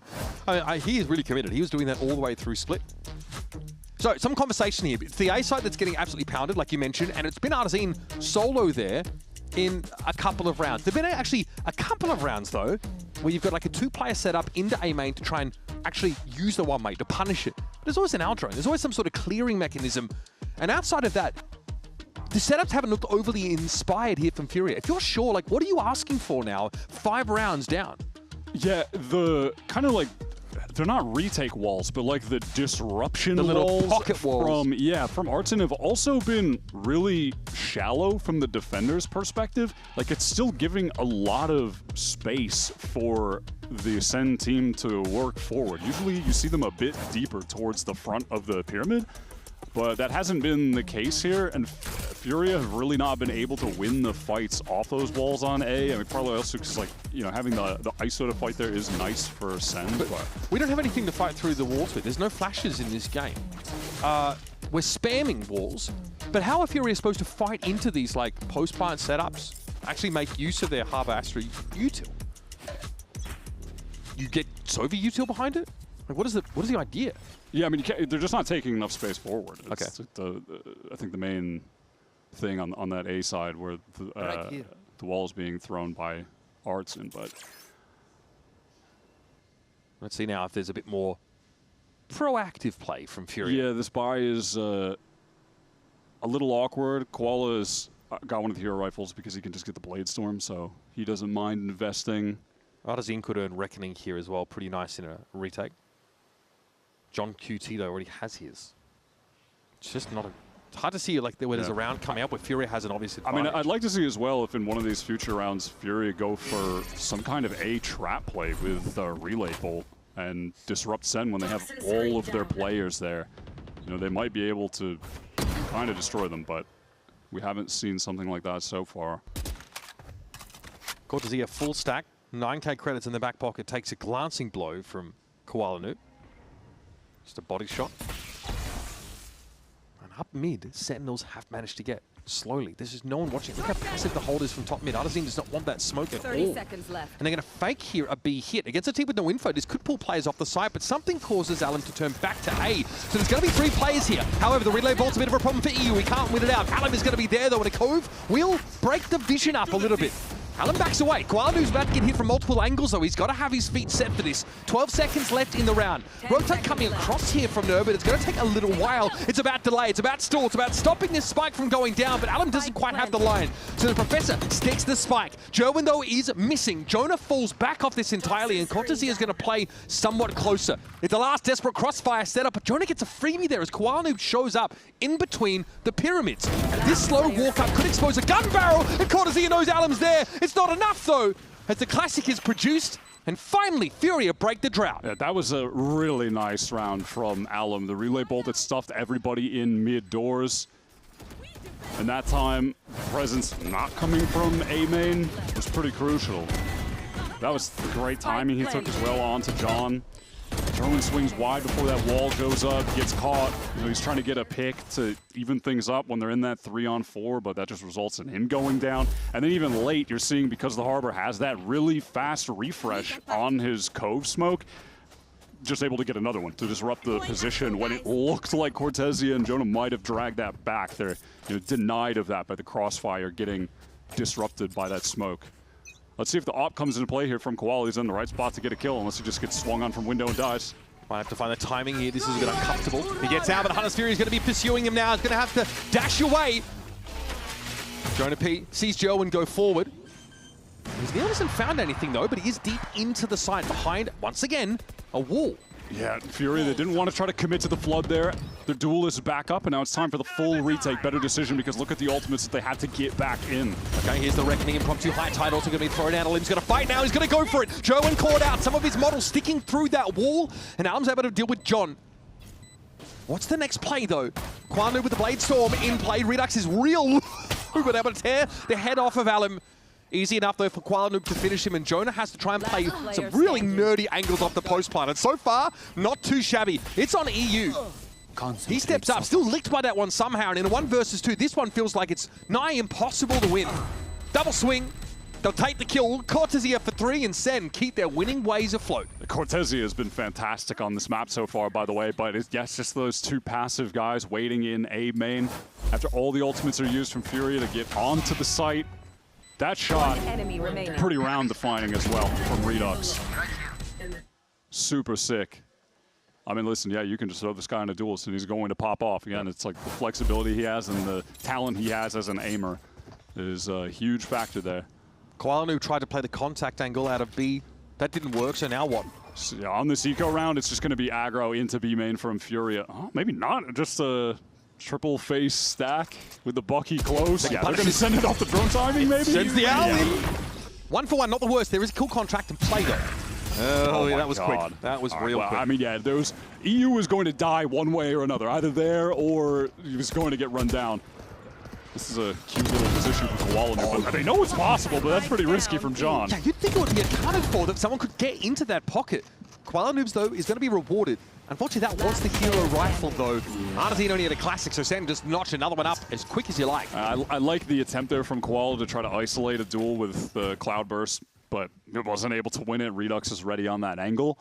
SEN are really doing a great job on the rounds where Furia are trying to get back into the site early of adjusting their pace. You can see there again, they get some nice positions onto the site, and then they really let Furia expose themselves. Look at this, like the double push through the wall. Jerwin is playing all the way extended towards backside. They have a guy on default. They're doing a really great job of just they're giving Furia enough rope in those situations to hang themselves. Koala9's on a glass cannon op, Wyatt. Sorry to interrupt you, but he's again trying to play on an extremity. The value just has not been there yet with it. 1 defense side round so far for Furia. looking grim. Oh, Arzine, he's done. Completely cooked. Nerve, they'll at least able to find their trade. That's a good answer, especially to an ulting Neon, but Nerve is pinged out at the back of the site, and where's the help supposed to be? He's committed back in the site. There's no help. They have a 3-man setup on A, and he gets back into the site. That is just a death wish from him. Like, this round should just be done now. Maybe there's a world where Nerve can actually like take the trade and try and pull off through archers there, play a retake, but that doesn't feel good. Not against all these walls and stall util. Here's Alan. That's nice. It's an opener too. Koala Noob's up, still an unanswered question. How's he going to make use of it? He doesn't. Cortezia just owns him in mid.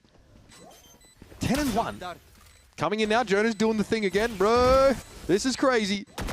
Got to do something about this Sova. And he's cleared out. Now it's on Cortezia. 1v2. Crossfire already in place, but Cortezia doesn't care. He knows Alan's going to be on the defuse. He gets it to half. Cortezia backs away. Healthy enough. He knows he can play for time. Alan does not have that same luxury. And look at the spacing. It's just bloody perfect here for Cortezia.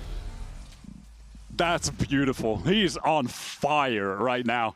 Jonah and Cortez are able to just clean up another round in that late 2 versus 2. Jonah just causing some delay with the shocks, jiggling out. And Cortez is able to make his way into the site, isolates that first 1v1 when Furia just need to get some time on that spike, try to get it to half.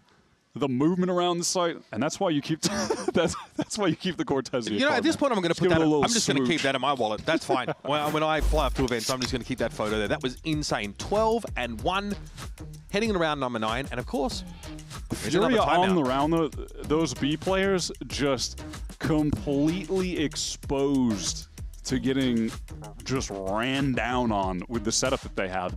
You have Artsin playing so close, tucked around elbow, but he has no help from Nest, like no one jiggling there. There's nothing that could possibly assist him in the way that the map is laid out. So as soon as the Neon ult is popped, I mean, he's just done. He's stuck there. What is he going to do? 1 for 1 at best? And then Nerve commits to getting into the site to anchor, but the other 3 players are on A. And also ISO's just feels walking like, up on you with double tap as well. Yeah, it's just not a great round from Furia. On the macro set, I don't see where things were really supposed to work out outside of if Sen went for an A hit. They have the offset up there. They have the 3-man, set up ready to go. Watch Sen go slow into mid and just slowly look at Artisan's position, top of the map. Like, he's not really able to put much pressure on them at all. It almost feels like mid is being given to Sentinels. Oh, no, it definitely is. Yeah, they want to just take A main and play around this one way, but Sen have been so patient here. Every time the one way is up, wait it out. Jonah throws up the drone, and then they go. Now, you can drone here with the smoke in play. That's fine. It'll probably just get shot. And the idea from Furia is that this guy in main is going to break the drone or just shoot someone in the head. There is no drone this time on the round where there's 2 guys set up, but will it even matter? Yeah, double tap's pretty good. Whoa, yeah, pretty good ability. Pretty good for brawling. He just keeps refreshing it. Pretty good brawl ability. He was in a pocket, and he's dead. Right, another gun round here for Fury going by the wayside. Card game analogy. Is that like trample, haste? Is it something like that? I don't know, man. Yeah, no, I'm trying to force something here. No, that's enters play tapped and attacking. Yeah. There's just no recovery from that one. Artisan and Nerve. They're like the Gatewatch, and the Eldrazi are coming for them. Tentacles and everything. Wastelands up to wazoo. Yeah, there's no fighting into this, and they know it. They're going to pull back and at least try and save the paltry assembly of weapons. Bye, Redux. Doesn't matter. They're rich. They are, and they're rich. The half is almost over. Yeah, they've been completely That's what loaded. happens when you sign to Sentinels, buddy. $100,000 a month contract. You just become a Valorant whale. You're a whale. A bunch of whales out here, bro. All right. Tough round here for Furia yet again, and they've only got 2 left from the half to make an impact. They have spent both of their timeouts to try and figure out how to play against this pace. And it's not just pace from start to finish of the round. Sentinels start slow. And then they just send Redux into duel, make use of double tap, brawl out, getting 2 1v1s. You've got to be pretty on point if you're going to deal with what Sen are throwing right now. This is a shellacking. And you've got Cortez here just walking on water. Bro's 13 and 1. Has won every late round that has come down to clutches as well. That's like even the late rounds where Furia could win, he has just denied them every time. Turning aura into wine. All right. That time Sen mixed it up in the A fight. Jerwin just takes the early peek. sees the economy of Furia, great outlaw round. Yeah, we were talking up how good Furia were at finding the shotgun and outlaw rounds, but this is super heads up for Sentinels. Yeah, we saw that on Split, but none of that here. Oh, another free one coming up for Cortez, perhaps. Oh, I spoke too soon. My bad. Double swing. Oh, there it is. Okay. That's a curse. Look at what they have to do to mimic a fraction of our power. Still, they are going to go 1 for 1 on the round thus far. Courtesy another pitcher. Is Joe. Okay, all right. Joe went able to find success there, and here is yet another kill contract. EU, bro, I've seen him win these. I've seen him win these all the time, bro. Look at the dancing. Look at the tapping. Still not good enough. Redux has not lost any of those. Yep, 3-0. Yep. ISO, starting to see why a number of teams are working him into their Breeze comps. John had the reckoning for this as well.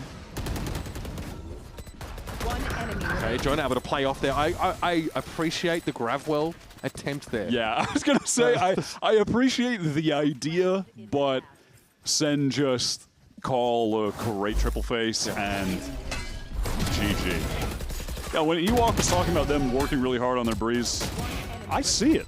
I see the vision, honestly. But is it crazy? These guys look nuts. Is there anything particularly novel? Like what we've seen from Sentinels is just really good fundamentals. Yeah, it's just very refined. Very, very refined. And just like how they integrate the ISO as well into fighting to these contested spaces is just sick. Yeah. Also, I thought Ewok teased changing up something with the comp. Maybe I misheard. Maybe he's lying. Maybe he's trying to throw them off because Redux is just still on the... I thought Redux might have switched to Jet, but no, he's just farming right now. No, what do you think he was going to do? Put Braga in the game? Ah, finally. Furia have done it. They bought the judge and they get a kill because of it. Shotgun. But they're back. They are back. Sen really said it's the last round of the half. What if we just tried the B-pop and then should have just done A again? Yeah, honestly. Should have just hit A.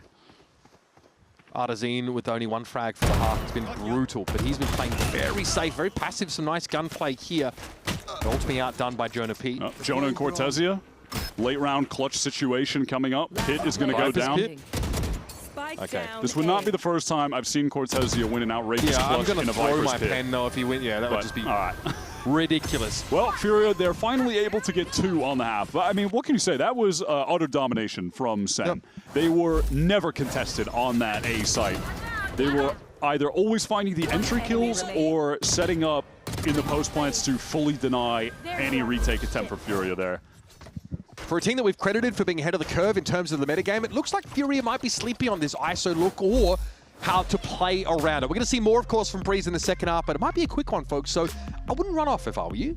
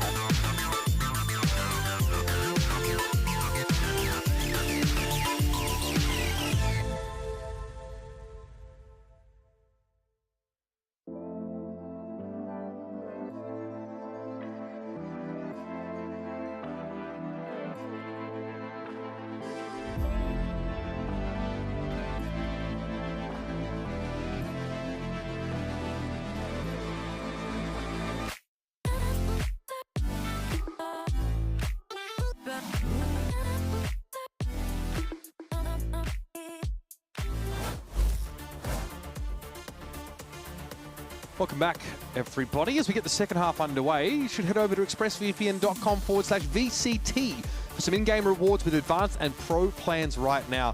Got a QR code on the screen. Hit that one up and head over and check it out. And you might have time to do that after this briefly because Sentinels are walloping Furia on Breeze. 2 rounds for Furia, and they only found them 1 in every 6. They're beginning slammed. Yeah, I'm going to give you a couple stats that I think just really tell the tale of the game, which are that Jerwin, first kill to first death, 6 for 3. That's fantastic.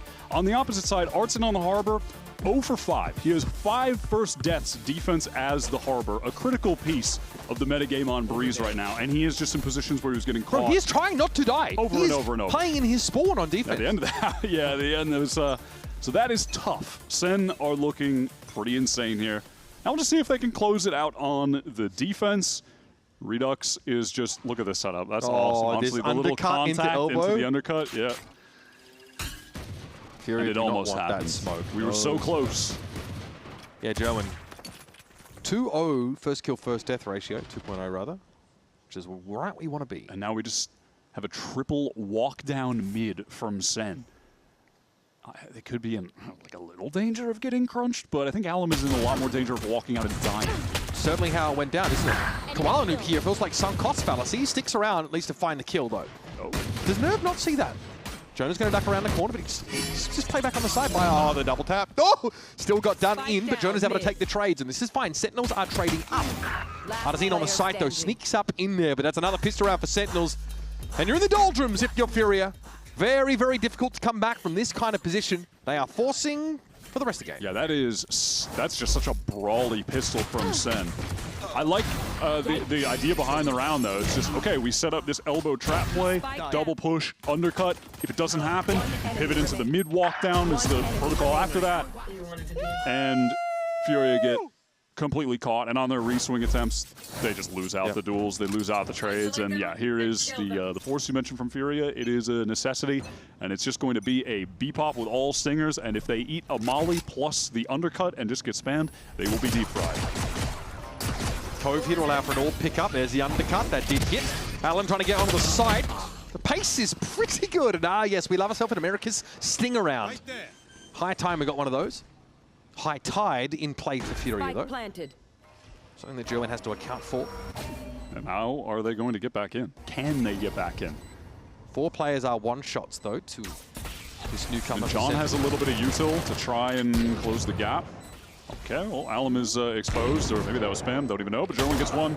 Okay, they're starting to fight into this. Out. No one's watching that. Koala Noob here to try. Doesn't really know where to be looking right now. Oh, gets the drop on Gerwin. There might be more here. He dashes across into the Cloudburst. Maybe doing the most if you're Monster View. Those boxes are permeable with bullets, but that's sick. He really breaks crosshair placement like 3 times there. Yeah, that movement was super slick from Koala.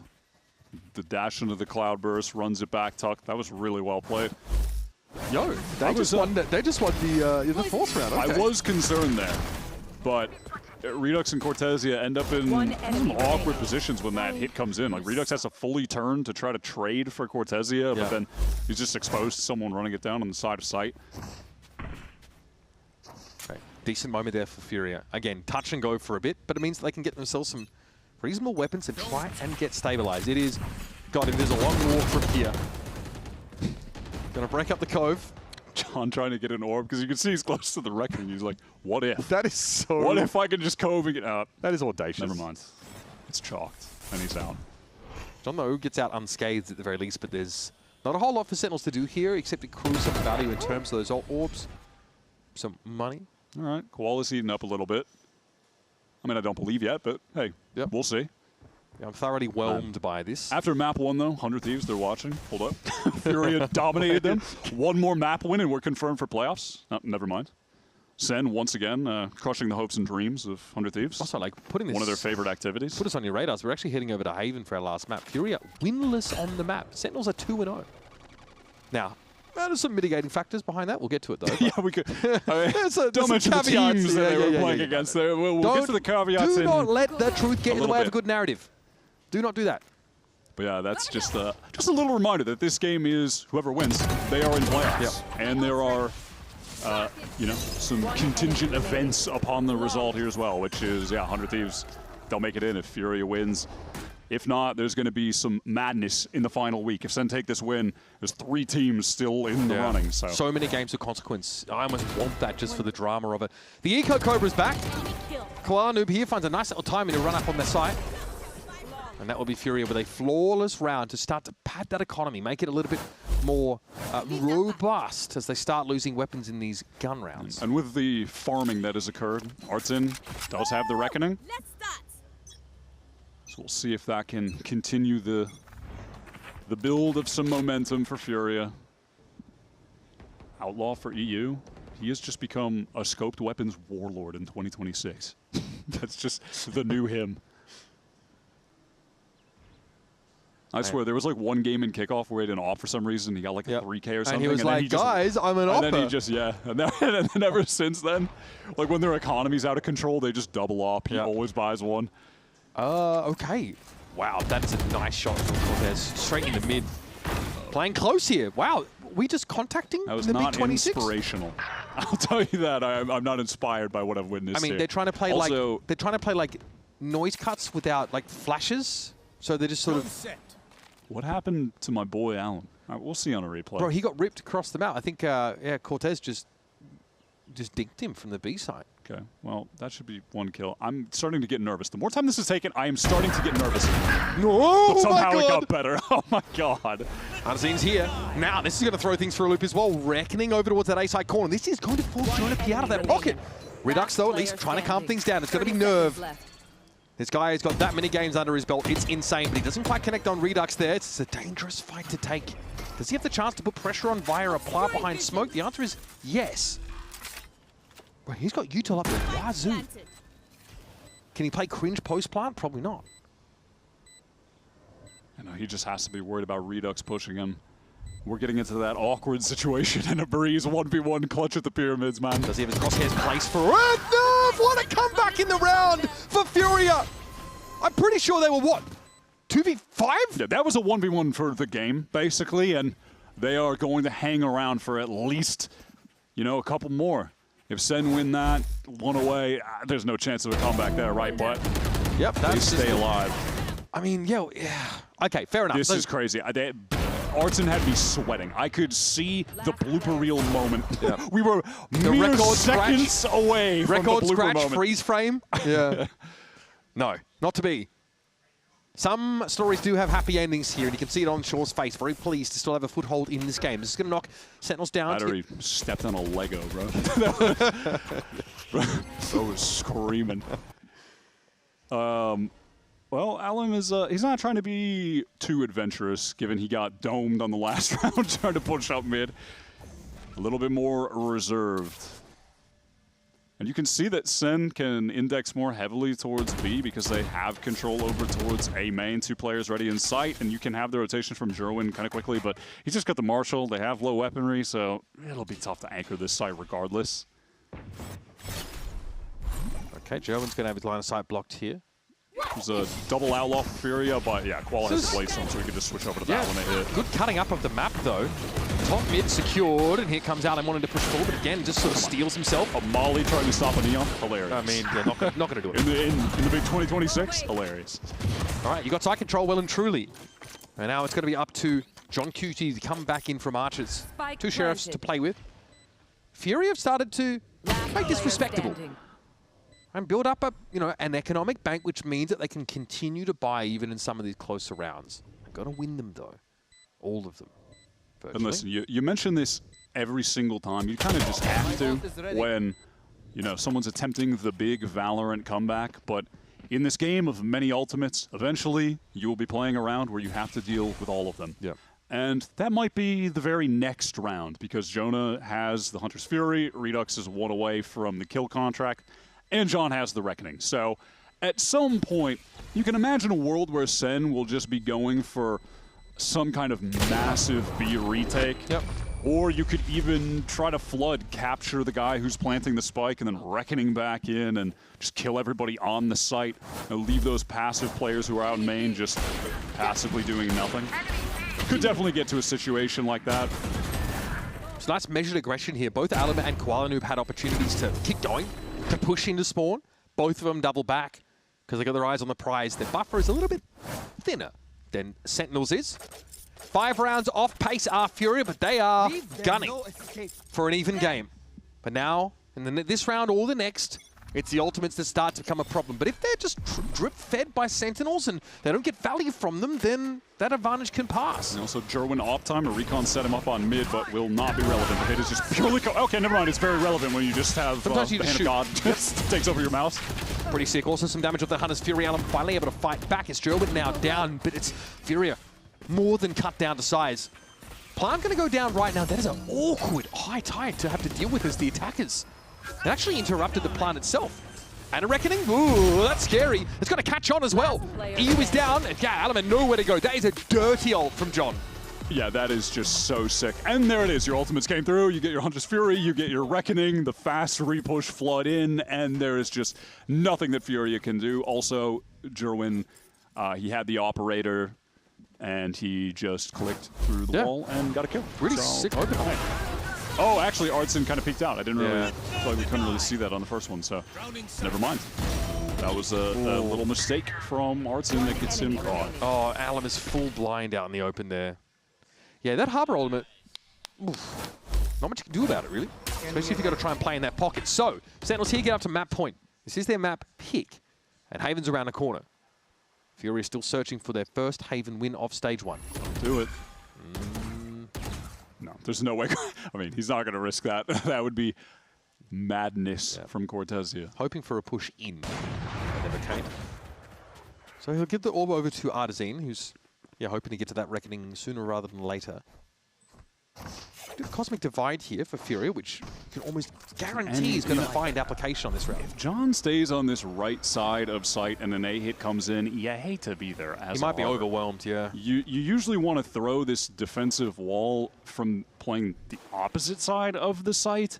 Like when the Neon splits the site vertically and the other wall is up and you're getting recon back there, like we have seen Harbors doing that and getting completely destroyed, but it will not be relevant. Furia are just going to go over for this B hit where Cortezia is playing close. Redux back sight. Oh, this is so gross. And the poison orb would go. Oh, okay, not great. Now going to try and fall back. Okay, Furia actually decelerate. What? They're going to give some space. Instead of going forward, they wait out. Snakebite comes down. They can't really push past it. I don't know what happens there for Redux. That goes horribly wrong for him. And now, with that Cosmic Divide down, Sentinels are scrambling to get through that wall, but EU knows. Jonah? Does Jonah know? Is that... Okay, I don't know what's going on there with the audio. That is bizarre. Yeah, I may be confused by that. Maybe thinking it's John making sound. I mean, I got nothing for you, honestly. Close round in the end, but it will be Furia holding on. That mentally boomed me. I mean, we'll see it on the replay. I'm like, was it you? Does he? I don't think he was, but... Well, I mean, and that was almost a 1v1 clutch for the game, but was just too stun locked on the weirdness on the flank. But also, before all of that, great little exec from Furia. There was that jiggle peek from Artson that deleted Cortezia on the right side, and then that stun that came down, the Gravwell combo on the left that just had Redux completely out of sorts. I mean, he was just had no options there. So Furia have survived the onslaught of a lot of these Sentinels ultimates that have sort of cycled through. They're going to have to deal with a kill contract in this next round that has 10 times out of 10 been a kill for Redux. I'll just say 100% of the time, not to confuse you. He's 3 from 3 on those. Yeah, he hasn't had the opportunity to really use it the last few rounds since he's gotten it. Like, he has to anchor there. He can't use it. You know, ideally it's for some kind of retake play, or maybe if you can get the info that one guy is lone on the side of the map and is on some kind of solo lurk, so you can catch him and then you can have a player safely get the kill when they get out of the contract if Redux loses, which like you said he hasn't yet, but it could happen eventually. Could indeed. But yeah, typically you're just going to see it for a retake / flood attempt of getting the guy who's planting the spike, you know, caught in it, but Koala has the op on attack. Okay. Against Jerwin's op on defense. Where are these guys posting up? I mean, they very well might have a fight at mid doors. It's looking like that's Jerwin's going to be there with the op, right? So just hold the line. When does this star get deployed? I mean, if Jerwin swung out further, you don't have the timing on the guy bottom mid, and Koala almost certainly would have gotten that kill. Look at slowly inching into elbow here is Alum. He's the active player right now. That wall's come up there at an odd time, and the response is to smoke Jerwin on his line. Okay. Both a little Shots wide. exchanged. Alum Slowly the time. Oh no, there's no way. Redux there flaps a shot. Alum is giving it stave execution. Oh yeah, we're going to make sure we guarantee this kill. Artazine there, it's going to be the one that's caught out. That's the Harbor. This would be massive. Key controller down now for Furia. They're going to have to go without Artazine, but Alum dives on into the cove, finds the kill at least. Evens up the score. Now it's Nerves util that Furia are going to have to make use of to get into some of these sites here. And so that drone is able to confirm the drone was still at doors, but they don't have info on A main, and Jonah has pushed up, taking this deep angle. You know, if EU doesn't have the recon either, 35 seconds on that, so there's just no effective way of re-clearing A main, and that's going to call for Furia to go back towards B. Jonah's also relaying to his team that that's most likely going to happen, so they have all three players ready to go. With 23 seconds left, SEN should be able to close out the game here. And in the meantime, you're seeing nothing over at A, but is there any time to call a cancel? Yes, they're going to try and sell a fake here. It's going to fall flat pretty quickly, though, because Alum gets caught out as he pushes on in, and our time is truly of the essence. Jonah's in an amazing position. The only thing working against him is that he's only got the Sheriff right now, but he could still end the game in this moment. Oh, shots on towards EU. That's not the spike carrier, though. That was no chance to get a plant here for Furia. No chance to clean them up. Professor P sends them packing in our second map. Breeze goes the way of Sentinels. Even gets the third, just for some style. Little additional aura playing in A main. That was a really good round from Jonah, and I can only imagine like how excellent his calls were in that situation as well. Just the information that he was giving to the team was getting them in all the right positions to close out that game. Furia tried to run it back a little bit, but ultimately SEN just looked superb on this map. Every mistake that was being made on defense by Furia was fully exploited. Again, with Artson going 0-5, first kill to first death on that first half, and Jonah getting 6 first kills, that is like the tail of the tape. They were just so good on attack and absolutely crushed on those A-site exits. Haven is just around the corner. It's a map that Sentinels have not lost on yet this stage, but they're going up against Furia, not some garden variety team here in stage 1. Keep it locked, folks. The decider map in this series also decides which of these teams head to playoffs. Time for a quick break, but when we come back, our analysts are going to get us ready for map 3. One enemy. Spike down A.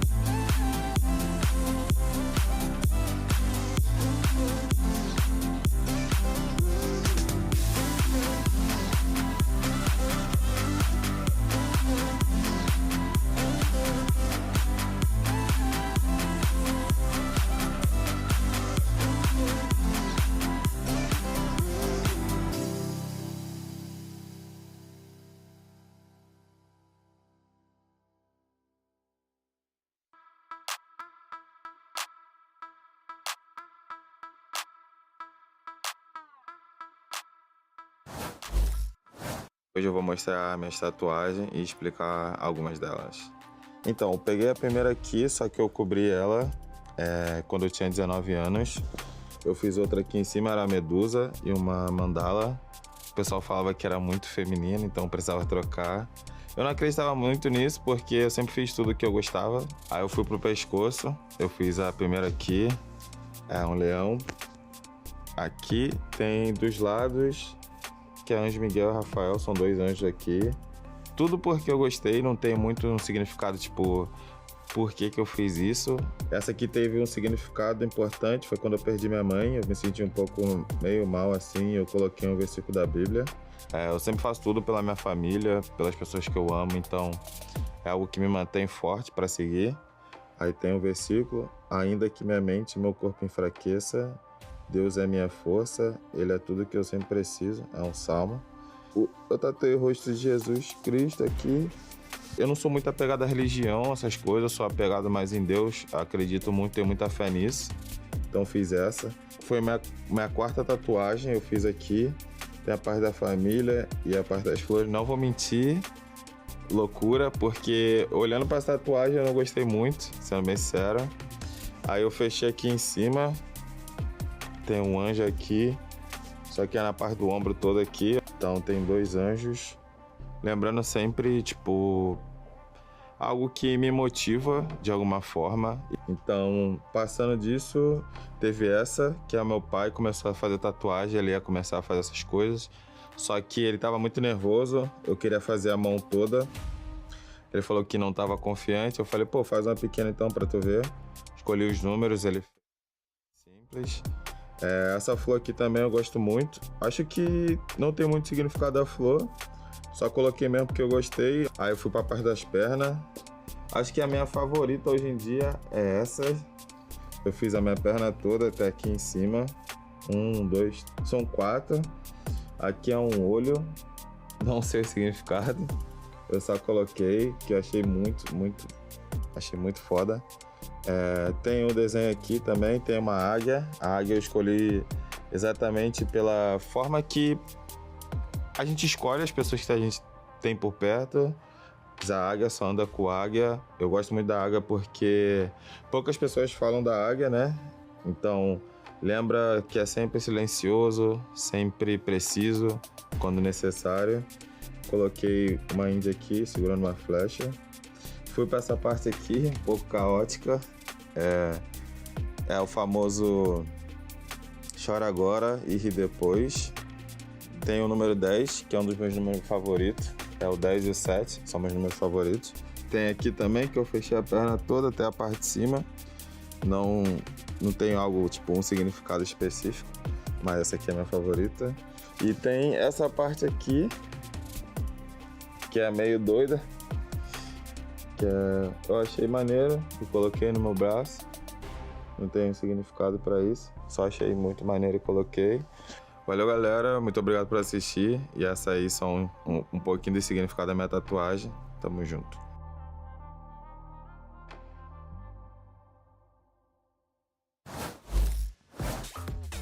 Of course, you can go ahead and check out the rest of Common Grounds on YouTube. Incredible piece there, learning the history of DigiZen. We also get an opportunity to talk with Qualanoob in that piece as well. So feel free to go out there, check it out on the VCT Americas YouTube channel. But folks, we are back and we are going to a map number 3. This is well, these games are a little weird. Yeah.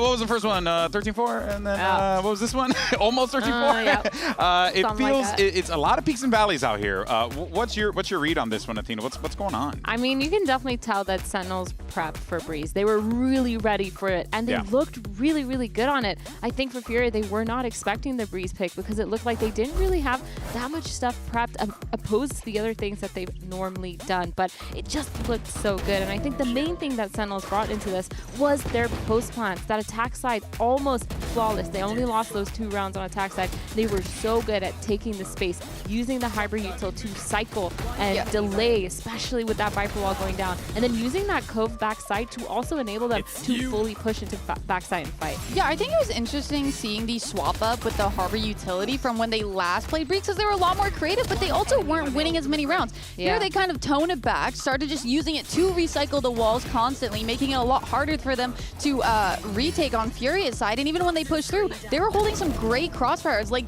literally this, making sure that they're just watching and not allowing them to get any space. Yeah, they were cycling the wall so well. Like every single time you thought, oh, this wall's coming down, and then out of nowhere, you're just seeing a water wall, and then you see a Viper wall. And it was a very, very well executed plan, obviously reflected on that team breakdown bottom track there that you could see. Just absolute domination in that first half there, right? But of course, you also have other aspects that have been playing really well for this team too, right? You got big performances from big players, guys like Cortezio also having a great matchup. He's been consistently great for this team, always has been. He was pretty essential as well in this one, I think, in terms of just playing off a lot of the space that the team was creating. Like on times, he was just lurking, activating off onto some of these angles. You can see the rest of his team there, X-rayed through the wall. Instances like this as well. All this pressure that's being applied, they clearly had a plan in mind where they were just trying to abuse the rotates of Furia and see what the rest of their players could get. And Cortezio, he was activating consistently, clutching consistently too as well. A real dominant force, to be honest, and a key reason as to why SEN were able to close this out essentially as clean as they could with the dominant attack side. I mean, he had so many clutches too on the attack side. On a lot of those post plants, he had 2 or 3 different rounds where they only won the post plant because of him getting multi-fracture, getting those impact kills. And I think overall, he's just been really phenomenal in general. Yeah, we oftentimes praise his work on, just being like the vocal leader in the moment. Merchant. Right, the vibe merchant, blah, blah, blah, right? But this actually is like, outside of just the, the vibes, it really is just the output in the server. And Cortezia has just been consistently great. Of course, that takes us, though, to map 3. And this, again, as we highlighted many times already, this matchup is huge because both these teams fighting for this playoff spot and big opportunity here. And it's going to be going down to Haven. How do we feel about this one, guys? Because this is truly anyone's game at this point. Everyone wants to talk. Emily, me, what do you think, Em? Okay, granted that the last time Sentinels played Haven, it was against EG, and they were having a little bit of a harder time. I really liked what I saw to them on both sides. I liked on defense how they were willing to not give up sites, consistently try and fight and use a lot of the delay that we were talking about early on. But I also like the way that they approach their attack and how, willing they are to kind of manipulate the map in their favor. And I just feel like this is a map that they're super confident on no matter what they're doing. Dude, Furia played EG and lost on Haven. Wait. SEN played EG and won on Haven. No narrative. Great analysis. Wait, quick maths. 2 plus 2 is 4. Minus 1, that's 3 quick. No way! Guys, we are changing lives out here with all the mathematics that we've been figuring out. But don't worry, because Uber and Wyatt got you covered on the other side. The winner of this match clinches a playoff spot and the mathematics championship of the world. Don't go anywhere. We'll be right back.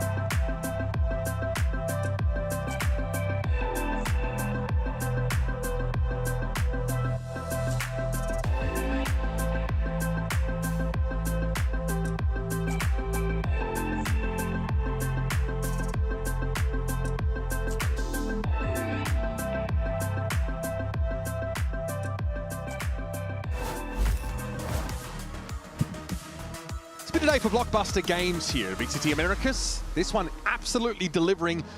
However, I would say the victor of both our first 2 maps in this series kind of dominant in their displays. We were surprised to see Furia take such a nosedive in impact in Breeze, but you've got to hand it to Sentinels, who really had that map figured out. Good to see it again from them now with Redux on that ISO. We're off to Haven though. Could be a day of upsets as well, with 100 Thieves beating the undefeated crew in Stage 1, and our kickoff winners in Furia going down to this new Sentinels team, who have only been able to get 2 prior games of match experience with Jerwin, who's playing a fantastic game so far today. Triple threat Neon in this series. And Sentinels, they're running this, dare I say old, but like very meta comp of Haven of last year and into kickoff this year that Gen G were really pushing. Yes. And now this Phoenix look feels a bit more current, a bit more meta for sure, outside of the fact that Artisan is running a Cypher and Sen are going to be playing the KJ, which I prefer a little bit, but again, this stuff exists within the margins. Who's playing better on the day, who's playing a more optimized game on the day is a little bit more important. And man, the pistol round win rate's not great for either team. I talked up Furia's pistols. I'm like, damn, that 2-week break for me really boomed the rating. Oh my goodness. Still, we've liked what we've seen from Furia, at least the first map with their pistols. They didn't win any on Breeze, I will mention. Seems we have a some kind of brief hold-up in the game. Yeah, likely a tech pause that we call that a tech pause in the industry. Yeah, thanks. Yeah, it's not like we haven't had our fair share of them as it was. I think what we did, yeah, we did one game in Santiago. You know, we've had to wrestle that beast on occasion. I think we have an opportunity here though to talk a little bit more about these comps, right? Obviously, we've seen the Phoenix here, especially on defense side, quite a few teams just making use of it, like flashing out of Garage. There's being just constantly refighting, getting winfo, potentially getting you player advantages, getting you map control. Definitely seems the way to go on with it. Like a 6-orb ult, something you can build up pretty quickly with some on the attack side at least, like a pretty easy to contest orb on that C main spot. Yeah, when you're playing Phoenix, it feels like you can really just play the game in flow and constantly be pressuring. Flash here, fight. Another flash, fight. And it also just gives your team an opportunity to play at a high pace that it's already going to be playing at with the Neon. And also in this modern age of Valorant, where a lot of the utility has been nerfed, the agents that just have inherent advantages are very good. Neon, she goes really fast. The other agents, they can't run really fast. She's just going to be very good because of that. Phoenix has a good ult, and it's the cheapest one in the game. He's just going to be really good because of that. And on Haven as well, it's one of the maps where you can really farm up the orbs pretty easily. It's a big factor. It's why you see Phoenix here a lot. It's why you see Phoenix on Pearl a lot. It's just easy to get those orbs. And so I do really like the comp that Furia are playing. Again, like as we talked about, being the team that has come in and have really just, I think, played the optimal meta comps from what we have seen so far. You know, on this day though, I got to say, the SEN team, they've definitely impressed me here on Breeze. You know, Ewok was talking about how much time they've been able to put into that map. Definitely showed. And they are 2-0 on Haven. And despite that though, I kind of feel like SEN still have something to prove on it in my mind. They win a close game against EG, who are obviously struggling this stage, and they beat 100 Thieves, who I think that map might have been the worst play we've seen from them on any map in this stage. Yep. So, listen, I'm not trying to completely downplay the fact that SEN were able to obviously exploit those teams' mistakes and win, but I don't think they've been fully tested on that map by a high-quality team. Yeah. But then you're looking at Furia and you're like, well, wait, those guys lost to EG, and they also lost to Crew on it. In that loss to EG, you had both Superman and Dijazine dropping like 30 bombs on them. Yeah, they gave 59 kills to EG in that game, so hard to win when two guys are going off like that. Listen, I think there's some level of question marks about the level of play that both teams are going to be bringing right now on Haven, and we'll just see if maybe the SEN have been able to continue to improve on this map, tighten things up, more time with this roster, more time with Jerwin being able to play in the matches, where Furia can bounce back after a map that was a tough watch for them, man. Yep. No, it's funny how Fury have looked so different across both those maps in this series that we've seen. Here over at Haven, though, you think a great equalizer. We had a lobby remake, by the way, folks. That's what the delay was for, and we couldn't roll it back because the game hadn't started yet. So oh my god! Redo, and here it is, the pace of that Neon, something that Jonah just cannot account for, being the solo player over at the A side. Very hastily, Redux pulled himself off back towards that Heaven side.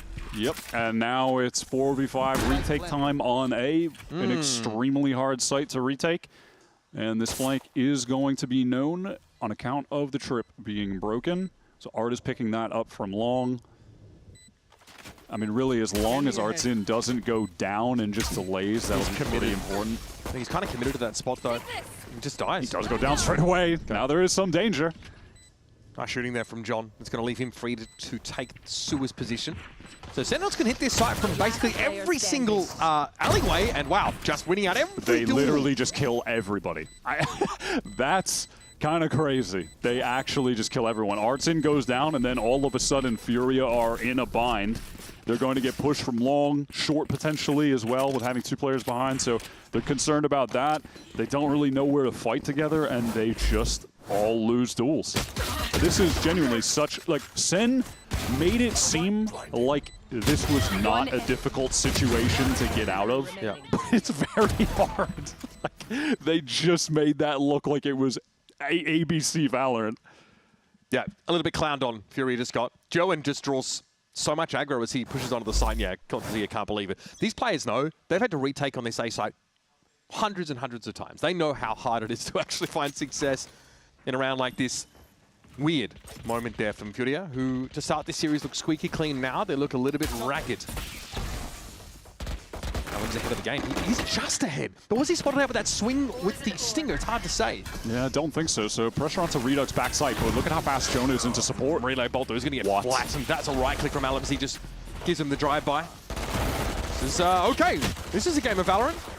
Pushing now in towards C. Yeah, Jonah was hoping he could get some help there, but no one was able to get in backside. So he's just caught in that cage, gets killed by the Classic. You've got 2 SMGs recovered right now from Furia. There's a flanking long from Jerwin. He's got the Outlaw. He's going to have to just hope someone walks into him at this point. Hold the off angle. They used the poison orb to get him posted up on the off angle, but I think Jerwin has to just commit to C long. Nothing you can do about it. Well, EU really weak, so he's just down straight away. How is Jerwin supposed to do anything from here? His teammates are caught up behind that smoke. Yeah, Alan tries to get that timing, isn't able to do so, and Koala wants to flash for something, but he's caught. No! A nice retake there from SEN. Look, there were a couple weak players there for Furia, and a couple of them still didn't have good weapons, but I can't help but feel like Furia had the right idea, but the wrong players in the spots to execute it. Like, if you had Koala in this smoke here with a flash to fight the guys in spawn, that's one thing. But he's just playing around sight, so he's really not able to accomplish anything. That swing from spawn is just dry from Alan, so he goes down to the second player there. And while that's all happening, Jerwin makes his way up long. Like, again, I like the idea of fighting forward. That's fine, but wrong personnel to get that accomplished properly. 100%. Shaw looks super frustrated after that. I really cannot blame him. Fury do too. Look at this fast break into mid. How much are they looking to force the issue now as this toxic string slows them up?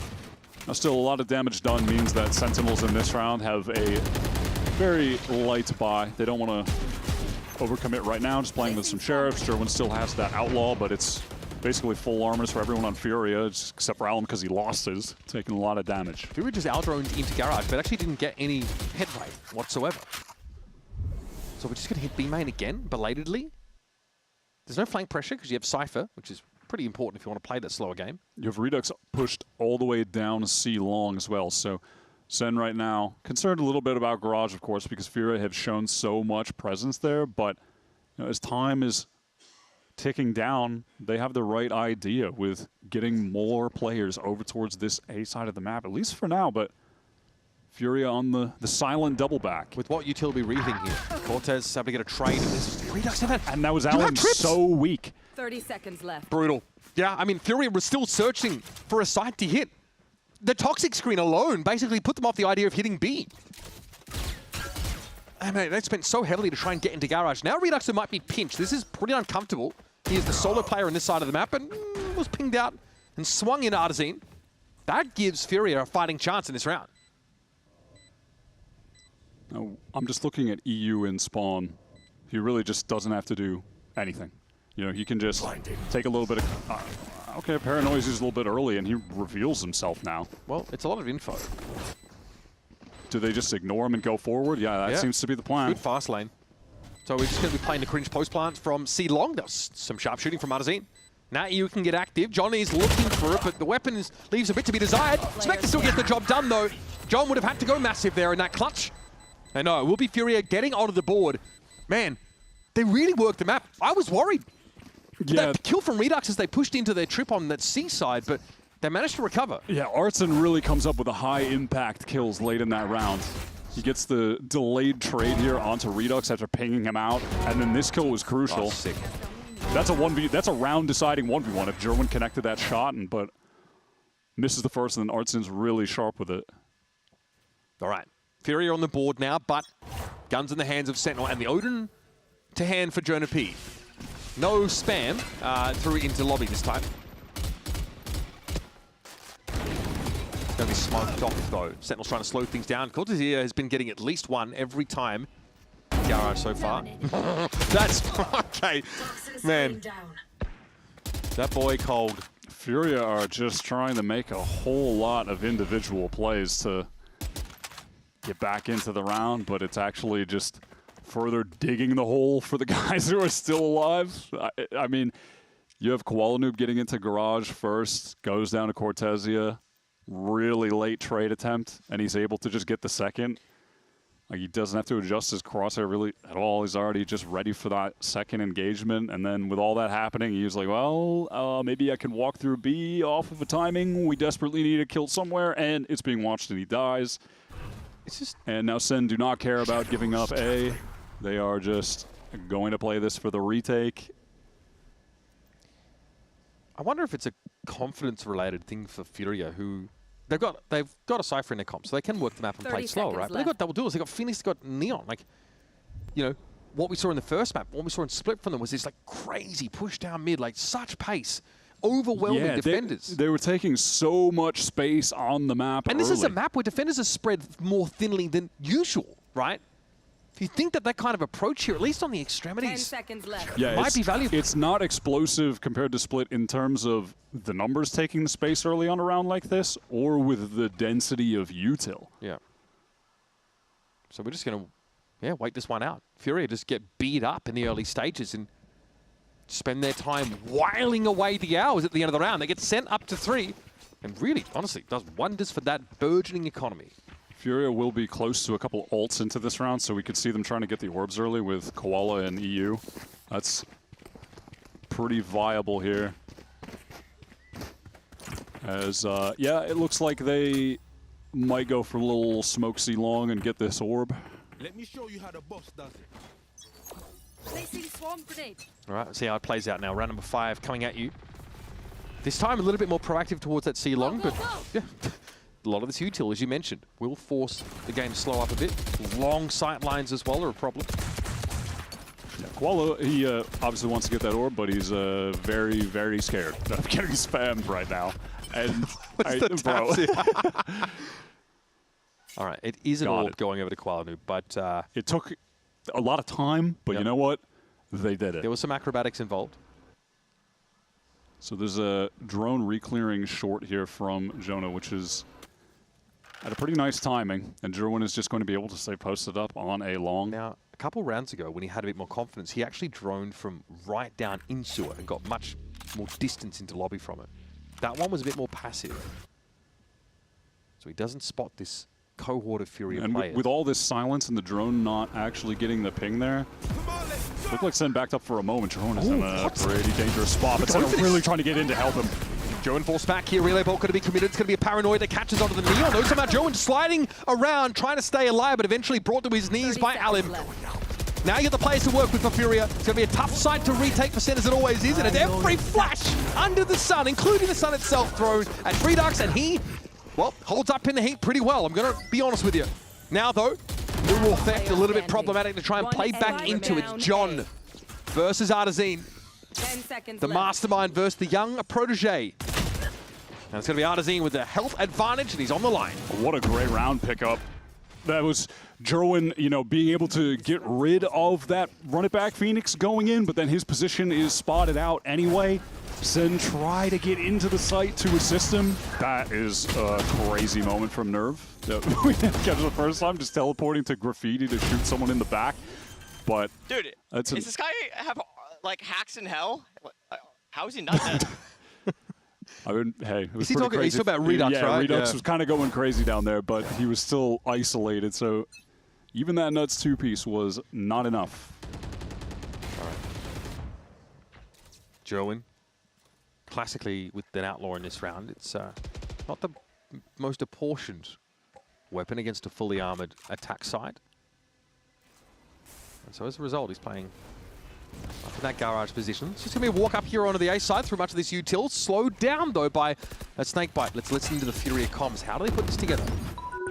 Yes, get out after. I can still vault bomb. We're not going to ult the KJ ult, okay, guys? We're going to play time. We're on my ulting. I'm ulting A lobby. I'll get intro in. Get out. I'm not trolling here, but... We're playing time, okay, guys? I'm ulting. If they KJ ult, I'm just ulting the bomb. I'm trying to help you, Toro. Carry A, okay, then. I'll ult contact. They're gonna ult. Yeah, I'm up you. They're going to try to push me one-way bomb. I'm one-way bomb early. I'm flashing your left, Toro. Flashing your left. They're going to try to push me when I ult. Get out, guys. Yeah. Or do whatever you want, bro. Just ace. One top side. Hold my push mic. I think we're dead. Nice, Toro. This one HP, 1 HP. I said just ace. Fucking Terminator. You see window, you see window. He tapped. Garage. Kappa. That's fucking right. Get him! Let's go. That was, I mean, pretty funny comms. Yeah. But also, kind of what we were talking about back on Split, just how intentional the communication is from Furia and how much of a large piece of their efficiency in rounds is coming from EU. He's just so direct with the plan for the team there. And within that, Alum, who's just like their young superstar player that's going to go around and try to kill everyone. He also knows that in that situation, all right, yeah, if they are playing for the lockdown, I can be the one guy in sight. I can try to catch them off, get a couple kills. That classic, like, there's a couple seconds before everyone gets detained, and then you stand close. Yeah. Surely no one is standing in this trying to kill us, but he killed everyone early as hell, so it didn't even matter. But you can just see on the minimap, based on the game plan that EU is giving them, how they are all getting into the right spots to play around it. It's just so efficiently done. And something that we observe whenever we have a chance to dip into the Furia comms is that they tend to read their opponents really well based on utility cues, right? I feel like that's something that they're able to construct potential scenarios really effectively based on kind of what they see. Like, oh, there's a dog on this side of the map. Like, yeah, you know, it's exactly that. Oh, there's lockdown, they're going to use it. Don't care. We're just going to Hunter's Fury. Play time. Doesn't matter. And then Alum's like, well, okay, I'm just going to stay in. Yep. He doesn't even need to call it. He's just, whatever. I'm a duelist. I'm going to stay in. I'm going to kill them. Yep. Alum's dream. He's having a pretty good game so far at 6-4. And yeah, just basically tore through Sentinels on B. That necessitated, pardon me, a timeout there from Ewok to try and just get things simmered down. 3 rounds on defense, not so shabby early on here in this first half. Can they build on it? I'm surprised we've never seen Alex with a cast on the right arm in the coach's booth, you know? You would think after all these years with Paper all the Rex, desks there would have murdered? Would have happened at least once. I reckon he wouldn't dare put a cast on. He would just tough it out. I'm out of here. So this time going for a little bit of an aggro play towards A with the Jerwin Hero Rifle, but they do not want to overcommit. This is just going to route Furia away. Do they want, I mean, they certainly don't want to accelerate elsewhere, which is always a possibility when you feel some of that early presence, especially finding out that there's a hero rifle on that side of the map, but it's a bit more patient from them. Diabolical walk-up. Can they, like, yeah, they can't really flash this. By the way, Artson did not leave a trip on the A side after they got any of that space. Do they know? Oh, yeah, he tripped B instead. Yeah, and Jonah gets 2 free ones because of that, but luckily Nerve doubles back, and they're able to collect the kills regardless. The weapons are better. Cortez can't actually push off this B side because of that pretty deep trip that was placed. So Artezine doubles back and deals with him. Could have been actual disaster because of the lack of trip there, but yeah, it's just one of those interesting rounds where like Artezine just chooses to vary his trip location. That also implies a little bit to you about where Furia want to end in a round like that. Or honestly, could have just been heavily calming about a plan or doing something else, and you just kind of forget to do that occasionally. I mean, your brain can only handle so much at any given moment, you know? Pretty composed, though. Artezine just turns around and answers the threat of the multi-sheriffs. Clean stuff. Furia need to find that composure in a very... It's been a roller coaster of a series. I wouldn't even say the maps themselves have been close. Some close rounds, sure, but no, it's been one of these teams or another just battering them. Oh, John too slow. Yep, he doesn't even realize Alum has crossed over. That relay ball hit him hard. Flashing to the back of the site. No! Couldn't see the wood for the trees, apparently. Still able to find 2 massive kills. And that shuts the door in this round virtually straight away. Yeah, that's some illegal gameplay. Inspect the PC. I can't. How does he get the second one? He's paranoid up. Does not see anything. Cool. I think there was like but maybe we'll see it from his one of those weird things where we see his point of view and he kind of catches a glimpse or something. But there was like a neon assist there as well, so I don't know if that was util oriented. Yeah, I mean it's pretty common that the neon is just going to throw that stun back plat as well. I thought it was like I thought it hit onto John. Oh yeah, he did throw a close up I think onto John. It was a heads up as well from Alum just to check that left side. It was either spam it or maybe he just saw like the judge peeking out a little bit. He just like fades briefly through the fast lane just to check that corner and back. Yeah, John just he had no idea. Not bad there from Jerwin. Can you do it? I've seen this guy do some filthy. Oh no! That's I can't say that on air. That's messed up, bro. Can't be doing that. Yeah, you love that late recon. Taken away from All right, now I just want to see, yeah, does John get spammed down there? Oh, he gets a glimpse. Yeah, just a glimpse of it. That's a sick reaction, though. Interesting. I mean, talking about the he's curveball gotta there. be going down there. That's Bro, crazy. on C was insane. Come on, dude, trying to eco Cobra another round, bro. Forget about it. Bro, MI6 is on the phone. Oh, no. He's 007. All right, well, not a crazy amount of damage, but Nerve and Alum are both tagged up a little bit. Is this the kind of moment where you just want to push around long and circumvent that Viper's Pit? They're at least threatening it, showing that. Yeah. I like the setup from SEN as well, just getting Redux to peek over the smoke. The spike. Funneling, though, into Redux's sideline with the paranoia seems like a pretty bad idea. So, Furia. Yeah, I mean, maybe if Koala Noob had an ult, you could challenge this Viper's Pit, but that is not the case. Slowing down into the op. It's a little nerve-wracking. But, wow, just doesn't connect. Koala Noob, his first frag of the game. It's a pretty big one. Yeah, that's a pretty high impact kill, and that's going to activate the acceleration onto this B site. Jonah, stopping power in spades, and the spike's going to go loose. This is problematic. He's going to check top box. He got the dink on Nerve as well. Paranoia's not even going to stop this guy. He's going to hold M1 for the boys, and he's got a sixth sense about where Nerve is going to turn up. Bro, no way. Dismantling Furia there. 30 seconds left. Yeah, it's kind of insane. And the Odin, pretty good when you're anchoring these sites. Oh, I like some arts and isolating the fight. That's beautiful. Just John and Cortezia standing. Cortezia, though, really knows how to slow these kind of rounds down and keep Furia out. Close game now. Quite a compelling haven thus far. Sentinels get within a round. Koala just gets the sick entry on the board, but doesn't matter. No one's going to remember Hey, got that another one. frag as well. Because Jonah just locks that down backside. It's the following of the TP for me that's very good reaction. I mean, obviously wants to get that trade, but he's just also like a little bit late on that swing. It wasn't like a full, kind of double swing onto the Odin. But even when you are double swinging onto the Odin, it feels like it doesn't even matter what pace you play at. You just die anyway. You need to like crossfire not the again. He's got the sixth sense. There you go, fast push though. Well. Okay, Koala Noob is to run it back. Jonah eventually falls, but at what cost? Here's what I'd ask Furia. Nerve went for the teleport into spawn, but Jerwin picks up the angle. Artson with all those kills is going to get the information across the map, but then neural theft. Oh my god. Just before the second neural theft ping comes in, Jerwin picks up the line with a jump pick. That is sick. Go, go, go.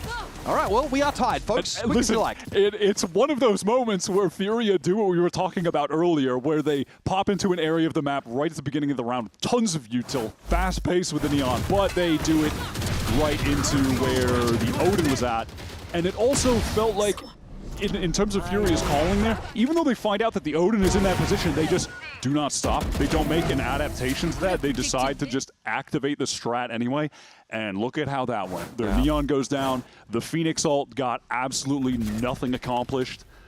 I feel like that might be a moment where you got to hold up on the activation of that. I mean, your Omen did teleport into spawn as well, so it just feels, they just feel like, we just have to send it.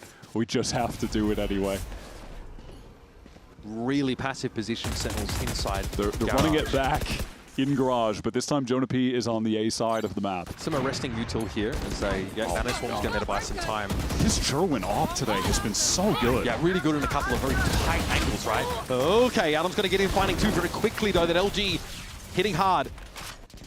I like that Furia had an additional layer to get into the back site there. You see Koala Noob flashing on the left side of default, and then Alum is able to slide over on the right, or opposite, sorry, whatever. Same idea, right side, left side, flash, the dash, the running around with the LG. Deploying drone. Okay, he's going to be pinged out by the R drone, just trying to slow things up, give it a shock. He was dead in the water there. Still, he's got a redundancy of teammates. For now, at least. Swing there with the op for Koala Noob. It's going to be Nerve that does the dirty work. Clean up is good. Furia get to 6 rounds. Feels like Nerve has kind of been that guy for Furia in this half. He is getting some super high impact kills. Playing really well. Yeah, and this is that moment where Alum is able to slide out on the left side. There was a prior flash that came over from Koala. Koala Noob just cheering him on there. Able to find a third. Everybody just paranoid. Yeah, when you were trying to flood into the site, paranoia is so powerful. Not only to get you in, but also to stop you in your tracks. Last round of the half here. Jonah P still with the Odin in hand, though. Redux also picking up a Judge. More because he's got no other choice. But that's still pretty good in Garage.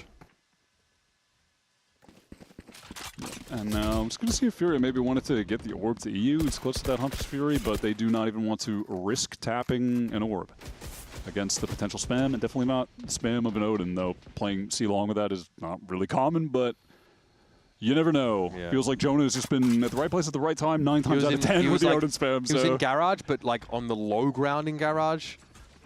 He has not been spamming that like early round lobby angle. He might here though, that could be delicious. Furia right now are absolutely lacking in map info. They don't know what's going on in mid, and they've got no control towards A. They haven't outdroned yet, to be fair. Yeah, exactly. So they're going for this later round re-clear. And do SEN try to play this aggressively against the drone, or is this just a fallback to sight? Joan can't talk. He's going to get ahead of it. And my God, it has worked. 2 for Joan. Early warning alarm raised, and now 2 players already for Sentinels embedded in this A side with a crossfire setup. So good from SEN. Look, monster play from Jerwin. And how can you crack this site at 25 seconds left in a crossfire? And Jonah, he's here with the Odin. Yep. Oh, he just spray through those boxes. It's got to be chalked for Furia, man. Nerve might challenge first, but he's actually seeing the shoulder pick. Wow, Nerve is just on point. Too much leg shown by Jonah there. Okay, we just walk into sites and shoot people in the head. Sometimes you just miss, and that is a detriment to your round-winning success. Wow, with John Madden's back in the building. Here's Cortesia and Redux, who are doubled up here. Don't forget, we are trying to retake A. EU's got his Hunter's Fury miles away at the moment. Yeah.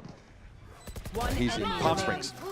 There's Alan with another one. Redux tries to TP up, but it's pretty telegraphed, and that will end the round. Hunter's Fury from EU.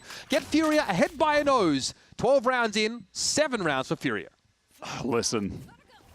That was a ranked game. If I were Jerwin, I know what I'd be thinking about my teammates in that crossfire right now. It's pretty unfortunate that neither of them can get a kill here. Oh, I'm seeing Nerve is ready for it, but it's a timing thing. Jonah just makes the jiggle. With the run out. Let's go. Who's daddy? Trick question, it's me.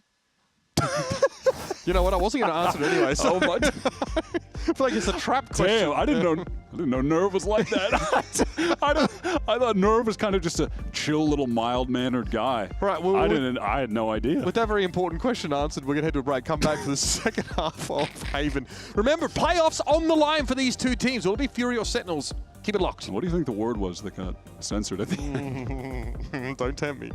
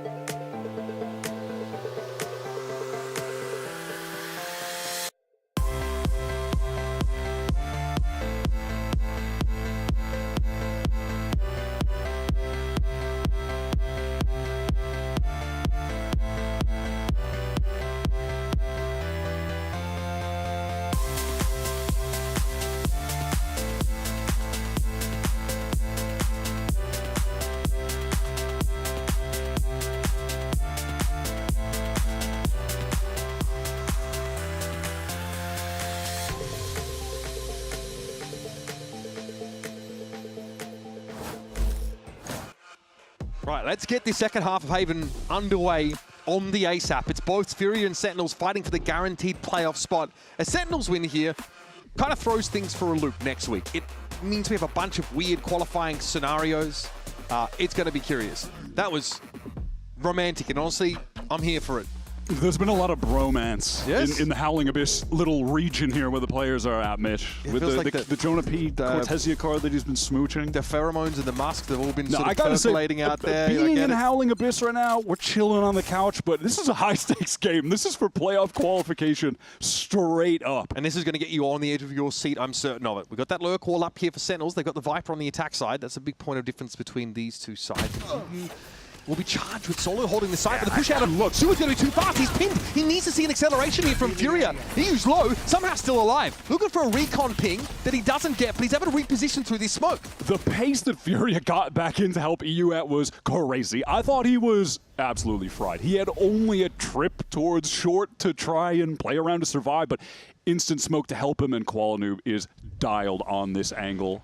Is there anything showing? I don't think so. I mean, if he has a rifle, yeah, but with a pistol, he doesn't know. There is a bit of obviously a crossfire he here. He doesn't know, but he thinks. There's no close A main presence here either. I think they're waiting on Cortezia to get this ground. Claw's like he has to be there. No, he's not wrong.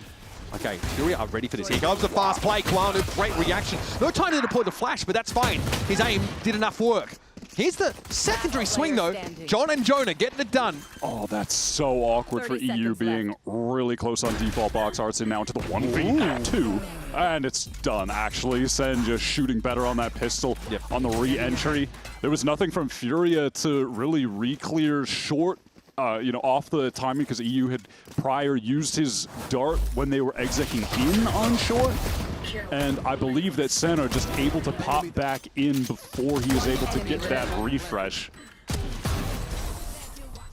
And they're just not able to deny all the players from Sen just running in together. And you can see how much that round meant. To be fair, I think Cortezia might stand up like that if he sees the last Tunky in the cupboard. But, I mean, it was an important round. He's just a man full of passion. That's and it. I love it. A love for life. Exactly. We got to walk up here on A main from Furia pretty early on to test. Yep. And just Koala Orb harvest time. And there's no way this local's up. It's not in position yet. John, he knows. And he is just going to tuck and play this safe. Yep. There should be an easy enough take for Sentinels to even up the game. Now, all of Furia corralled in a mid window. Except for the presence here in Garage, which could have been destabilizing, but Cortezia finds some solidity in his aim. Yeah, a couple kills. The guys in window shot that turret, so Artson could get the swing there, and hey, they're able to get a second one, but, that was just Cortezia with the Sheriff, so not a huge deal, and Sen will be able to put together a pretty serious buy on this bonus. One enemy remaining. Okay, bro. Phase sniping, hello? Nice round here. Even game in our decider of the series. There's smiles on faces, but I can guarantee the tension is starting to climb. This could be a massive momentum builder for Sen. If they win this round right here, break the Furia economy. I need to see how they get Koala Noob value on this half. He has had a really quiet game. For a bonus round buy, this one's pretty sick. German taking a lot of space up mid off that drone, and the defenders need to smoke it off, so now they know the players from Sen could be tucked really close, and they could just burst onto this site with such fast pace that if you're trying to anchor it, you could just be completely torn to shreds. I like this. Furia adjusts to a double face instead of a crossfire to better deal with the rush from Joe, but he can do this. Oh, sprayed down. Nice for Koala Noob. That's important. Flash out, just to confirm. Now it's going to be EU. Next up to the plate. Almost found a double spray down there, but John barely took any damage in the end. Yeah, at least 1 for 1. That's enough. Alan wants to get into this site, and Koala's trying to pick up the pace to assist. And these walls are crazy. Fast lane Blaze Wall also active. Koala Noob finds his second kill of the round. That might well be enough here. Alan, though, awkward. Very awkward spot to be stood in. But Jonah P gets rained down upon him by Artezine. Furia here. That is an important round to fight into, but remember, that's the Sen bonus. It kind of seemed like that poison cloud that went up from John as well assisted the defenders a little bit, being able to wrap around sight towards default. Yeah, there was so much going on. Blaze Wall and the fast lane took them in. Yeah, with Elms able to cross all the way to the right there. But I will say, I really like a couple things that Furia did in this round. After they had to, kind of acquiesce the close space on B, they position themselves in backside knowing that they could get popped on. And so Koala's all the way back at Gong, and he kills Jerwin because he gets into that safer position. And then Alum gets into A to defend when Sen are getting into the site just after EU, and Koalas are so fast. Well, also Cortezia just, that's a pretty good spam. Just wallbanged him down. And look, having a Cypher on the A site means you actually don't really have to interact with this lurk wall. You can just play passive deep in A. Don't worry about, I've got to push up into A long and get info. There's a lurk wall. It could be someone anywhere. No. Play deep in the site, behind your util, camera into sewer, and Bob's your uncle. And with that Judge out of play, Sen will be a lot safer when getting in some of these close quarter areas if they do want to try and go back towards garage late or something. But at the moment, they are super stacked up towards A, and Koala wants to get there in time to help Ardzine if this execute does come through. Might try and swing off the trip. Oh, it's perfect. Oh, yep, that old chestnut. Been in the game for many, many years. Yeah, and they can't break it in time, so Gerwin actually gets pinged up, and the kill is as free as it gets. But Cortezia is able to activate his lurk timing and get all the way deep into B. When there was that noise and pressure towards A main. And because of that, the rest of the team feels safe and comfortable to get into this site plant on default. Jonah's taking a lot of damage in that. Get some spam. That's sick. Oh, that is stunning stuff. What a blaze wall there. Redux still has to respect the vestiges of it. We do get a plant, but Sen have bled out for I this. feel like no one on Phoenix used to use that tech, but now we see it a lot. On this map especially. Yeah, on that A site almost all the time. Honestly, it's valid anywhere. Look at this, like Sen just getting picked apart. They've got like barely any presence off the site. It's Cortezia in the site. He might just get traded here. He does. And now John has to step out of mid-window. Up close, Neural Theft, they're going to show him up. And Ardzine, sick round from him, honestly. Gets the kill on Jerwin off the trip. Comes back in. Beautifully done. The Blaze Wall was just diabolical. I'm looking at the armors there. Art had full, Nerve had half. John shot that with the ally, unfortunately. He brought the one guy down to 10 HP. Oh, I like that we get to see this setup. Yeah, just slow on the brakes so Ardzine gets a free one. Nothing special about it. Going up. I just love to see that. Yeah. Is Cypher, this old Cypher. I miss her. Oh, and it's not spam. EU is holding a line. There's no smoke there. He just gets out in the open. The panic when the wall comes in, honestly. Like again, you're not smoking for that because your planter normally just stays tucked and can't be seen. Unless there's a blaze wall. All right, pace mix up for Furia.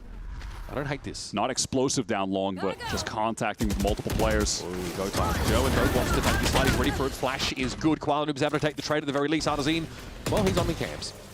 Oh my God, he gets a double. Massive. Oh, look at the spike is. Okay, you've got this garage control, which now means that your Viper has to double back for it. You had garage control. This is falling apart rapidly for Sentinels. Back down to a low buy. That's so nice from Furia. It's just the contact play into we see anyone, we're activating the flash, we're going to throw down the relay bolt, and then EU just supplements with the Hunter's Fury from back sight. What does this do your conditioning now? Because what is going on? Oh my God. On one side of the map, oh my God. That's insane. Yeah, that's a classic Sova lineup. I mean, that brother is making content in the game right now. Every time. That is like an age-old Sova play match. That one went viral in 2021. That was an average Jonas lineup, bro. Yeah. There. My boy AJ. Oh my God. All right. Timeout call Bring here by back Sentinels. Old classics. You love to see that. Now, Sentinels have won both pistol rounds in this game. And see, those are the kind of plays that we were just seeing none of from Furia on Breeze. But we're seeing a lot of from them on Split. Just hitting Sen with preset rounds that they're completely caught off by and don't have the response to. And also, it kind of goes back to the experience thing, I feel like, too. When you're getting hit by a lot of plays like that as a team you haven't needed to respond to very often, you're going to get messed up. Things are going to get jumbled. Too many players are getting caught. They don't have the perfect response. It looks like there's some maps that Fury have really deep dove, like really drilled out. And then some like, Breeze, which we hadn't seen them play in stage 1, where maybe they're just not quite there like yet. Lotus against Crew. Yeah. But it's like, man, you see the potential, though. If they get more of these maps ironed out to the level of Split, or at least what we're seeing on Haven right now. Listen, they're not out of the woods, but they're looking very good on defense. A little bit of damage there. Take flight. Not even a tap, really, on Sentinels, but for a damage opportunity. Aldrone dealt with. EU. Okay, it's going to be a pretty quick lockdown here. What's the activation going to be? It's a bit awkward, actually, for Nerve, who's in silver. He could be caught inside this. Bye. That's the lockdown. Out of the game. And now Sen want to go for a fast pivot, through Garage, but they're going to be stalled out by the trip, and the Cam is going to spot multiple players, too. Okay, here's the push in the mid-window. The push off that A side has been good so far. It's a trade. 1-for-1 isn't bad in that situation. Sen have no backside control. Redux is out in the open for the smoke is late. Oh, that's so awkward. Really late smoke there. And again, your Sting is just you've got to play up close to this smoke now. You can see it's a double face setup into the Odin, which rarely bodes well. And at the same time, John wanted to get a forward position on Garage, hoping they'd be more focused on that smoke. Maybe he can go for a little backstab, but that's being watched. SEN just try to throw every little aggro play at them that they could cook up in that moment, but Furia just spam them down or have the crosshairs on the right positions to deny them. And now it's getting a bit uncomfortable for Sentinels. Buy round here, which is likely what that timeout was taken for. So here's what was here with the lockdown placement. EU, though, wise to it. Knew exactly how to clear that out. Man, that's just ahead of the game. A little awkward there. Alan, bro, pull the knife out. Come on, man. You can. Yeah, huge round. Now, Shaw getting much more animated. And for a good reason. This takes Furia to 3-1. It locks them up into playoffs, just 2 rounds away from some nice comfortability for that last week. They can relax knowing they're in playoffs. And I mean, Sentinels have to play NRG for that last spot. Yeah, it'll come down to a straight-up do or die for SEN if they lose today against NRG, the reigning world champs. So who honestly look like at any given time they could just come online. So I would be a little uncomfortable about that prospect, but this game doesn't feel any more cruisy for Sentinels now. Yeah, I can't understate how important this round is, and Furia want to do something disruptive before there could even be a post-plant where, you know, John could use that ult or anything. It's the spam from this Odin is just so good. This disruption every time there's a buy round, it's absolutely filthy. Now into the relay bolt, the run-up is there from Alan. Paranoia catches on to Jonah P, and he's got nothing but his sleep paralysis demons to keep him company. It's Redux, who's managed to find his way down A main with no way to get over towards that spike. Yep, and about as far away from a teleport as he can be, so not going to be able to even go for a crazy play to pick that spike up. That's it. Man, that is just a great little trap play over in main. What is the... Okay, so this is it's the nothing. wall. Yep. Yeah, it's just the wall being activated, goes for the spam. And then off that you have Koala just getting in there. Didn't even flash. It's just a straight up double swing with Alum. Yeah, there's just a gimmick for and every they round. Tear them apart. Yeah, it's literally just the timing of wall going up. All right, spam, double face. And hey, they got more than they bargained for. They would have been happy to just kill John there. It was exactly. Yeah, they didn't expect all of Sentinels to be there. And look at this pace again, down mid, flash out from doors. Alum pushed out a B. Saw that a lot from Zekken yesterday. SEN are super apprehensive there. They do not want to give Furia an opening.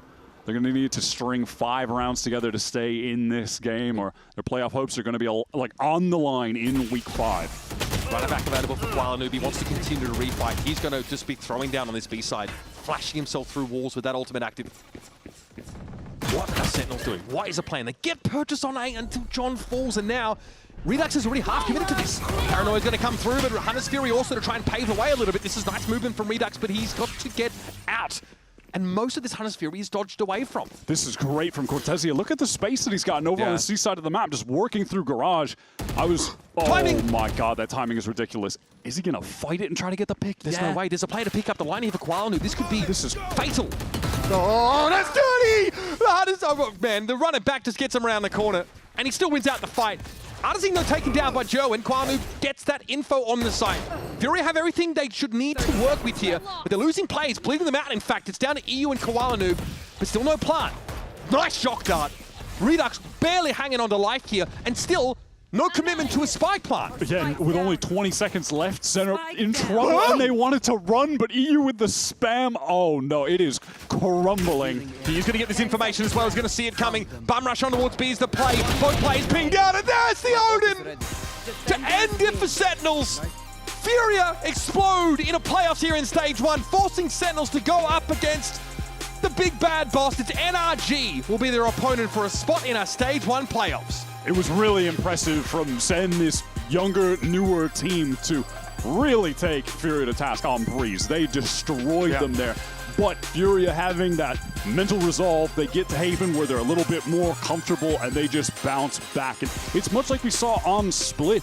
They just have so many amazing proactive rounds throughout that entire defensive half that SEN were just not able to respond to properly.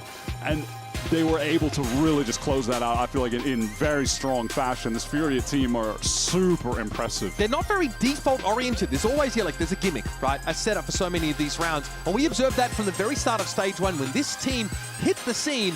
already feeling super prepared, locked in on a metagame that favored them here. And as we headed over to the second half on Haven, that's where it started to play off. There were multiple setups there. Koala didn't have to carry this game either. Like, he's flashing himself out of garage occasionally, right? The Blaze Wall to interrupt the plant. It's the Phoenix util that honestly is doing a lot of heavy lifting for Furia here, but they know how to respond. Like, EU's picking up the off angle. He's ready to punish the player getting off the spike. Like, how are they so read into so many of these scenarios? We heard it again in the comms there when we listened to Furia, just how great of a caller EU is. The team is just so efficient in every round. They are so damn impressive. It's over to Dryad for the Verizon post-match interview. Furia just made playoffs, and I'm here with some of the players to talk about what the match was today and the bounce back from last week. Can I talk to you first? I think it has been incredible to see you on the Neon, to see you on the Duelist running it down. What was the conversation like from last week to this week to make sure that you get the win and you're so confident? Didn't really have any conversation that crazy. Just we knew we just gotta play our game, and that's it. No, not really like no serious conversation, no nothing. We just show up, we play, same thing. But I have a question for you as well. When it comes to the Neon, there's a lot of conversation of who's the better Neon, who's the second, third best. Where do you see yourself there? And also, do you learn from other Neons? How did you get better at those mechanics? I don't want to. The only thing I've stole from other person is a judge. Obviously, watching Dumby do the judge stuff all the time. That's probably the only thing I've stole from other Neons. But everything else is just me playing the game, me playing my Neon. And as of the best Neons in the world, probably top 3. Me, Dumby, and third is whoever. I have Spike or something. The Spike move's different. But yeah. I love that. Thank you so much. Nerv, I also want to talk to you. Alim, thank you so much. Nerv, you secured the win last week. Maybe it didn't go your way, but it feels like you and the rest of the squad you guys are very resilient, and you have been learning from the losses both in Masters and from last week. So going into it individually, what was the one thing that you were working on to make sure it went your way? I think it's just confidence and taking our own terms for our own fights. Especially Breeze. I feel like Breeze, I didn't really get to play much. I was on the wrong side of the map the whole time, rotating. But Haven, I kind of just started peeking, and I have a lot of fun on Omen. I think I have more reps on Omen than every other Omen player in VCT on VLR. We have to fact check that, but maybe. So yeah, I just confidence and fun. I love the confidence. And also for that Breeze, did it catch you off guard? Was it the map? Was it just a slow start? What happened? I think just a slow start, to be honest. I think we never lost trust or lost confidence throughout the game. I think just a slow start and a good game plan from then, and then just unlucky rounds, and then just snowballed ults, to be honest. Yeah, makes sense. Thank you so much, Nerv. I also want to talk to you. I feel like everybody loves seeing how much fun you're having when you're playing the game. And I remember when I was doing the Arrival this morning, Koala was saying, yeah, we're going to win because everybody's laughing and giggling. So I know that the synergy is good. I know that you guys get along really well. But when things are going wrong, how do you make sure that, the energy is always positive? Because that's what we hear in the voice comes. When things are going wrong, you're always kind of resetting that mentality for the team. Yeah, I think we pride ourselves on adaptability, and for us, if we start the game fast, it's really easy to kind of keep going because everyone's enjoying it and having a lot of fun. But yeah, like you said, when we maybe lose all pistols like we did in Santiago, or we have a bad start, then I think adapting in the game and making sure everybody just stays focused on finding the solution is the most important thing. So trying to get the boys to do that, it's pretty much the big focus. And my last question, I know that you guys already made playoffs, but the reps that you're getting for the regular season are really important going into that second stage. And that next match is going to be against your old team, 100 Thieves. So how are you feeling about it? I mean, I'm going to have fun. I have fun every game. It was super fun, taking this game back. I don't think I've missed playoffs yet, so it's good to be in playoffs now, and now we get to have a fun game against 100 Thieves. I don't think it's possible to get first seed, so playing the boys, going to have some fun, see how it goes. I'm very excited. Thank you so much, EU. This is everything that we have for the Verizon post-match interview, but we can hear from the other two players when we go back to the desk. Hello and welcome back to Matchpoint. Thank you, Dryad, for that awesome Verizon post-match interview there, talking to the players. One of the players actually is joining us here. And we have Koala Noob joining us as well. Nerv, Koala, pleasure to have you guys here. Congrats on the victory as well. Thank you. Before we get into shenanigans, we got to go over our bingo card here. Bingo is a thing that us elderly people play. That's true. So let's see here. We got SEN win. That was a map win. They want a map. That's the thing. Koala, Emily has this thing. She says that a map win is what matters here, not the match win. Do you agree with that? No, I don't disagree. He doesn't agree. He doesn't agree. That's some weird logic. It's weird logic. Like, you gotta be more specific. You are a weirdo. He has literally what he said. Did we get a 2-0? Was it a 2? No, No, not 2-1 today. Oh, 2-1, yeah. 2-1. Did we get no? We got nothing. Furia won. Furia won. Oh, Furia There we won. go. That's right. Furia won. No overtime. No overtime. No overtime. And that means no freaking bingo. None of us pied on Breeze? Seriously? I don't think so. Yeah, and No, you It had to be the highest close. ACS win game. Did you know? I mean, I maybe, I don't know, the map 3, maybe. Yeah, bro. Map 2, maybe. Maybe map 2. We'll put a question mark there. Unbelievable. We'll think about it. Kurt, get on it. In any case, just yelling at our producer. All right, guys. Well, we're hanging out here, having a good time, and figured we'd actually have some fun with the community. Talk to the people, because the people had questions. We actually had some questions from some of our co-streamers who submitted them to us, and they had questions for you guys and questions for everyone, really. So you guys can go ahead and answer them, right? Kurt, I got that right. Go ahead and let's go ahead and run that first one. Let's see, who is it? Everybody, Ravish here from the Hey, Hong Kong Rav. Airport. Look, a question for any one of the players there. No, just pick with just one. And for that player, for everybody else surrounding them, a bear is attacking you in the room right now. It's coming right at you. You've got no chance of escaping. Now, who do you try to save first? Who do you leave for forever? Or do you help the bear? I got a Did good you say answer a for this bird one. or No, a bear. So A bear. I listened. So Ravish said that if you were being attacked by a bear, who would you leave behind and who would you try to save? That was messed up. I mean, the first person I try to save is Mike, because he's Okay. pretty jacked. All right. So, like, Well there's done, a chance there. There's a chance there that, like, Okay. something could be done. Is that because you think you'll be able to survive I mean, mutually he's my together? gym partner, so, like, you know, we're working out. We're ready to fight the bear. Okay, I always said I together. could beat a black bear, Sounds so good. I need it to happen. Same thing? Man, I feel like we have to save our IGL. You know what I mean? Like he's got like maximum importance for us. He's up I mean, there. I'm gonna leave him for last because, like, you know, he's a big guy. Like, he's like 6'5". Like, I feel like if he's going up against a bear, like, he's gonna, like, you know, intimidate it, like, delay of time while we escape. You know what I mean? All right, I like it. Today I learned that Art's 6'5". That's Okay, great. I don't know if He's if he's 6'5", then I'm 6'2". That's all I'm saying, bro. Hey, man, believe me, anything's possible, Poppy. All right, let's go ahead and check out this next one. It's from Anders. Let's see what he has to say. Hey, Anders here. My question for you has to do with crowd energy. Some teams thrive under the pressure of banter. Others crave that hometown support. How does your team deal with both the positive and negative sides of a hyped up crowd?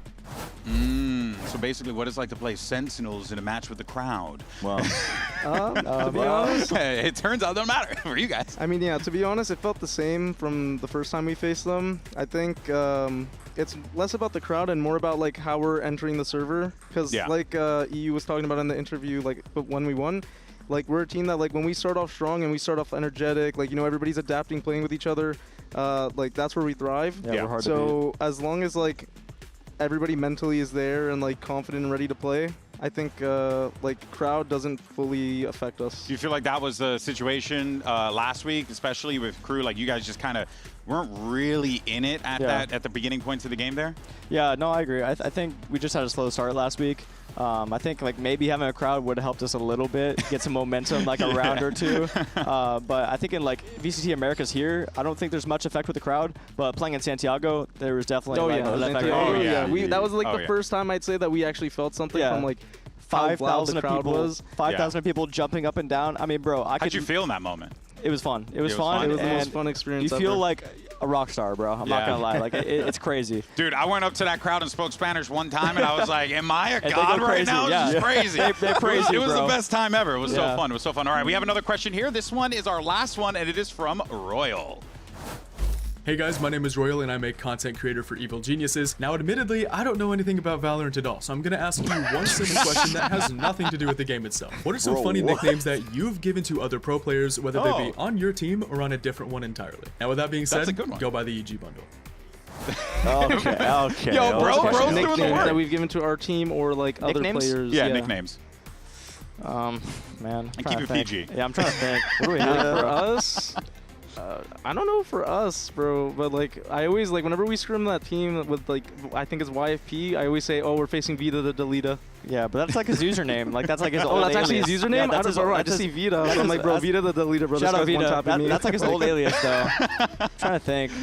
It just sounds like you guys got to come up with some nicknames for each other. We're pretty boring, I feel like, in that aspect. We don't have much nicknames. Yeah. Yeah, we're a bunch of trolls, but that's like the last thing we think about. Hey, well, you know what? Now it's a new thing to build some camaraderie together, you know? If anything, Shaw's Unk, that's for sure. Yeah, Shaw's definitely Unk. See, that's just... this guy's pushing 40, bro. Under the bus, us elders go, hey, I'm 38, all right? Leave me alone. I feel freaking attacked right now, although I am actually an uncle. Okay, so let's go ahead and take a look at the current standings, because with that victory, Furia's name is now in green. You're in the playoffs. Congratulations. Let's go. Has to feel great, obviously coming off of Koala, a dominant kickoff for you guys. And, you know, I'm sure like Santiago didn't go the way you guys wanted, but it really does feel like this whole journey has really come to fruition for you guys, and the proof is in the results there. Yeah, I mean, everybody trusts each other so much on this team. Like, it's like repetitive, but we're really just about like adapting and trusting what like someone in the round calls.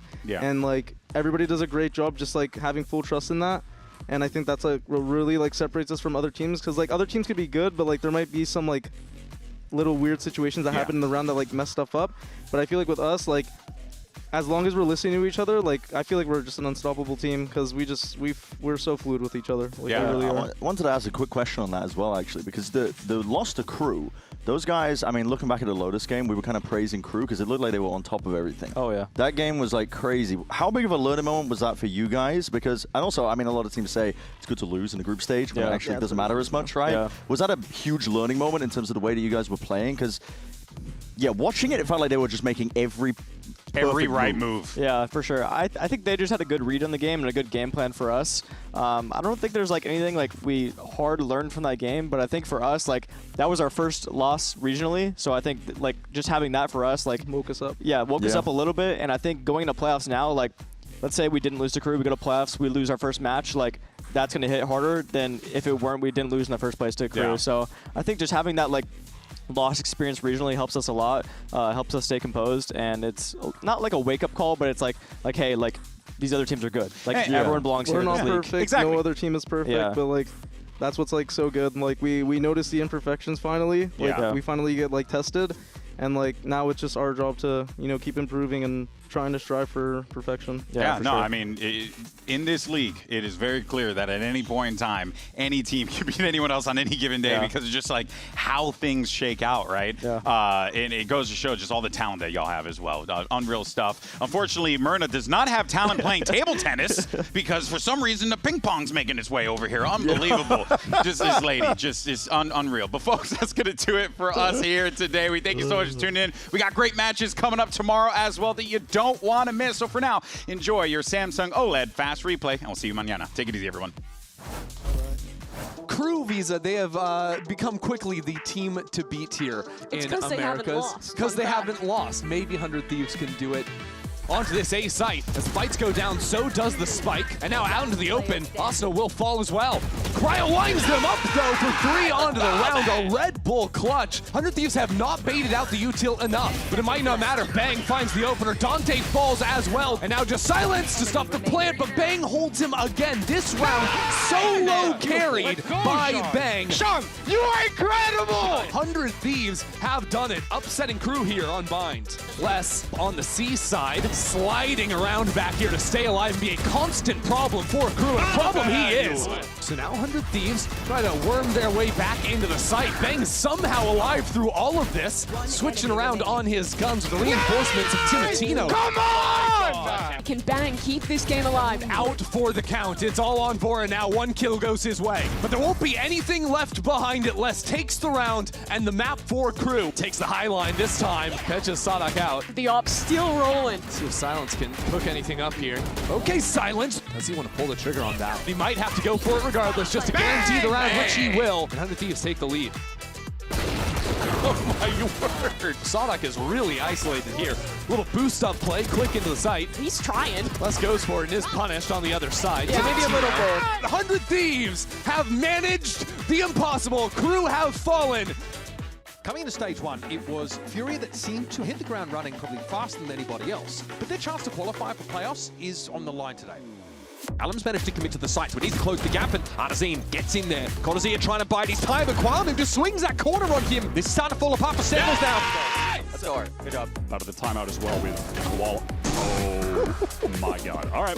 Damn. Ready to go. Okay. Anyone else? Yeah, give this guy one more. Round, Art, come on! Furia utterly dominated. I think that map could have been an email, actually. 1v2, Crossfire already in place, but Cortazia doesn't care. He knows Alan's going to be on the defuse. He gets it to half. Healthy enough. He knows he can play for time. Alan does not have that same luxury. It's just bloody perfect here for Cortazia. Come on. The more time this is taken, I am starting to get nervous. Oh Somehow my it god. got better. Oh my god. Redux, though, at least trying to calm things down. It's going to be Nerve. Does he have his crosshairs placed for it? Nerve! What a comeback in the round! Joan is in an amazing position. Oh, shots on towards EU. That's not the spike carrier, though. That was no chance to get a plant here for Furia. No chance to clean them up. Professor P sends them packing. Okay, Adam's going to get in, finding two very quickly, though. That LG hitting hard. Swing there with the ult for Koala Noob. It's going to be Nerve that does the dirty work. Let's go. Who's daddy? Trick question, it's me. Flash is good. Koala Noob's able to take the trade at the very least. Artazine, well, he's on the cams. Oh, God, he gets a double. Massive center in trouble, and they wanted to run, but EU with the spam. Oh, no, it is crumbling. He's going to get this information as well. He's going to see it coming. Bum rush on towards B is the play. Both players pinged out, and there's the Odin to end it for Sentinels. Furia explode in a playoffs here in stage one. It is wonderful day, isn't it? That was not. Pip tip pip pip pip pip. Absolutely, I agree. Pip cheerio. Pip pip cheerio. Under my umbrella, Ella, Ella, Anyway, we're gonna get you guys banned. Has anybody got anything stronger than the pineapple salsa?